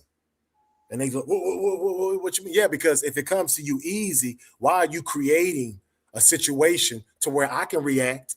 Something can happen to you. And when you can do the easiest thing is what people normally do is what the easiest thing. And that's when I started understanding the mind states change, that there's power in that too. I want to use people. I want people to know that I'm taking from them and they can't do shit about it. Excuse my French. And Mr. Philip H., I saw you say that about DB. Yeah, because DB was a cool one, man. I started kind of side-eyeing that too when I started seeing how Fred was handling DB. No, just to go back to that barbershop, I kind of glanced over at the chat and said, and I saw he said that. But that DB was real thing, cool. It was overwhelming me, bro. I was like, but I gave it to you. Man, you know, and it made me sit down for a second like, damn, bro. Like, people don't even do certain things. It's all about how you feel is what I'm saying. Feelings are so at the forefront of everything right now. And we always, you know, some people, you were self-destruct when you're young, you get emotional, you crash out, you do whatever. But overall, you still wanted to make it through. You just was suffering in the midst of everything you were going through. Now it's like a straight up, just go to zero tolerance. I don't care, crash out. And like I said, I was at a school for 2 years. So I really got a chance to peep these kids between like 16 up into their early 20s. And like y'all was saying, they didn't even have regular skills to sit there and talk to you. You start to understand they was uncomfortable when you just having a regular conversation. They dumbed down as far as how they read and write and all this other stuff that's going on now, to where now they saying this is the first generation that's going to be not as smart as the generation before it, because we always getting smarter as time goes on. And I do kind of want to see if I'm allowed to be, you know, be here for another 20, 30 years to see what it's going to look like when it's, what is it, Generation Alpha? When they are actually grown, getting into a certain, you know what I'm saying? Yeah. And Philip, I saw you said that DB was cool. Yeah. Or it might be beta. It might be the betas. The beta started when, in 2025? No, we already going in decline now, because what he said, they've already done research and they figured out their cognitive skills, they just not that high. Because of the way that what they're trained. Yeah, we already going on a decline. No, but we still are not even fully through this generation now, and it's crossing all the havoc and hell. So we don't even know what this fully looks like right now. What I'm saying, it might be worse, but we don't know how bad the bad is right now. No, I was just saying, what generation is it, alpha or beta, that we're talking about 20, 30 years from now? That's what I was saying. Yeah, I was speaking of alpha. They were talking about alpha, which is the young ones that's now like what is that? The elementary and a little bit older. Because everybody else that's in high school and all that, like they out of the millennials and that's Z. Ain't that Z? Ain't that Z? Ain't the ones in high school now? Ain't that Z? Yeah, that's Z. No, not high school. You're talking about the elementary. The elementary is further back. Yeah, the elementary is alpha, I believe. I think it's alpha. Yeah, that's alpha. That's what he's talking about. But I think that the problem with but the problem with the schooling is, look, they've always told people what to think. Once they introduce the artificial intelligence, they can no longer. That's their problem.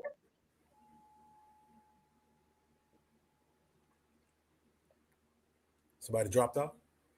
Yeah, that's all. I thought it was my audio. Yeah. They can't tell these youngsters what to think no more, because because of AI. I'll just say quickly, AI doesn't allow them to tell people what to think. And I'll say this: people have to actually use it beyond a chatbot. It's not Google. It's not a Google search. If you're using it for a Google search, that's not AI. That's not what that's for. That has nothing to do with what that is for. If you actually use it for the thing that it's intended for, which is building apps, programs, doing your calendar, actual robot, all these different things, all they're doing is talking to the thing. They're not even comprehend this. They're not even typing. They literally talking to the shit, and it's okay. That's what you want me to do, and it's doing faster than you can type. They're talking to the shit. So you've removed the critical skill of actually typing, waiting for a response, all of that, all of the stuff that the critical thought patterns that you would have to have. They no longer have to have those things. So that's why the stuff now is going to continue to be on the downfall and watered down, and they don't teach them how to use the stuff correctly in school. So it's an adamant object that everybody just keeps talking about like it's this bad thing, like nobody's going to use it. So if you're telling kids and teenagers not to use a thing, they're going to use the damn thing. So why not actually show them how to do it? Because in other countries, they're using it, and they're using it to the other population to make their younger population smarter, better, stronger, all of that. We're the ones that keep trying to do this manipulation tactic in school where we're trying to program kids, and that's not necessarily working anymore. Well, that stopped working. That stopped working with the with Gen X. Period. Yeah, that's why they was trying to kill us. I'm gonna say that's why they came with crack, and that's why they came with the whole gamut of that shit. Today they figured out that, you know what, they've pretty much removed the standard of artistic expression. And have you noticed that in the era of mental health, we're dealing with the worst mentally challenged people in the history. And I tell people it's not a coincidence. Because once you bring that in, you know, you got to check on your mental health. Not only do niggas use it as an excuse now, like the slick niggas using it as an excuse, people who never delved into their psyche now delved into their psyche and diagnosed it themselves as being fucked off. Based on what? Based on what they seeing. Because that's the only thing they could base it off of. So I was telling people when I first heard it, say, man, this is a trick. This is a money grab. Now you see people in therapy and ain't shit improving. I've never seen so many people in therapy and shit still haven't improved. You know But what I I'm saying? agree with Philip H. saying in there. Yeah, I think they're gonna be slaves, not slaves in the traditional manner, but the new breed of slaves. Well, they already that. Like I said, You're not gonna be able to revolt. Yeah. look here, the YouTube generation, YouTube came in 2005. The 10-year-olds who got addicted to YouTube that was born in 1995, anybody born from 1995 on up, bro, they slaves to this shit. I'm not speaking ill against them, but I'm just saying. Oh, we just talking facts. That's No, it's a fact. Yeah, it's just part of their daily life, like you said. It's part of their daily life, bro. They have phones. For one, they were getting phones as children. Man, we didn't get no damn phones. Look, we had a universal code. Say, man, this light better not come on and you not at home. Right. Period. That boy start buzzing, you start running. Yes. Cause you still got a little light. You know, it's a little daylight outside. So you know what I'm saying? You know what I'm saying? Like universal code. And then the thing about it was we didn't even realize we became so in tune with being outside in nature. We just knew. Say, y'all already know it's about that time, bro. We all need to start heading to the house. Right. And we wasn't timing them because it ain't like we had our watch. I didn't have my watch on because I was doing, you know what I'm saying? We didn't have watches then. You start hearing the crickets, you start hearing that. Hey man, it's about that time. Yeah. That's why when you say in tune to nature and don't even know it, to where I knew that when I started hearing that, I'm like, oh, because we so caught up playing football. I'm like, bro, mama gonna tap me out the frame, bro. Let me hurry up. It's time to start go. Hearing the little cricket, It's time to go. And little things like that we took for granted. Our children don't necessarily have that because they don't have a bond with nature because where they at? Tablets, headphones, and screens. Screens on screens with headphones. And what Pittsburgh said, the blue, I turn that off on all of my devices. Even the one I'm on now, I make sure I put on the night light. I set my phone to where it'll cut that blue light off, because between my grandbaby and everybody else, I started being online more, like I'm telling y'all now. So I got into the memes, and I started noticing it like, man.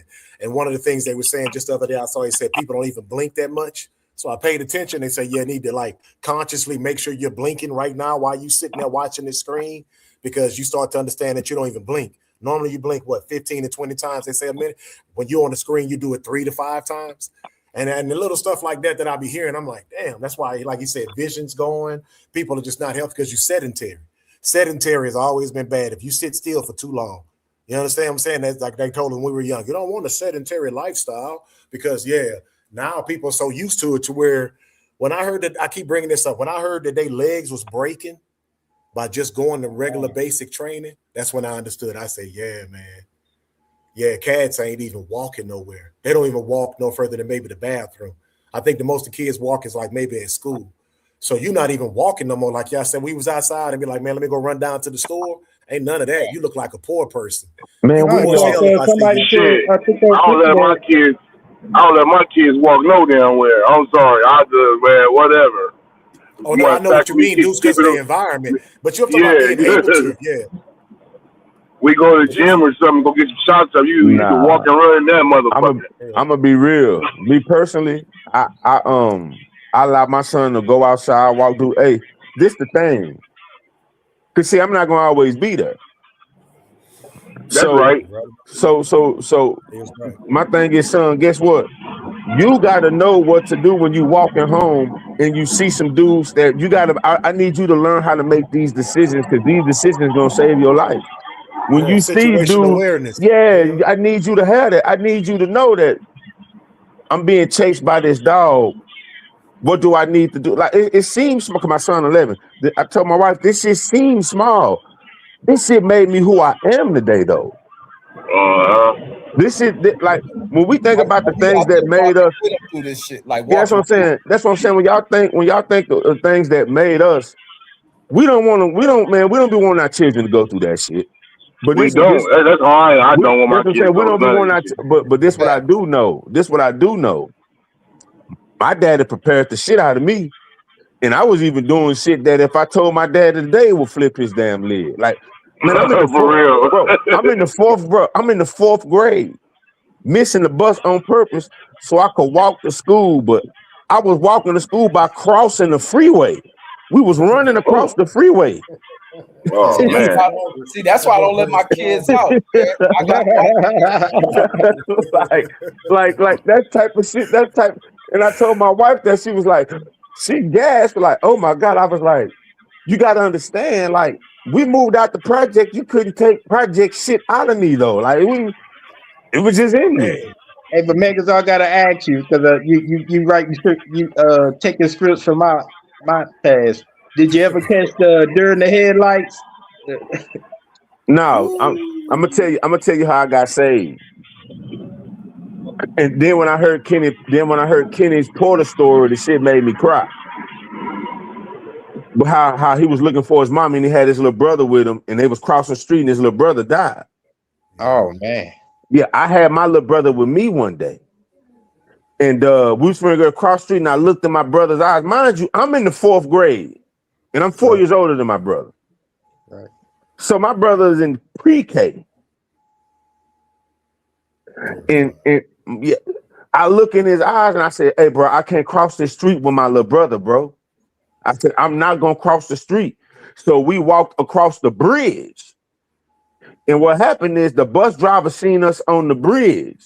You know, back in them days, your goddamn parents getting called if it's some wild shit like that. So she seen us walking across the bridge, on the bridge.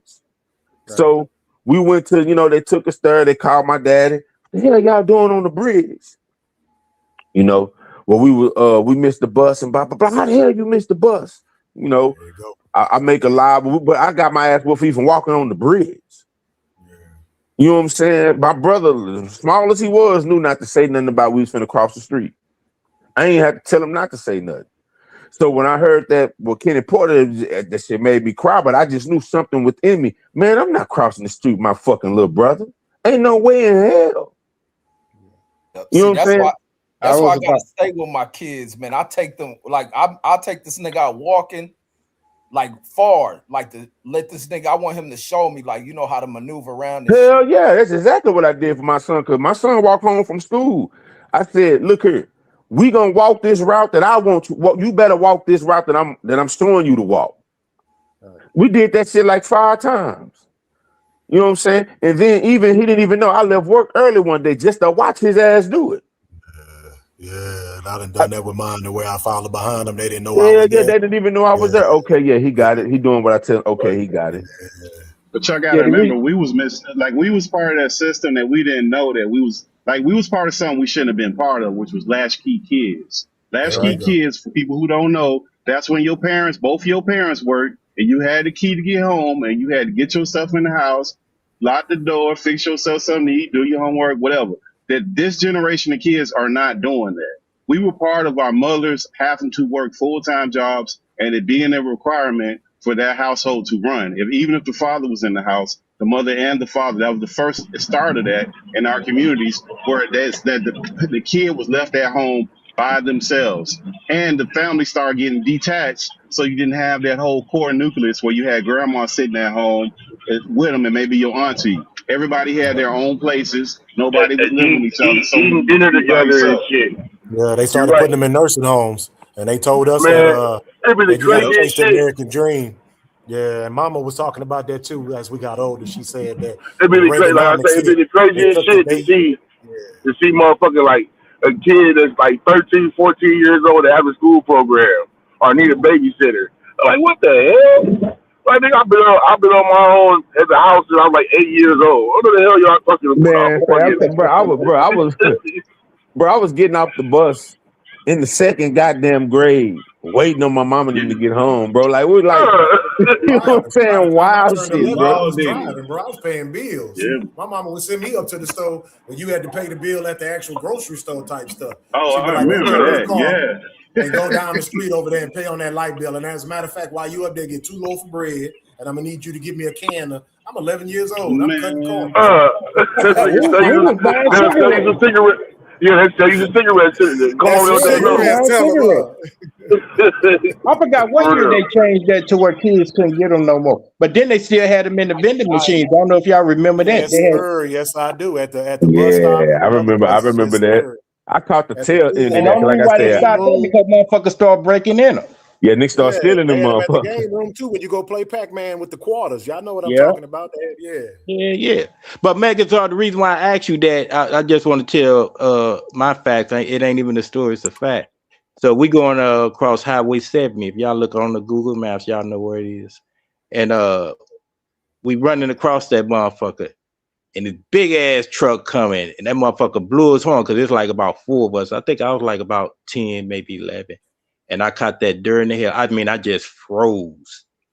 And I was like, damn, I'm gonna get hit. But my partner, he started screaming and shit, and I snapped out of it and ran. I can laugh at it now, but I still be, I'm like, damn, if I would have snapped out. One of my coach partners just lost his son with some shit like that.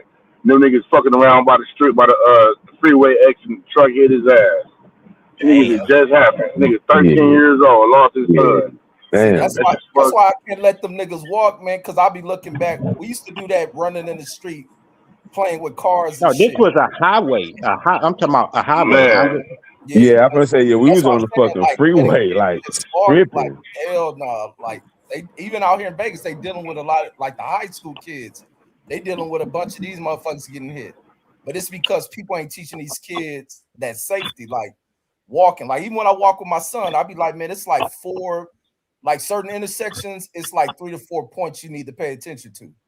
You coming up on this intersection, you need to look at the cars on the side of the street we moving on. You need to look directly across where a car making a left turn, cars that's coming through this. Like you got to watch all this shit. And you got to be mindful. You need to gauge distance. Like, and I'll be like, man, I'm like, nah, these niggas ain't going to be walking. They ain't going to be, I don't think I'll ever let them walk till they like in high school or some shit. Well, no, the reason why I did it, the reason why I knew I had to do it. Don't get me wrong, I was terrified. You know what I'm saying? But I had to be like, you know what, man? Crossing the street walking is gonna be the least of our fucking worries in a minute in terms of our children. You know what I'm saying? Like, so my son ain't gonna. I can't allow him to suffer from a lack of aware. A lot of our children have a lack of awareness because we don't put them in situations that breed awareness. But the reason why I was so keen on we were so keen on being aware because our life depended on it. It's in our, like, okay, if we go anywhere, I know y'all two in shape and Reggie, y'all military, but I call myself being a so-called gangbanger. So I used to always survey the scene anyway, because I know some nigga in here may want to do something to me just because of where I'm from, or this and this. But when I became trained through FOI, I still, when I go, I'm gonna go to the restroom first, and I'm looking at exits. I'm checking disposition. Yeah, I'm checking. My mom taught me, when people saw me in the military when I did my thing for a little while, they would always try to give credit to some organ. I say, man, my mom's and where I'm from got me like this. When you talk about situational awareness, my Reggie just used the word mindful. I didn't even know that's what it was. My mama just said, don't be dumb and don't die. You know what I'm saying? So that's why I said that by the time I got to the military, I was A1. Six was good in that, all that. And I thought that everybody knew this until I realized guys can't wash their clothes. You feel me? Like they were, not to cut you off, but so man, I remember when we was training, and the dude was so shocked I knew how to fight. He said, "Man, who taught you how to throw a real jab like that?" I said, "My daddy. Brother Rodney can fight. Brother Rodney whoop your ass. All this karate don't mean nothing. All this shit you doing, say, bro, if this jab come in, it's getting followed by a hook." And like, they were surprised, brother. You know how to fight. You've been doing some training, but I've been fighting my whole life. What are y'all talking? Y'all didn't fight? Y'all wait till y'all got here to fight? I remember some shit happened. I'm gonna let you cook, Reggie. I remember some shit happened to our minister's like fence. Some young niggas had spray painted. And I was over there. I said, I'll find out who did this. And everybody was looking at me like, so when we found the youngster, some of the youngsters I knew, we found the youngster who did, and they brought him to the door. And they was like, hey, Rodney, we found the dude that painted that man fence. What y'all want me to do? So I said, oh, take him to his house and say, Brother Rodney said, and I said, I'll be on the phone. And he was like, I said, what you want to do? What you want to do with him? He was just like, you found him? Ain't he at your door? I was like, ain't he at your door? They was like, they was like, Brother Rodney, we thought you. I said, man, look here. I took y'all to where I heard all y'all talk about where y'all from. I took a group of y'all to where I'm from. And y'all seen everybody over here greet me with love and greet y'all with love.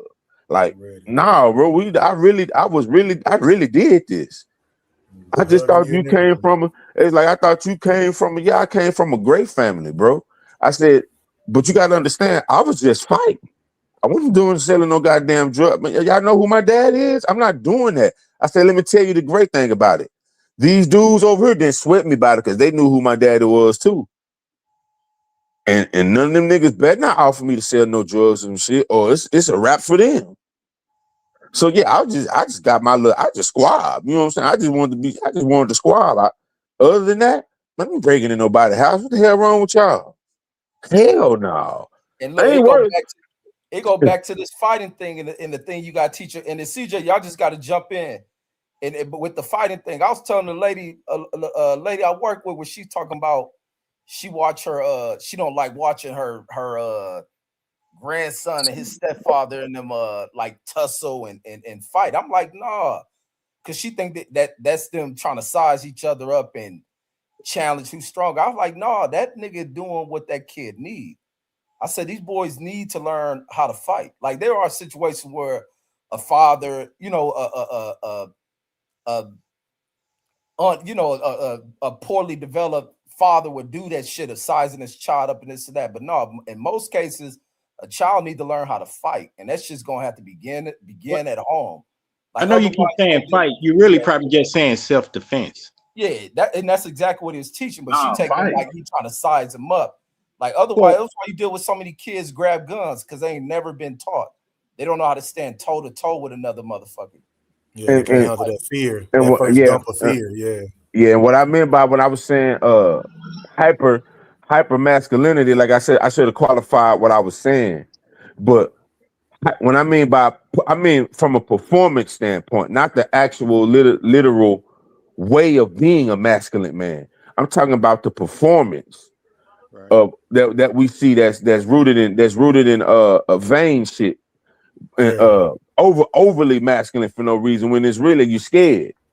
You know what I'm saying? Which I said, and I was saying like that type of hyper masculinity. That's really femininity. That's really coming from a feminine place of being scared of not overcompensating. And I feel like that's where the category of fight goes in. Whenever you're ready. Yeah, and whenever you when you discipline, it's just self-defense. When you're undisciplined, then you're out there trying to fight somebody. But let CJ go ahead and rock out. No, I'll just let them. They got whenever he wanted to jump in, they just got to jump in because we just shooting it around. Yeah, that's why everybody being quiet. Let them jump in. You on mute? There you go. Reggie, what's up, man? What's up? What's up? Jump this in. Vince, man. What's up, Vince? What's cracking? Man, I'm here with CJ, Pierre, and my brother. Yes, sir. Yes, sir. Man, condolences too, man. I send my condolences, man. Thank you, sir. Yes, sir. I appreciate that, man. But yeah, I love you, my nigga. Love you, my nigga. Love you too, man. What's up, man? Thank you. Hey. Man, y'all can jump in on the combo. We on this shit. What combo y'all talking about, though? I just had that shit on, Reg. I just had that shit on in the background. Reg was over here shooting the shit. Oh, yeah, just teaching kids how to fight right now. He was saying how a lot of cats, they just want to grab them pistols or they don't really know how to fight. Oh, yeah. You know what I'm saying? To just try to be a regular masculine man without trying to overcompensate and, wig out. Because, normally when they like that, they'll blow up the spot. Yeah, my bad. Young Fly CJ, what's up with it, bro? That's a lost start. What'd you say? You said something? Yeah, I said, what's up with it, CJ? What's the deal? What's going on, man? Hey. And I want to add something to that because I like what you just said. This P right here talking. It's not even about fighting either, bro. It's mind over matter. Because look, what if you knock a nigga out, he bump his head and die? Now your ass got life in jail. You gone. It ain't no coming back from that. So you really got to pay attention and really understand what you're getting yourself into at certain times. Certain times, you got to walk away from things, man. Be the bigger man. It ain't about trying to be tough. Fuck being tough. Being tough will put your ass in motherfucking jail for 50, 60 years. Or kill. Yeah. It ain't worth it, man. Mind over matter. No, it's definitely risk assessment. There's definitely risk assessment that go on with it. But we were just talking about just coming up from a grasshopper standpoint, learning how, you know what I'm saying, going through the throws or learning how to defend yourself properly. How that's a lost art today. Yeah. Oh, yeah. Everybody want to shoot each other, right? Yeah, you know what I'm saying. When we was coming up, you had to get it from the shoulders. Like it is what it is. Like you had to. And once the fight was over, once the fight was over, it was over. It was over. Yeah. What nobody even thinking about pulling out a gun and killing nobody. They was just mad at each other from a misunderstanding or some shit. Ain't nobody thinking about pulling no gun out and killing the nigga. Like this shit crazy nowadays, bro. Real talk. Look though, man. Niggas don't want to fight no more, bro. Niggas don't want to fight. They don't fight in high school. I was talking to my kids the other day about that's crazy. fighting shit. And then if they do get their ass whooped, they want to come back and shoot a nigga. No, this is the most but they're not allowed to. I see in fights amongst people is where somebody got the edge on somebody, then drop somebody, and they sitting there stumping on them, punching them out. Like that's already out. And even for the people that sit on the sideline and watch that shit that don't film it, break it, right? Like that's when this app right here, Joe. That's when a nigga come back and will retaliate. This app right here. Oh yeah, no, for sure. That's you definitely you seen this app before, Joe? Like now, if you could, we was coming up. My thing was once I knock you down, it really all depends on what you did. You know what I'm saying? If I find out you put your hands on my cousin, I'm going there. Like I'm talking about a girl cousin. If you're a dude and you put your hands on my girl, I'm gonna stomp you. Now I ain't gonna stomp you till you die. You know what I'm saying? I'm gonna prove a point. But if we just fighting, man, as soon as I knock you down, nigga, the fight is I won. Like I won. The fight. But see, depending on your school, I'll give you an example. Like where I'm at, one of my nephews, he got into a fist fight with somebody. The dude ran up on him, he beat him down. The assistant principal is a woman, and she's telling him and his mom, the father and the mother, that, yeah, he hit him first, but he can only use equal force. These are the type of ignorant conversations they have now, and they have school resource officers in elementary schools now. So they got cops in elementary schools to pick these kids up and give them assault battery charges. Like, so they're not really, they're discouraging it to such a degree to where it was common practice for all of us to have just a regular old disagreement and a fight. Boys gonna fight, and they probably be okay next week. More than likely, it ain't a big deal. But that's not what they doing now. What's equal force? That's Yeah, what who's she the made up. measure? What is the metric of that? Who's up there measuring who forces whose? I'm just telling you what was said. And No, they no, went to I the know school board it with the was kind of ludicrous like nonsense. rhetorical when Yeah, yeah. it's rhetorical when I said Yeah. it. I ain't No, expect. I know. I'm just reporting a stupid story. It just don't make no sense. But that's what they had to go all the way to the school board with that because they were suspending him, trying to suspend him as well as the person who attacked him. Like they just didn't make it. Just retarded. Like the fact that you even got to do that kind of retarded stuff is where the state of the school system is, and that's Miami-Dade County. That's not no little small school district. That's part of their policy. So that you have to take that in consideration. Hey, Pip, what is equal force though? What the hell they mean by that? And you know what they did? They did an internal investigation, and they came back and said, "Well, you know what? He's not suspended no more." They never really gave a clear answer to that stupid ass statement. That's just what they was trying to rock out with.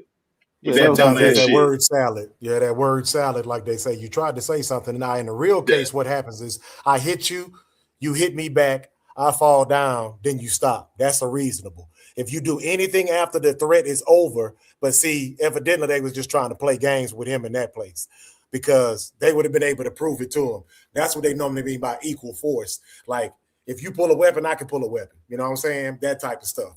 But what it's supposed to be. Because like I said, yeah, with not children. With kids. Not No, with no, kids, no. I'm you just can't giving do an that. example. I didn't mean the children are Yeah, I going to get pull you. guns on you. Yeah, yeah. I was just giving another example. Like he said, whenever somebody says like, well, why did you pull a gun on him when all he was doing was punching on you? You know what I'm saying? Yeah.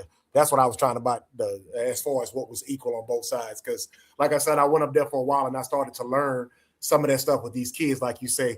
And overall, like we were saying in the beginning with all that other stuff, it's just like they trying to mellow them out, cower them down, or where they don't even stand up for themselves. You know, just kind of listen. And that anti-bullying, they went too far after a while. You know, I don't believe in bullying or nothing like that, but some stuff, like I said, you should be able to deal with, even some embarrassment. Get beat up, come back, you sit in your pride, it's stinging and burning, but you don't end another person's life to prove to other people that you ain't a punk, is what I'm saying. So when we talk about fighting and all that, we can deal with it. It's still embarrassing. I know y'all gonna roast me. I took an L, but I don't want this dude to die because he beat me. You know what I'm saying? Right. Yeah, but that anti-bullying is bullshit, bro. Like, look, boys need to chuckle to get on other boys. So when they get out here in the world and they see other men talk shit about them, they ain't ready to go to the car. They used to other dudes talking shit to them. When you get to the point where another boy can't talk shit to you, that's what boys are doing. That's in their nature. You're trying to change their nature. You fucked up. Like, we not girls. Girls can't talk shit to each other. Boys can do that all day, every day. Ain't even in their adult life. They should be able to do it. If you're not balanced as a human being. I see, but that's why boys need sports too, because in sports it's competitive. It's competitive. You get out that aggression. Motherfuckers talking shit to you. You like, oh shit, this shit real. You know what I'm saying? And then you start to understand that shit. You know what I mean? So sports is a great way to get all that shit out and the challenge and the challenge all that shit that you gonna go up against in the real world. You know what I mean? You got to do something with that energy. It's gonna come out some kind of way. Exactly. Facts. But they go too far with stuff like the Me Too. Like there's an issue and then they go too far and they overcorrect. That's what happened with the anti-bullying stuff. Not to say nobody gets bullied, but they went to the point where they've taken out the boys from being boys. They don't even want them being boys no more. They don't want them roughhousing. They don't want them pushing each other. They don't want them playing the dozens. You know, all that No, yeah, barbershop that's a fact. conversation. They don't want them doing nothing. Like that can't be like the standard. That's where they at right now. And what you're gonna have is a bunch of sensitive young men when they become young men now. They super sensitive because they never had nobody talk shit to them. Everybody told them they was great. Nobody's doing that. In sports, they do that shit. Facts, but then look. Yeah, like y'all say, the participation medals and all that other stuff started to be too much. I know exactly where you're going with it. Yeah, you got to lose. You got to take a L. There's winners and there's losers, and you learn to cope with that. You find out about yourself, like you say. Otherwise, like you say, if you always telling me it's good, then I'm gonna blow up the first time it's not. So I had a situation with my son at his school when he was in fourth grade. He was at a school in Chino Hills, and this school was it was a kid up there who was always doing little sneaky shit to him and trying to embarrass him to make everybody laugh at him. Like he went to the bathroom before. His lunch pail was on his desk. The kid took the lunch pail and threw it in the trash can. He came back, his lunch pail was in the trash can. He came back home to me. He wasn't happy. He was like, I was like, what's wrong with you, son? He was like, man, you know, it's this kid at school. He just keep messing with me. And he was like, I know what you taught me to not react. You know how I want to. It's just mind over matter. So, and he told me this, bro. Like, and this dude was 9 years old at the time. And the next day he came, he's still doing stuff, Dad. And I could have told my son, whoop his ass. I could have told my son, whoop his ass, fuck him.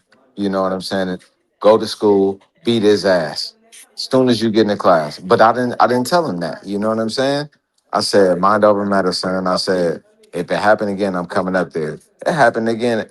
Nigga, I had to go up there. I went to the principal's office and I was cussing their ass out. I went crazy on their ass because I know my son ain't doing nothing and he's really restraining himself. And he's getting frustrated about this shit. So y'all not paying attention to what the fuck going on. So I had to go up there and I went in that room. I went in that office, bro. Fuck the counselor, fuck the principal. I said I need to talk to somebody because I'm finna go in here. Like it's finna be a problem. Call this little motherfucker parent up to this school because we gotta have a conversation. They said, "Oh no, hold on. Who is it?" Now I gave him his name. They was like, "Okay, we're gonna give him a green slip." I said, "What? How the fuck is a green? This motherfucker on some bullshit, bitch. What the fuck you talking about? A green slip? The color ain't even Motherfuckers matching on up. bullshit." So You should have y'all got a allowing bracelet. kids, y'all allowing kids to get bullied, and then y'all allowing kids to get away with being with bullying. You know what I'm saying? So it's like, where's this shit getting fixed at? It's not. Man. No, the problem with the bullying shit, all throughout school is these unattentive ass adults. And it be the crazy shit that some of these adults observe that shit, and depending on what kid it is, they will ignore that shit. Facts. Now, when the kid react, then that's when they want to go out on the kid who's just protecting himself. But yeah, sometimes you got to go off on the retarded ass adults at these goddamn schools and shit. Exactly. A lot of them teachers was quitting, man, because they started seeing what was going on too. Yeah, them teachers was quitting left and right. I saw this one little. I think I said it to you before, Reggie. They were doing a what do they call it? An experiment, and they brought some teachers in, and they had children sitting at a table. They had a white kid, black kid, Spanish kid, Asian kid, and they said, "We want y'all to come in and watch these kids." They said, "If anybody acts up, we want to see how you go about, doing whatever you're going to do." So they all go in. They don't realize it has a laser sighting system on their eyes, meaning that wherever these teachers would look at, they would be able to record it. By the end of the survey or whatever they were doing, they explained to them like we were being a little deceptive, y'all. They said the real reason we brought y'all in there was because we wanted to see about social conditioning. And the people were like, "What you mean by that?" They said that we noticed. Did you notice anything with the children? They said, "Yeah, none of them acted up." They said, "Yeah, that's why we had it like that." They said none of them were going to act up. We wanted to see what y'all were looking at. They said, I think it was up to 30 or 40% more, and all of them looked at the little black boy more than anybody else in the room. It's one of them first times they started really trying to break down the teachers that, racism and blah, blah, blah in America messes with people's perception and yada. But they wanted to prove it to them without having to sit and go through this whole song and dance. They did it in an objective way. And even the teachers, some of them being black, had to sit there and think to themselves like, damn. Like even I was doing that. Out of the whole group, I made an assumption that this little black boy was going to be worse than any of the other children in the room. And I'm gonna jump back off on that one, y'all. I just wanted to jump in when you talk about his boy. I thought about it. And it's crazy. I had to check my son's school when that nigga first started I was like, first grade or some shit. I think it's first grade, kindergarten. It's like the second day of fucking school. I told Joe though. And this dude throwing like a little fit and shit. And the white teacher, he the only black kid in the class. Mine, he like a first grader, I believe it was. This teacher evacuates her class, calls security because he like knocking papers over or some shit like that, and reacted in that matter. So we have a fucking what we have? We have like a parent conference, man. You talking about embarrassing the fuck out of these people, and then the motherfuckers trying to do all type of concessions, nigga, just to meet with us, to where they don't allow siblings in the same classroom. They go in the same classroom. I'm like, he ain't changing class. He gonna sit in her class. And I told her, you gonna treat him like you treat your favorite white kid in this motherfucker. And he ain't moving nowhere. His sister gonna come to this class. And I don't want to ever hear no shit like that. For you to react like this motherfucker, big menacing ass black dude, because that's what you see in him, because there ain't no black kids up in this motherfucking class. Man, you talking about embarrassing the principal, all of them. Because even I looked at him like, how many black motherfuckers y'all got working in this school? I'm like, so this lady looks at this kid who she can't relate to. I'm like, that's a major problem within the school and shit. And then you got all these other black kids that y'all push, because there's a lot of Ethiopians that are considered black, that you get their parents and you push special ed on these kids. And then you do all type of shit in the mistreatment of certain kids. But these white kids can behave in any old matter, because throughout that school year, they'll call about some white kid acting a certain way. And this white teacher never reacted like that. It's like, you would never play that shit in your motherfucking life with my kid. And from that whole school year, never had a problem out of this bitch. And when they graduated, this bitch want to try to come up and talk about, man, you talking about ignore this. Like, bitch, don't say a motherfucking thing to me. Your only role with me is to teach this motherfucker. We ain't got to be cool. We ain't got to be nothing. But you gonna, like I say, however you treat these white kids, you're gonna treat his motherfucking ass. Like these motherfuckers, you be having to check these people at these goddamn schools. Oh yeah, trying to push, pushing a double standard, But the not problem, realizing look, you these think that a schools parent is ain't gonna all come these up here. women, They bro. coming up here. Yeah, this on the first day the bitch did this shit. But the school system is fucked up because they don't pay enough, and we don't have enough men in those situations. That's the biggest problem. So the qualified teachers go that actually can get some money. They go to them private schools where they paying more money. They got less kids. They got kids that are more affluent. They ain't really dealing with all that. In the public schools, they parsing them out with them programs that they have, where they have those specialized kids and specialized schools that they applying to at the beginning of the year. And then your regular public school is everybody else, which is a good mix of a lot of kids who just parents, for whatever reason, they didn't get them in them programs. And then your kid going there in the first 15, 20 minutes, the teacher telling everybody to sit the fuck down and shut up and all of that. So like that system is broken, and they know it's broken, and they keep acting like it's broken. Now we have a paper plate. No, they in the STEM school. Oh, they're in the STEM school. Okay, so that's a different school. So you in the extended school that's away from the public. So the public schools, that people that go to the public schools, those are fucking horrid. Because especially as the kids get older in high school and whatnot, those kids are just kids that aren't in them STEM programs. They not in none of them programs, and they have a tough time with some of them classes. A lot of them classes are bad. You almost have to get your kid into them specialized programs for them to even have a chance nowadays, because it's just not good. It don't make a lot of sense. And they privatize a lot of schools now. Well, I don't know up there where you at, Reg, but here they have public schools, and then they have private schools that get vouchers or charter schools, whatever you want to call them. Those are not qualified teachers with the county, but they're certified with the county. So their pay gap is way different. They're not paying those people the same, but they're also getting the smartest kids. So they don't have to pay those kids less. Then you have the actual private schools where people pay the tuition. Those kids, people pay a crazy amount of money, and some of those kids. So when you start splitting all these kids up into different ways, my point being is that the kids that get left behind are the regular public school kids. Parents didn't get them in the programs for whatever reason. And as they get older in the high school, it becomes more difficult for those kids to go through school. No, but that wasn't even that's the issue. It's this difference in the way in which a white teacher would perceive a certain behavior. And like he was speaking about the experiment, how they watched the black kid versus the other kid. It's okay for a white kid to act in a matter of however old you are in the first grade. It's okay for that shit, but the black kid, they'll fall and watch him as if he's like the black kid in the Korean store and shit, and you react in that matter. Like some of this shit is just based on some historic characteristics of certain they don't know anything about our culture, and I love that because that when they did that, man, that was beautiful. That was so beautiful whenever they did it because, like I said, it was objective. So everybody just sitting there watching. They didn't have any premise or nothing. They just said, well, they did have a premise saying, hey, just see which child is going to act up. And almost all of y'all, including the people that look like us, kept staring at the little black kid. They looked at all of them, but they said overall, after about 10 or 15 minutes, you can start seeing everybody just slowly kept staring at the little black kid at the end of everything. And it was a boy. They made just make sure it was the black boy. They said at the end of everything, they explained it to him and they couldn't refute it. They couldn't. They showed him the data, you know what I'm saying? And they sat there and told him, like, we don't think you're bad people. We're just showing that you don't even know that you have a bias. This is a cultural bias. Without you even knowing that you are assuming already in the group of children that you don't know anything about. They're all the same age, all same developmental, all same kind of background financially, to where the kids are interacting, talking, and doing whatever, but you keep looking at this child.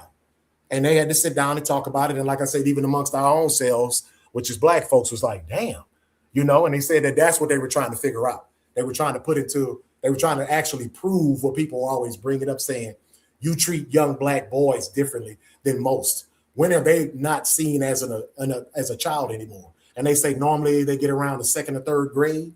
They start to see you as an adult. And I remember the first time the cops started harassing us.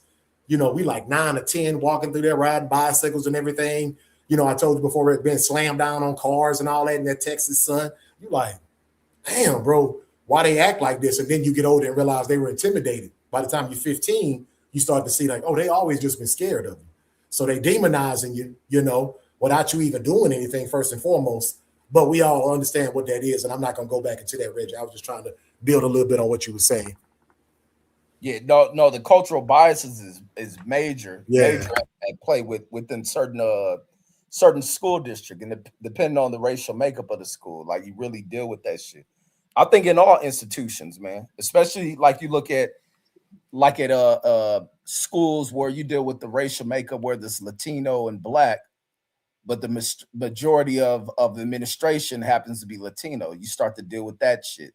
Same way as the administration is white, and you deal with these cultural factors or these racial biases in the way in which, you know, the administrators may, you know, shell out discipline, and there's a huge disparity in how black kids are so quick to be suspended or maybe thrown in detention. And as parents, you gotta be observant of that shit and be there to check that shit. It's like, so that's the shit you just got to deal with. But when he had that incident, I never dealt with any issues out of these teachers. Like I say, if he fucking up, contact me. Outside that shit that bitch try to pull, like, ain't no motherfucking way. But our image ain't just like we got a fucked up image, period, because we don't control it. So even the way like in which we like our image is so fucked up, we perceive our image fucked up amongst each other and how like all of that stuff. Our image is completely fucked everywhere because of the way that we portray it over and over and over again in print and media, whichever way you want to portray it. That's the biggest part of this whole thing. And then people only know what they're seeing because they don't actually really know black people like that. And then when they see us interact with each other like that, we're leading on that that's the way it is. They offer me we this free leading on. shit. Like I can go on my account right now. Like, it'd be like, oh, we got a free speaker, and you just. Oh no, go ahead. Yeah. Well, I'll just say that like with our images fucked up, and we had this crazy way that we're doing it, and even the people that we allow control our images, when people start thinking differently, we want to start categorizing people and just saying they crazy. We be dismissive. We don't have real conversations. When you look at all the people that we always relate to back in the 60s and 70s, all those people from all different backgrounds, they were black first. Like if you go to the Baldwin guy, to James Baldwin, he was obviously looked like he was gay. Everything he talked about was black people. He never put that shit first. If you look at Angela Davis, she was a woman. She didn't do the feminist shit where, you know, we got to talk about women first. No, it was for the black people. And you start talking about the ministers and the other people that were doing it. It was for the betterment of the people. That's not what these folks are doing, and they've been programmed to do this at this point, and it's become like the thing to do. Like, okay, what you pushing? How can I help you? What can I buy? It ain't about the people no more. We've gotten away from that, and we kind of got to get back to that. And that's true because, like he said, whenever and like I said, excuse me for building on that. Yeah, the thing is like people would say now, "Hey man, you black or human first." When I say black, they just look at you crazy, and I say it's an identifier. We can go into, oh, black is dead, and it's not real people, and you need an actual name, and you're missing. All of that is cool. What I'm saying is that the main reason why you asked me that is because you see me as black. That's why you're having a conversation with me, because it's not normally black folks asking me that. It's people outside of the race. Because you want to, you know what I'm saying, in some kind of way, how I was saying the other day when this young lady kept trying to make me or identify me as something, I said, no, you're uncomfortable with that. Because you know that if I go ahead and address that I'm black, there's a mistreatment. Just like you said, there's a system put in place for me to even have this word on me. You're trying to make me be more forgiving and be on the human side so you can continue using me because I'm black. So whenever I actually maybe in your mind take pride in it, it's becoming threatening to you now. Because what you actually use to demonize me or put me down, like the N-word, I make it mine. Now everybody want to be niggas. You understand what I'm saying? It's not right. We can play about don't call me that and all that. I understand everybody's argument on that. But that's what gets me is that they never forgot that this is our group that's going through something right now. That's what's going on. So regardless of me being gay, straight, feminist, or anything, all of that is going to always be second to what my first problem is that somebody decided that they needed to put me in the group and they called me this. And that's what we're trying to deal with right now because we're having all these conversations. I'm back on mute, Fred. Yeah, but no, even what people were saying about how everything gets put ahead of this and that, like, man, we just got to stop shit from being hijacked. Like, black people can come up with so much shit and allow others to hijack. That's why I've always been big on controlling narratives, not allowing other people to speak on you, to tell your history about you. Like, no, it's for us to have stronger voices, to speak on our own narratives. And for so long, we have allowed white media, and from what the influence of white media drives others to want to control. That's where you get the situation where the Vlads and the Adam 22, it's become custom for white folks to sit at the throne, sit at the controls to run the narrative. And black people become so comfortable and accustomed to sitting in platforms and sharing these thoughts, opening all type of information through these people. And that shit has to stop. Like you got to stop allowing others to control the narrative, especially when these people don't know shit about you, bro. You want to admire these people because of the whole social structure we in, not realizing like, why do they even care about you being a rapper? Why do they care about what's going on in your culture?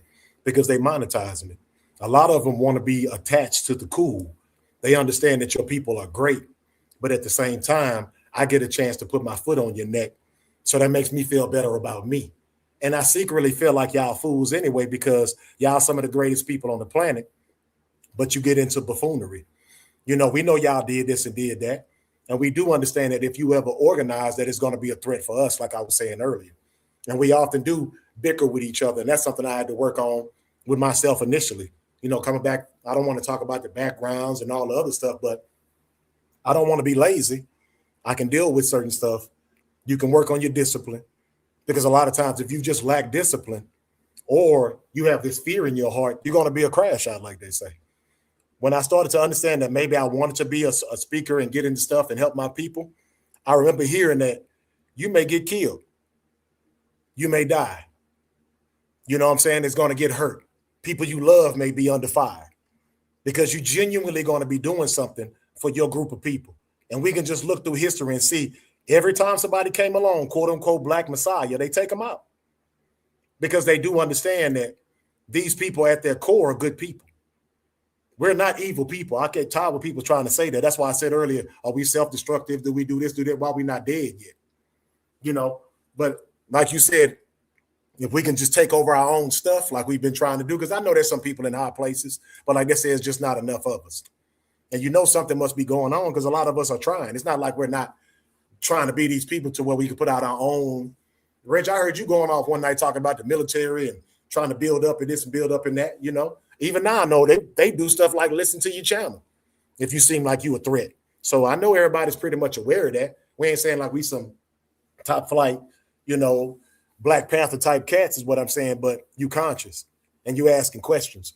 You're trying to figure out instead of just always playing the blame game or being pissed off and just continuing with the matrix. That's why I show up for it, man. I apologize. I don't be trying to use big words and sound smart. I just be really coming over here, like I told you, for selfish reasons because cats really talking about something. And that's the main reason why I'm here. You know, these brothers, regardless of if we agree or not, everybody pretty much got their own thing going on too. You can just tell. And that's something that's motivational for me too. Yes, sir. Oh, dude. Oh, I thought you had something. Dude, she came off mute. But yeah. But no, it was a thing when we first got on, man, we was talking about like when the reactions of black folks. Cause I was saying when I went to the gas station today and seeing a black dude there, you can tell this black dude grew up in the hood and shit. And you know, this dude trying to start like small talk with me, but it was almost on some like, you know, a nigga think he can get over on a motherfucking doing little conniving, sneaky shit is what he thought, trying to see, yeah, you know, see some what he can get over predatory shit. on. Yeah, always trying to prey on people. Yeah. Yeah, that's what he was thinking. And then so the fool was talking about like, oh, I know you be whipping it like, and I was like, yeah, I drive to where you from. Like what's on your hat? And then instantly it turns into where now this fool uncomfortable. It was like the approach should never be that. The approach should be how happy you was when you see these white folks. Now you perceive me as a threat. And I knew that's what he was taking it as I'm a threat when I tell him I'm from LA like you. So now his mindset go to, oh shit, he probably from some other neighborhood. I'm from over. That's how LA niggas think. And I'm like, that type of mindset is what got us fucked up, what got us so separated, so divided. That from me saying this shit, I'm from LA, I treated it as, and I understood that's where it was. And they try to act like he was from Mississippi. But I can, but just based on experiences and being from where I'm from, I can listen to the way you talk that you're not from down there. You from what's on your hat. But the whole time you talking, you pulling some old slick street shit. And then now you still be feeling guilty. Yeah, now you figure out I ain't who you thought. I may not conduct myself like no street cat, but I'm still from the same place that you want to hide of where you come from. But like, even with Deuce is saying there'd be a lot of niggas come out to Vegas that be running from shit back there. Yeah, I heard y'all say that. Yeah, I that's heard why that. I met some dudes in Arizona. They said that. They said they go to Arizona too. I met a dude that was out when I was out there, Reggie. A bunch of cats was tatted up like former Latino type cats and brothers. And like you said, they started talking to each other on the job. And I seen the little Latino dude get uncomfortable. But then all of a sudden they smiled, started chopping it up. I'm like, oh, okay. He said, yeah, man, you know, I left that behind. I was locked up for 20 years, blah, blah, blah. Because I was talking to him. He said, and when the dude walked up, he recognized the tattoos on my neck. He said it made me uncomfortable for a second.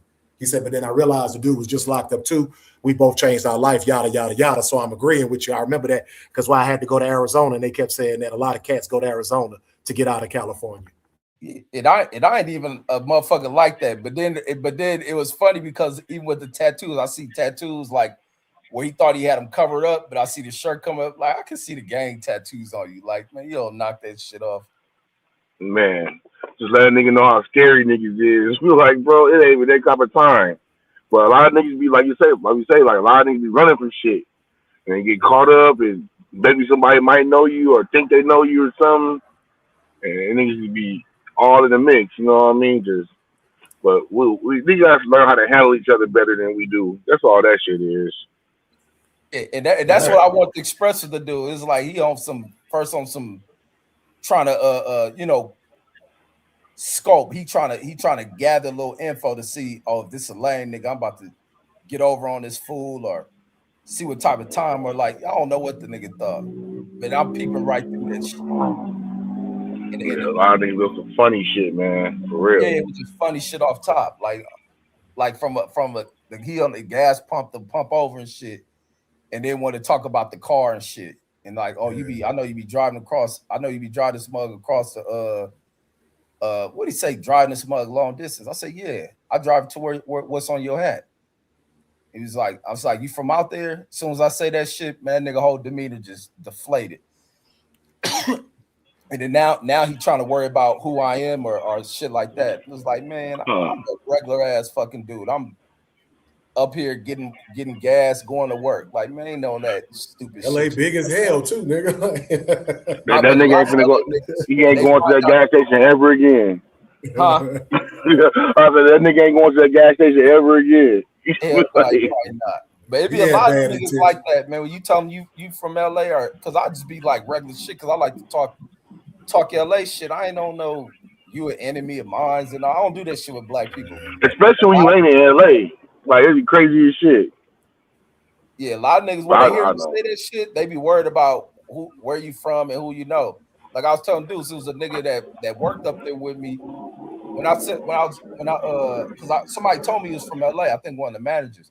I was like, oh, what's up, homie? Where you from? You from LA? Like, where at? Man, that nigga whole demeanor changed, man. This nigga was gone from that job in like 2 weeks. Like worried. And I was like, yeah, that nigga must be running from something. So what them boys be like? But what they call it, witness protection or something? The way they acting. Like you did something and they had to relocate you or something? Or they done did No, niggas just get on. They'll just get on. Like, nigga do something, snitch on somebody, or owe somebody some money. Nigga just get on. Like, move to another town and shit. That's real common shit. You know what I mean? Especially when you I like. seen that dude lock up at the office, man, and he was a cool brother. You know, Spanish dude, tatted up. You could tell he had already been through something, but 20 years, he around my age, he been left it alone.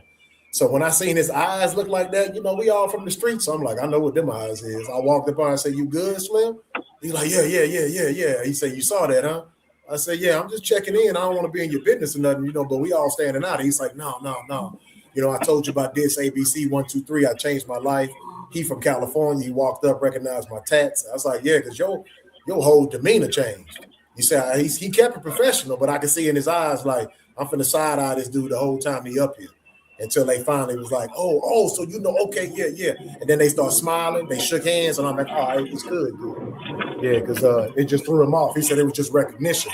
He said, but you know, sometimes I run into people, and he said I can see it in their eyes. They still wondering if you tapped in. And he say over and over and over, hey man, I'm married now. I got a family. You know, on that type of level. I'm like, oh, okay. So when they see them tats, that's what it is. He's like, yeah. Some people, as soon as they see them, that's what they thinking. Method nigga scary. That's all. Yeah, I just always find it weird, man, that motherfuckers, the dialogue between black people be just with hostility or uncertainty. Like, I like, man, but you just sitting at this motherfucker yeehaw with these white folks and shit. Now you uncomfortable when you see me, a regular motherfucker like me. I don't even look like no street motherfucker. Nor do I conduct myself like that. That's why it's like they say black people are the most prejudiced people. Like white people are racist, black people are prejudiced. Yep. Like I can walk in a place like I'll greet some motherfuckers and the motherfuckers be like thrown off by that shit. Like they ain't, that shit is like some foreign shit. Especially women. Like you go somewhere like, what's up, man? I guess nothing. Like ignoring you and shit like this. I was not trying to crack you. You just saying hi. Being cordial and shit. I be telling them the same thing. I be like, well, how you doing, mama? I say, how's it going? They be like, you don't say that. I say, I guess it ain't going. So I heard you. I don't like to be rude like that, but it's like, come on, man, it ain't gonna kill you. You know, are you hold the door for a bitch and you walk in? You're like, come on, you. I'm like, thank you. Like, you welcome. And we just ignore you and shit. Like, it's crazy as hell. Yeah, people, and that's part of the way in which people are being brought up, or I don't know what's causing, but people got bad courtesy, like a motherfucker. Mm-hmm. Like for real. Everybody sticking motherfucker hollering at him. Like, man, maybe you went through that throughout the day. I'm acknowledge you. I see you. It's rude to walk by. He's flirty. I'm not even fucking flirty. I never asked for the number one time. At my old job, I used to get that fucking. They say I was a flirty all the way. Like, no, I'm just being nice. Like, I'm gonna be over there. What's up, bitch? What's going on? Like, nigga, you know what I mean? I know how to talk to ladies. I know how to disarm them and all kind of shit. I'm not trying to ask for the number one time. you don't know nobody. They got my number. It's like I am not trying to fight you. I just get that big flirt shit all the time at my old job. Like I'm not flirting with nobody, but I'm just being nice. Like what the fuck? Yeah, Like it's especially if you crazy. deal with rejection. Like you said, you didn't get the number, so that show you must can deal with being rejected. That means you ain't no psycho. Some dudes get rejected, boy. I seen them; they be about to tap out, boy. When the girl say no to them, something. So yeah, I don't even get that vibe off you, good. I'm like, first of all, I'm married. And then second of all, nigga, I'm just no, I ain't trying to crack nobody where I work at. Like it ain't cracking like that to me, you know, because I'm Like you nice. say, don't mix your honey and your money, baby. Don't mix your honey and your money. I might give you a compliment. Oh, nice shoes. Or I like your shirt. Where'd you get it from? The shirt I do store? that too. Just Yeah. like regular shit. Like, you know what I mean? Like, Yeah, you know, yeah, he's flirting. He's flirty. Like, I am not flirty. Cause I look you in your eye, I'm flirting with you. Like, no. Like, y'all bitches be around some regular ass niggas. Like, oh, I'm not like that. You know how to be nice to a bitch. Don't trip. It's all good. I didn't grab your ass. Man, Deuce, this girl told a girl she was pretty. She told her, hey, girl, that's so pretty. And over time, like they working, about the third time she told her, the girl went to HR on her, bro, and told him that she was trying to mess with her. And the girl was like, what? It threw her off so bad. She's like, who you talking about it when she found out it was a little chick? He said, man, I'm going to keep it a buck with y'all. She said, one of the reasons why I was doing that because she was having skin problems. She was always talking about her skin, this and that. So she was telling, nah, baby, you good, you enough. You know how they do that. And she said, nah, she don't go to HR like I'm trying to flirt with her. She said, I never said anything like in a sexual way. She said, I'll be like, that's a nice outfit, or your skin look nice today, or what did you do? She ain't never like, ooh, girl, or nothing like that. I was like, damn, so a girl did it to another girl, huh? Just that went straight toll on her. And she, what? These companies go overboard with them sexual harassment policies and shit. Yeah. All that them shit, off, though. It's a reason why they have them, but it creates a greater storm, man. That they create these unnecessary and a lot of times false ass. Yeah, they trying to weaponize it. That's crazy. People are quick to use that damn sexual harassment shit. And in that world, perception. Yeah, perception is reality in that shit. You get accused of shit, you might as well did it. Especially in that work world. These bitches be extra flirty. The bitches I work with, man, I be having conversations with these bitches. I know they be on, but I be like, with that Me Too shit, bitch, you gotta get at me. Like I ain't about to make no pass. Like you gonna have to throw the pussy at me. For real though, man. That shit, you bitches on Megan Thee Stallion ass shit.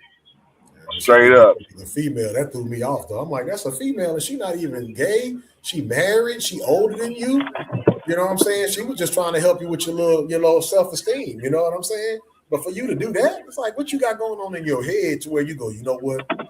Yeah, I'm finna go tell on her. She coming after me. Yeah, HR is a way to flip shit on people, man.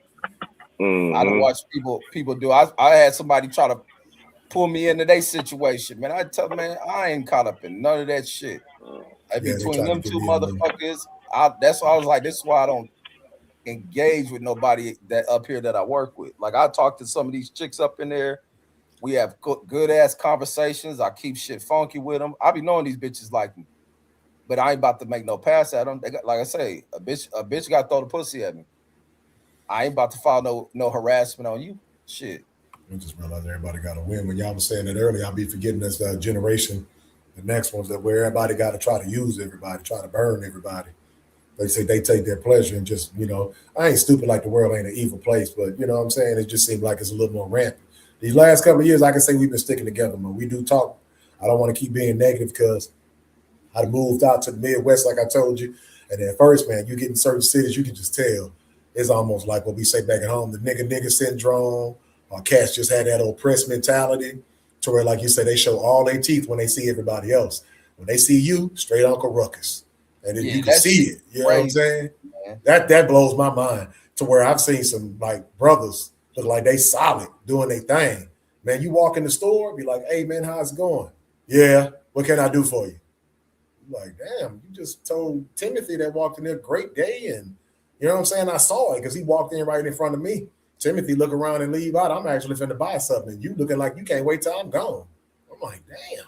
So you start peeping on that, and I know a lot of them, you know, they got that oppressed being around the folks. And you know how it is in certain parts of the South. A lot of them just be, you know, fetching, catching, you know what I'm saying? A lot of us ain't with that, but yeah, some of them do be with that. That threw me off because I'll go places and I'll just be like, good morning. Ain't even nothing extra. Just, hey, good morning. Can I get such on pump number 20? They don't say one word to you at all. Just stare at you. You be like, oh, okay. While you walking out, somebody walk in, good morning. You like, man, what the hell? Like, you want to let me know you don't mess with your own people or something? Because you could have waited till I walked out the door before you spoke, or maybe you're not even aware of what you're doing. Your whole face just went in a knot. So I have been seeing that go away a little bit because they either think you want something. I understood that. I said, I know most time I speak to some of y'all worrying about if I want something, especially young girls. I told a lot of them when they got their natural hair, remember, your hair beautiful. And I leave it alone. I don't say nothing else. I keep telling them all enough. Most of them would be like, you know what? I'm trying to make my way and I'm trying to get out of that. And I know a lot of times that's what's going on with them. They're trying to, you know, get back into their sister side and get away from the perms and all the other stuff. So just little stuff like that. But I know I had to be careful. That's why I told that story before. Because I'm like, man, I'm not a flirt. And I even tell them, look here, mama, I'm old as mommy does. I'm just making sure that you know that I admire your hair. That's nice. You know what I'm saying? And I'm going to leave it at that. Sometimes you got to go extra with it because I know a lot of old men do be trying to mess with them little girls. But, you know, that ain't for me. We got to be able to have a conversation. You know what I'm saying? It is what it is. And I'm more attracted to older women who take care of themselves. I just find that more attractive, that maintenance they put on themselves when they're a little older. But not to bring that conversation up, you know what I'm saying? But yeah, even a good conversation to make a broad want to peel it off. Like, man, a good conversation to draw a broad to a motherfucker. You ain't even got to be pushing up on her and shit. Yeah. You ain't even they got tell to me that now. Then you have control. They saying there are no masculine men, Reggie. They say it's not a lot of masculine men. And these are women I talk to because I started following women, like I told you, on a lot of different stuff. I did anyway, but I made sure I pushed that uptick to be more, you know what I'm saying, on that. Because I mean, like I told you, I'm raising women. Well, they grown now, but I digress. I wanted to make sure that, you know, a lot of brothers was having that negativity too, not wanting to be with black women because of stuff they've been through. So I wanted to tap into that and talk to them more and see what they felt about that. And even that is going a little bit more by the wayside, you know. Everybody ain't hating each other as much as they used to. But you are right. We do need to still work on it. And I didn't try to come in like I did because I really do respect y'all. And I know some people want to be seen on here, but a lot of y'all, I know y'all get up on here because y'all got something going on with y'all. And I know it took me a little bit of just because I'm not the internet type. So I had to build my little courage up. So when I was coming on here and always taking advantage of y'all, of all y'all content, I was like, man, you got to stop just doing this and actually get on here and talk to people because you don't want to just complain or be part of the problem. You need to interact with people more. And that's one of my homeboys told me that. He's like, you man, gotta have a voice, man. You gotta have an opinion on the narrative. Yeah, and I do have that. And I said that. And I know you could be considered a rebel. I think people get to analyze and assess the various perspectives out here. It's 1 billion people walking this earth. Yeah, ain't no 1 and 2 and 10 motherfuckers the voice of the people and shit. I think all voices got to be heard. But I'm gonna get ready to get off here too because I got already, y'all. NUA about. I appreciate this, Reggie. I'm gone too, man. I appreciate that for real. NUA about to fight, and then I got to get up in the morning and shit. Oh, that's right. He fighting what's the Nakatani. Yeah, Nakatani. I just want to make sure I say this name. I'm finna pull it up now. I forgot about that. Yeah, I'm trying to find the stream and shit. As a matter of fact, then I got to get up. I got to be at the gym at 11 o'clock and shit. Oh yeah, what's up with that knee thing? I meant to ask you that too before we got off. Oh no, my shit. I'm always have like the little issues with my knee now, but they ain't as bad as like they sound. I can still move and all that shit. I just deal with like fireworks, boy. I just got to deal with the pain of that shit. No, I'm not. My shit ain't cracking or nothing, but I am on some like that's what it is. It ain't cracking for that nigga. That nigga need to go oil that tank up. You know what I mean? this nigga want to play me in basketball. I'm a ball that nigga. That nigga gonna be like, this nigga been lying. Yeah, right. I ain't seen it. But you acting on them tapes, nigga, you ain't got nothing for me. Keeping it real. I need to look at that, Reg. I ain't looked at a lot of your content. I looked at certain videos, but I did see you hooping on there. I ain't really look at all that. Hooping? You see that nigga clanking. Yeah, he had the boy out there with him. Look, me and him supposed to play 1-on-1. Watch when we finally play. This nigga gonna quit. After I win, yeah, I'm not gonna play you. And you ran track, Reggie? Because I seen you kind of trotting, Reggie, and I can tell when people got like a good first step. And I can tell you probably got a good first step. I'm just gonna throw that out there. Nigga, that was It was a short. I'm gonna fly by this nigga. Watch. That was AI. AI, Because it was a short. It was just a little quick short. I think I saw scrolling through. Man, I told you I don't watch the certain thing yet. Yeah, no, but I got the knee problems, but I can cope with them and shit. Say AI. That's why I'm on. He got worse knee problems than me, man. It's over with for him. My knee been straight last 3 weeks. I'm going to hoop tomorrow. Man, you ain't running like that. I get out and run. If I don't get out and run, I go give me a long ass walk in. You call that running, I call that trotting. Nigga, when I get out and run, I go run, nigga. No, I'm talking about I'm talking about go get like a 2 mile, 2.5, 3 mile run in. Hey, dudes, can I ask you a personal question right quick, man? Perhaps. Yeah, but I mean not like that. But you the same dude's time that used to have the with the red mask on your yeah, I lost that picture on my other phone. I can't find that shit. I lost it. Okay, yeah, because you do sound different, boy. You didn't. When I used to come on here, you know, I could tell you had that fire in you, boy. I can still hear it. I can still hear that fire, but you sound, you know what I'm saying, mellow. And you know what I'm talking about? I've been hearing them get this little articulation on. I say, is this the same dude's time they used to be clicking a little bit on dude? Because I was still kind of just listening to y'all. But I'm like, yeah, I just wanted to say that I ain't trying to get weird or nothing, man. I just be trying to make honest observations. King words and shit. You just know when dudes are evolving and developing is what I'm saying. And since I had a whole gap to where I just got off of here, I just remember him being on here. And like I said, I just listen. I don't judge nobody or nothing. But when I got back, I say, is this the same dude that used to and you never like got out of pocket or nothing, but you just had a little more fire in you. And I say, yeah, you can tell he more self-aware is what I should say. Yeah, it seems like you're a lot more self-aware than what you were at first. And it ain't like I'm trying to, like I tell you, psychoanalyze nobody. I just notice when brothers calm down a little bit because I calm down. So that's all I'm saying. Yeah, I calmed down, man. I'm into my 40s now, so I'm not as rambunctious or hostile as I used to be. Being on here talking to other brothers has helped the brother. Yeah, that's cool. Same with me. Yeah, I just wanted to make sure because I said, I wonder if that brother used to have a rag on his face. Yeah. Yeah, I need to find that picture.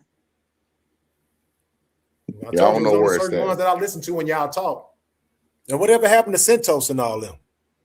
Them niggas got divorced and disappeared. Yeah. Yeah, them niggas did.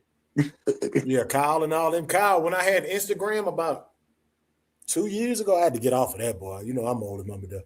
Kyle tried to hit me on the, which I do the little video thing on there.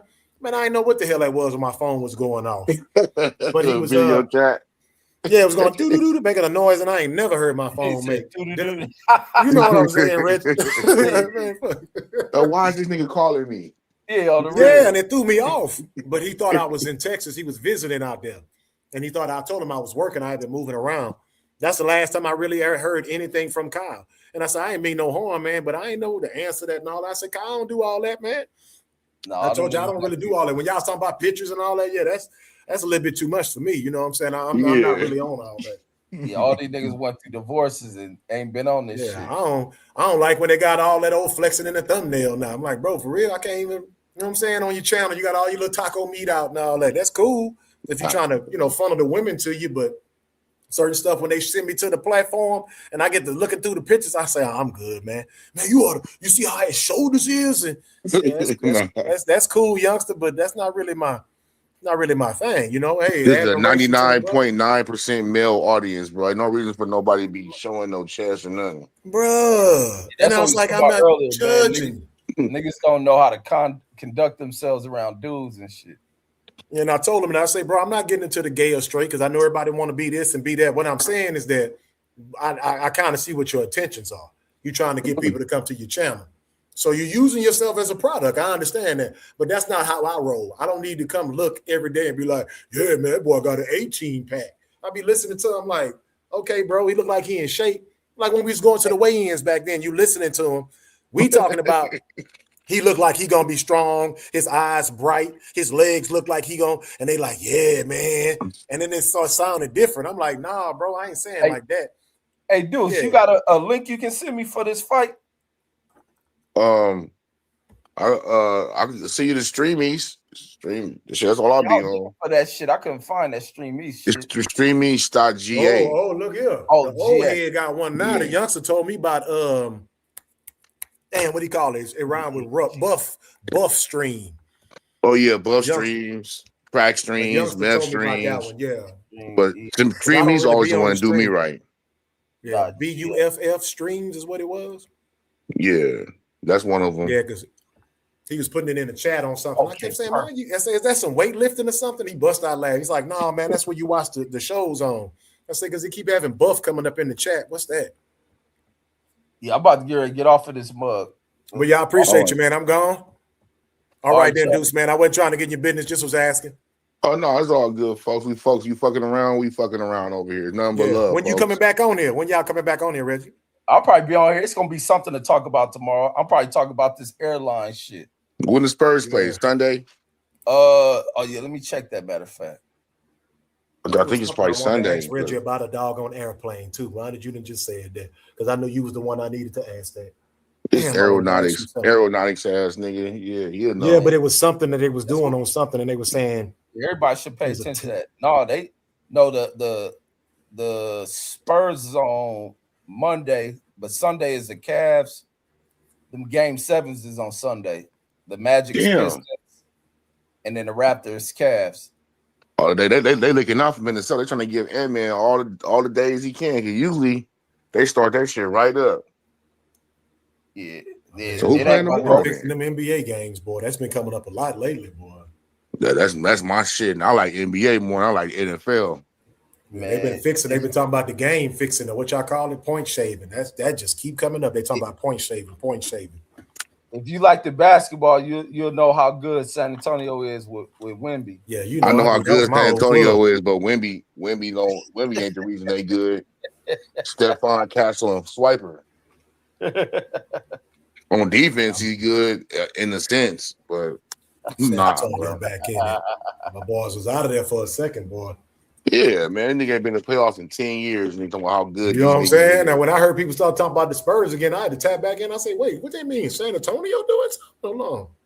That nigga Wemby killing the league. They got some alien nigga cheat coding, but he ain't really cheat coding. That nigga stupid. What I ain't been really on it since Manu Ginobili and Parker and all them boys.